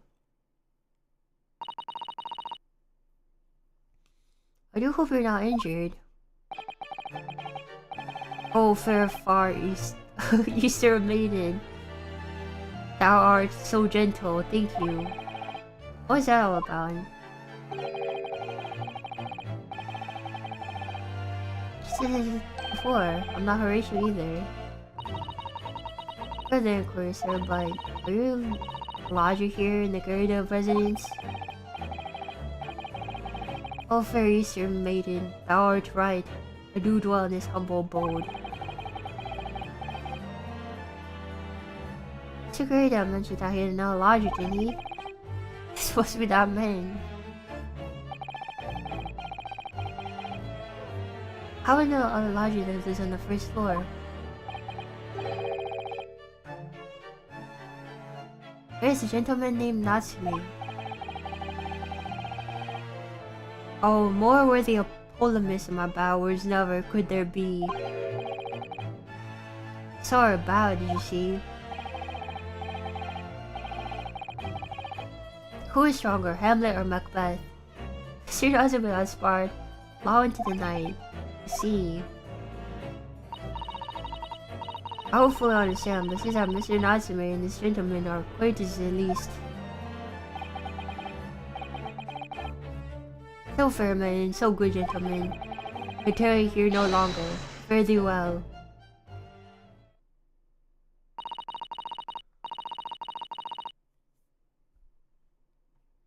I don't really understand him, but I think he's returned to his room.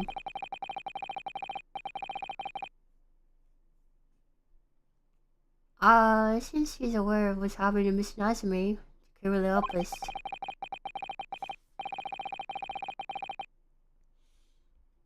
Suzuki-san and that man is lodged. The carried up household is full of eccentrics. Anyway, I'll go find a carriage.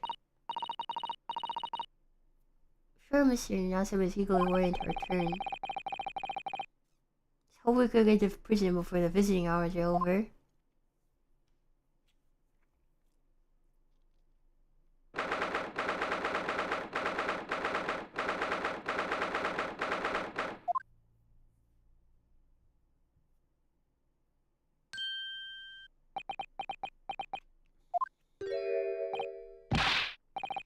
Oh, it's you. Here you came. Local pursuit Mr. Naruto Esquire. Can't believe you came back. I'm so touched. So sorry to keep you waiting, Mr. Natsume. Oh no, think nothing of it. Relax. I were a cat, I would purr with the pleasure of being in fine company. Noble. Nurturing, never failing Nipponese.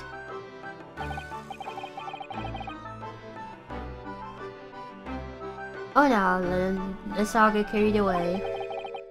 Oh, I quite agree. There's nothing more than reassuring than the familiar one's native land. On the other hand, I just don't... Where did you come from, Sholmes? Your friendship transcends international words that one truly appreciates the fact. Such is my belief, in fact. Oh, yes, it's you! Mr. Moran's spy, Airlock Sholmes. Sholmes, what are you doing here? I don't know what you're doing, anything per se. Stay observing, of course. What do you mean, Mr. Sholmes? Having encountered some curious reading material in that five-roomful room. Having unmasked the secret identity of the eccentric pair.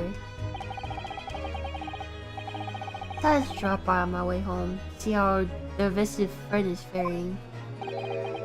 Roomful room? See your comment here offers you a window, my dear fellow. Passage is a superior option. Anyway, I must commend you on your taste in books. The day has been delightful, cost me not a penny. You, how dare you, Sherlock Holmes?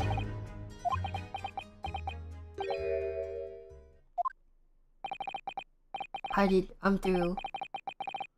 I'm at the end of my rope. Should never come to Great Britain. It's a terrible mistake.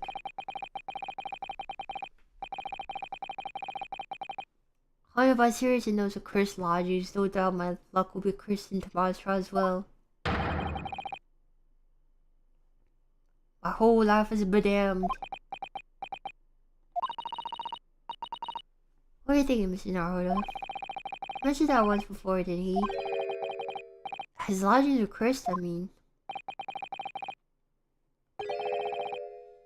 There's much truth in Mr. Mustache's words. When? Is that you cursed? Cursed is a wholly apt description, I would say. For the men's lodges, indeed, for tomorrow's trial. What's this supposed to mean?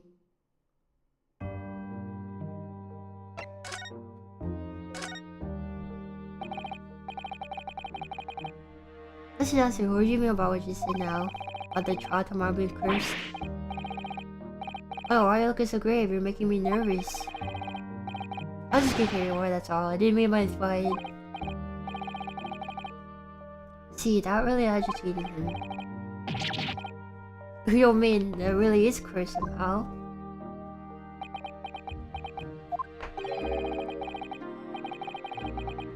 Referring to the prosecutor, the Reaper, the Bailey. The Reaper? Oh no, what do you mean? Please tell me, summarize it succinctly in 60 salient words.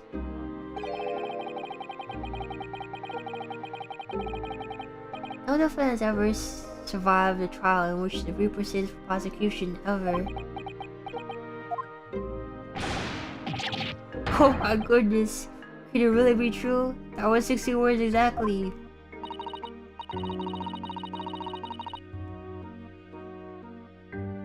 Yesterday, Mr. Naruto successfully defended someone against the Reaper, but then, after the trial was over, the defendant passed away in an unusual circumstance. And maybe you should just talk about this in front of your client, Mr. McGillian. What?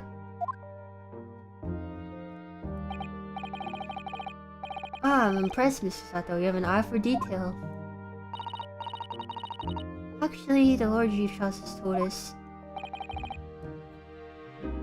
Mr. Sholmes, surely you can't be that haven't failed.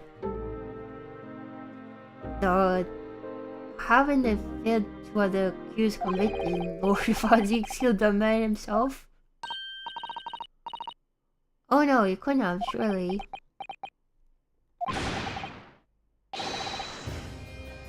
Have some wonderful notions. Sorry? A man isn't a mass murderer, he's a court prosecutor, my dear fellow. Oh yes, why of course he is. Of course he is then. Why are you trying to scare me? Columbus said, however, the real truth is what the man is even more terrifying than your hypothesis. What do you mean by that? The Reaper.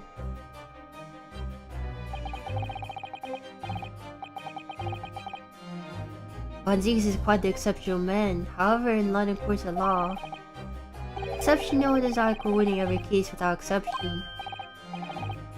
Ah, that's good. Suzuki sound looks easy to cry with tears of joy. As you are no doubt aware, in the British criminal trial, there is both a judge and a jury.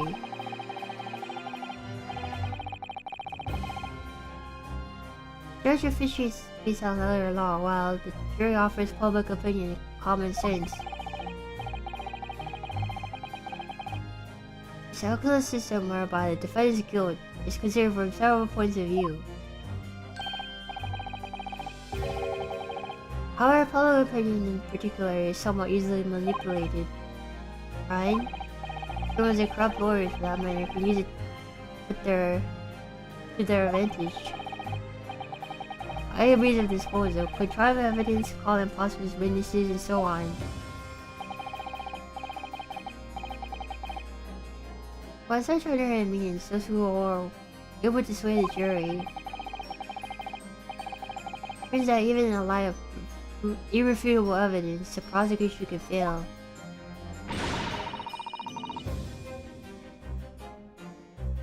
But means of wrong verdict can be passed.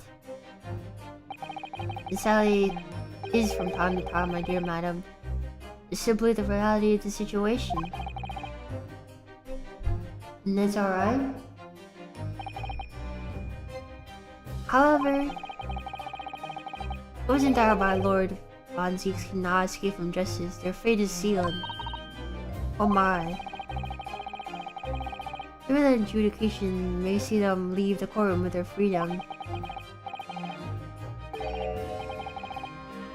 In months, they all disappear. It is most striking. Disappear? But how? Ah, by all manner of misfortune, sir. As they trampled under a passing carriage, perhaps they fall into the Thames and drown. Perhaps they were suddenly overcome with raging fever, Perhaps attacked by highwaymen.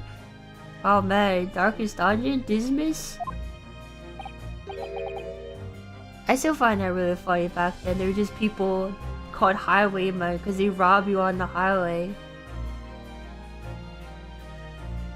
Oh no, no, no.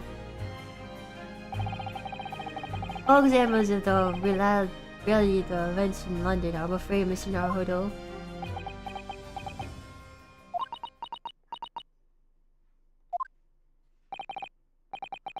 I knew it. I'm cooked.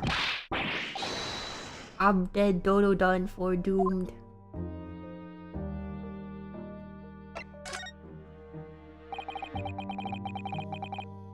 Tell Chris lodging for her. Return to your room at Garrideb House, I assume. They say that place is cursed. It's been a year since I came to Great Britain. I've been in London for a week and started to notice strange feelings in myself. It did take long then.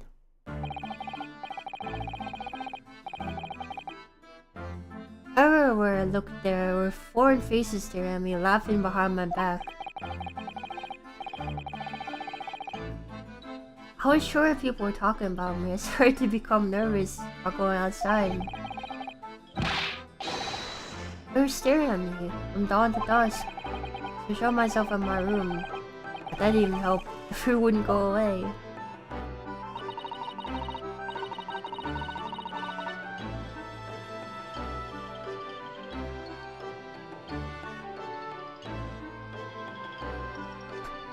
About Phoebe?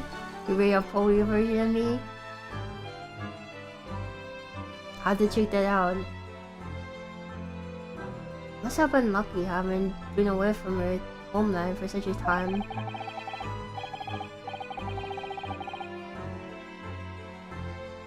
Had to move a number of times, most recently that room on Briar Road a week ago now.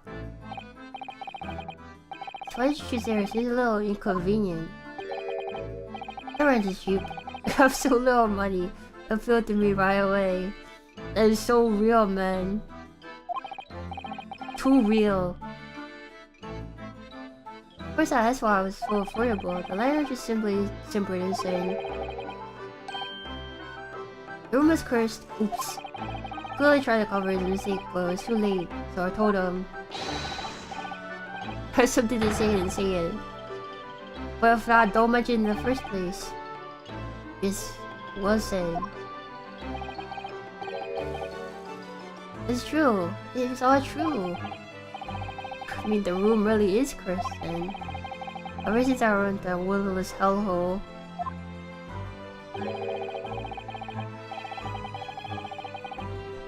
Sick has been plagued with nightmares. I wake as though I'm feeling choked to death. In my waking hours, people stopped in front of me as I walked down the street. I'm Brian the killer, thrown in prison. No one wants to know me.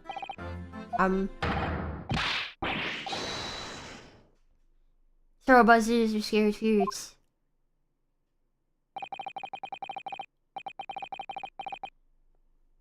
Well, there was one person on my side. You know, if I had his or her heart to believe in me, really no one at all. Believe, yes, to believe.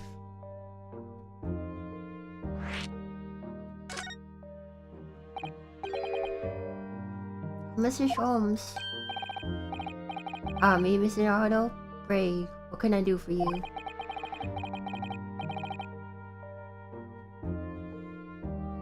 Jason, this is Buria, if you can recall. Buria, the Buria. Ah, that case. Who with the snake? Oh, yes. At the time I was a suspect, but you believed in me and listened to my side of the story. You helped us investigating. I did I? Interesting. All I want to know is why. Why did you believe in me? I see as you mean. See your grimly dressed, shady Eastern fellow found with a dead victim in a locked room. Well, if you like, yes. I'm surprised that the answer requires explanation, my dear fellow. Quite simple, really. You said I didn't do it. I could have been lying.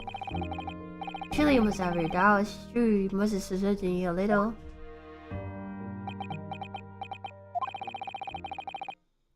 I think perhaps you have misunderstood. I neither recall believing in you. Nor what you were telling me. What? See. The only things I believe in are those I choose to believe in. What do you mean, Mr. Sholmes?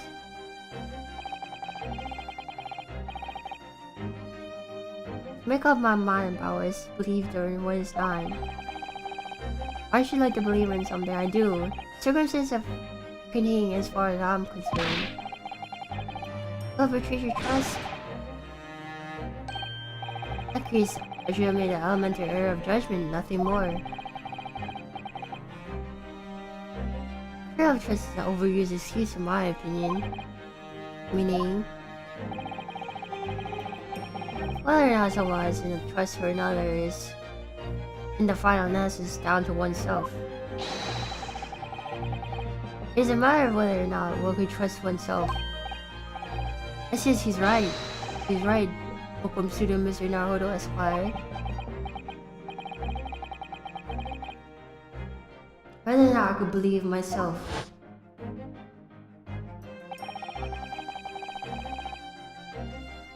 Friend's lawyer is only as good as his faith in his client. And that comes down to how much faith he has in himself.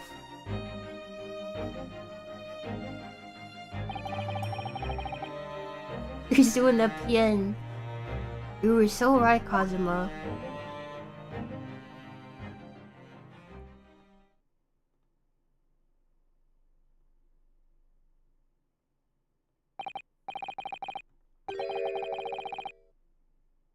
Oh my dear fellas, it is time we were leaving, I suppose. Already? Visiting hours are over. The guard will be here shortly to escort us out. There's a restaurant here that serves excellent trout. Would you care to join me? Oh dear. Not enough time, is there?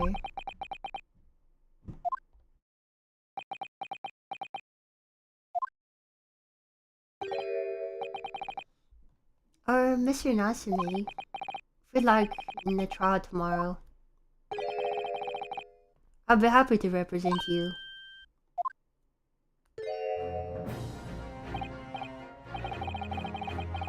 Welcome, Mr. Naruto Esquire.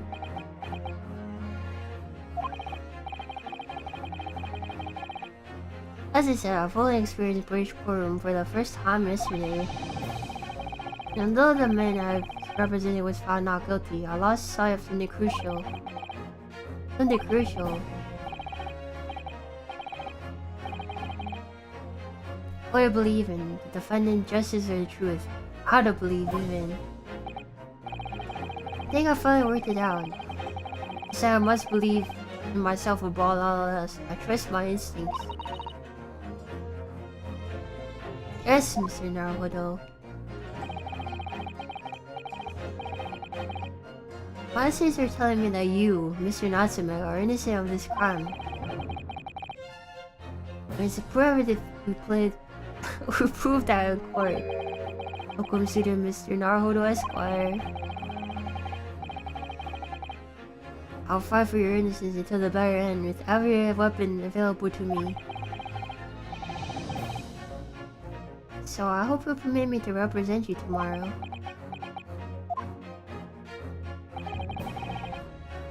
I said when we first met, I had to trust my faith to someone who listened to me in my native tongue. Of course, Mr. Natsume.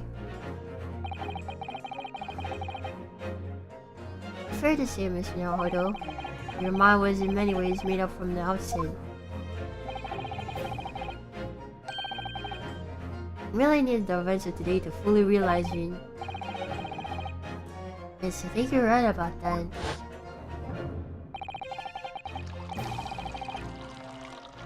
It's been a roundabout journey, but I got there in the end.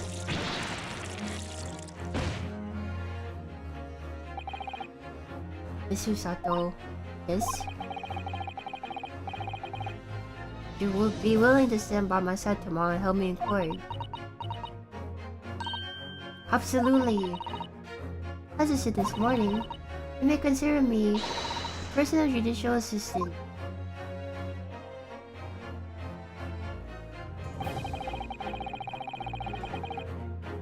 Shocking events of yesterday's trial still weigh heavily on my mind. It's time to stop looking backwards. Cosmo believed in me, and Mr. Shobes believed in me too.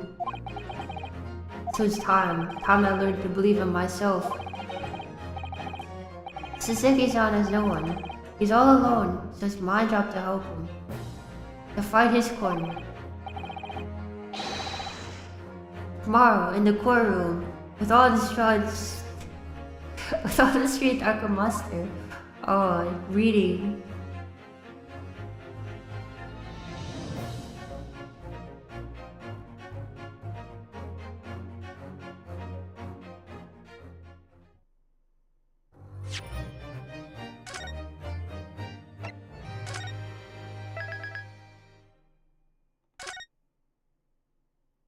Alright. I think that'll be it for today. No courtroom today though. Feels unfortunate that was no courtroom, but it's how it goes sometimes in Ace Attorney. Sometimes there's no court. It was so long. It was. So, I hope you liked it. If you did, give a like or something. Could really help. Or couldn't, I don't know. I don't know the algorithm.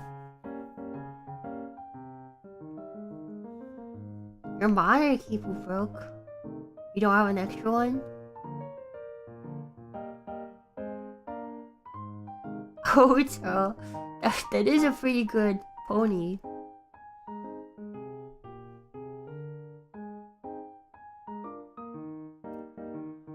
You think I would be a Pegasus? I don't know. I don't know. Would I be a Pegasus? I don't know. Am I a crafty person? I like to craft stuff. I wouldn't say I'm like the best. We only have one display for KOF. Oh. It's time to hit Best Buy or something. Nearest tech store. It's my go-to for making stuff. I guess like making small miniatures is fun.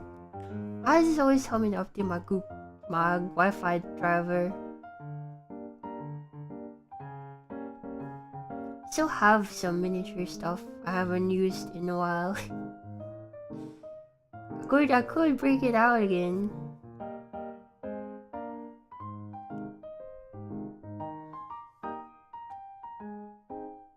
But I've been having some issues with my hands recently. I don't know if it's arthritis or something. I don't think I have arthritis, but there's something wrong with my hand.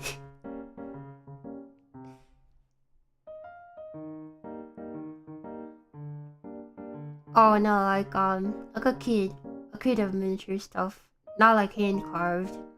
I don't know if I can do that.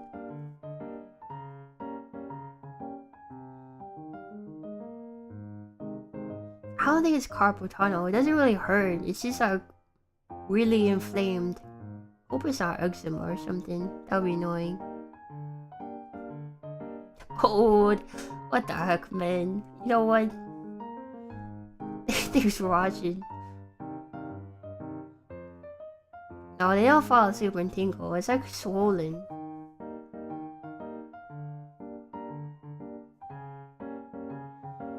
It's weird. I don't know.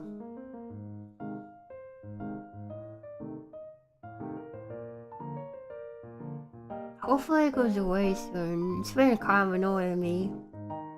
I can't even fully bend my finger, it's too swollen. It looks so freaked out, man. Does it itch? Not really.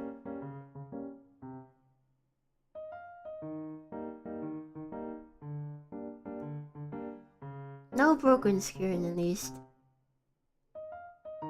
I don't know, it's weird. Rice soak? Would that even help? I don't know. Might just be temperature. Is it too cold or something? My fingers are freezing up. Do I have to wear a glove all the time now? My hair is too cold. I don't know. I don't know, man. I do lotion. It's not dry. My hair's not dry, I think. It's like not dry or flaky. It's just swollen.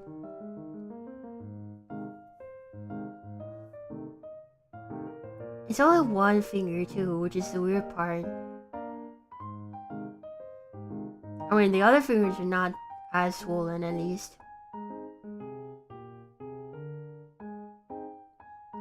I have rheumatism? What's that? I don't know anything about this hair and stuff, man.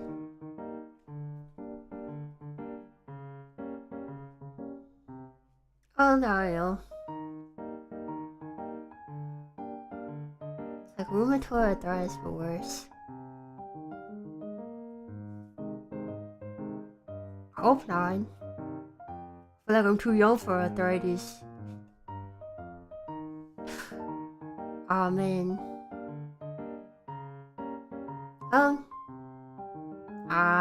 Let's see if that goes away. Thanks for watching. I'll see you later. Bye though. You know what, guys?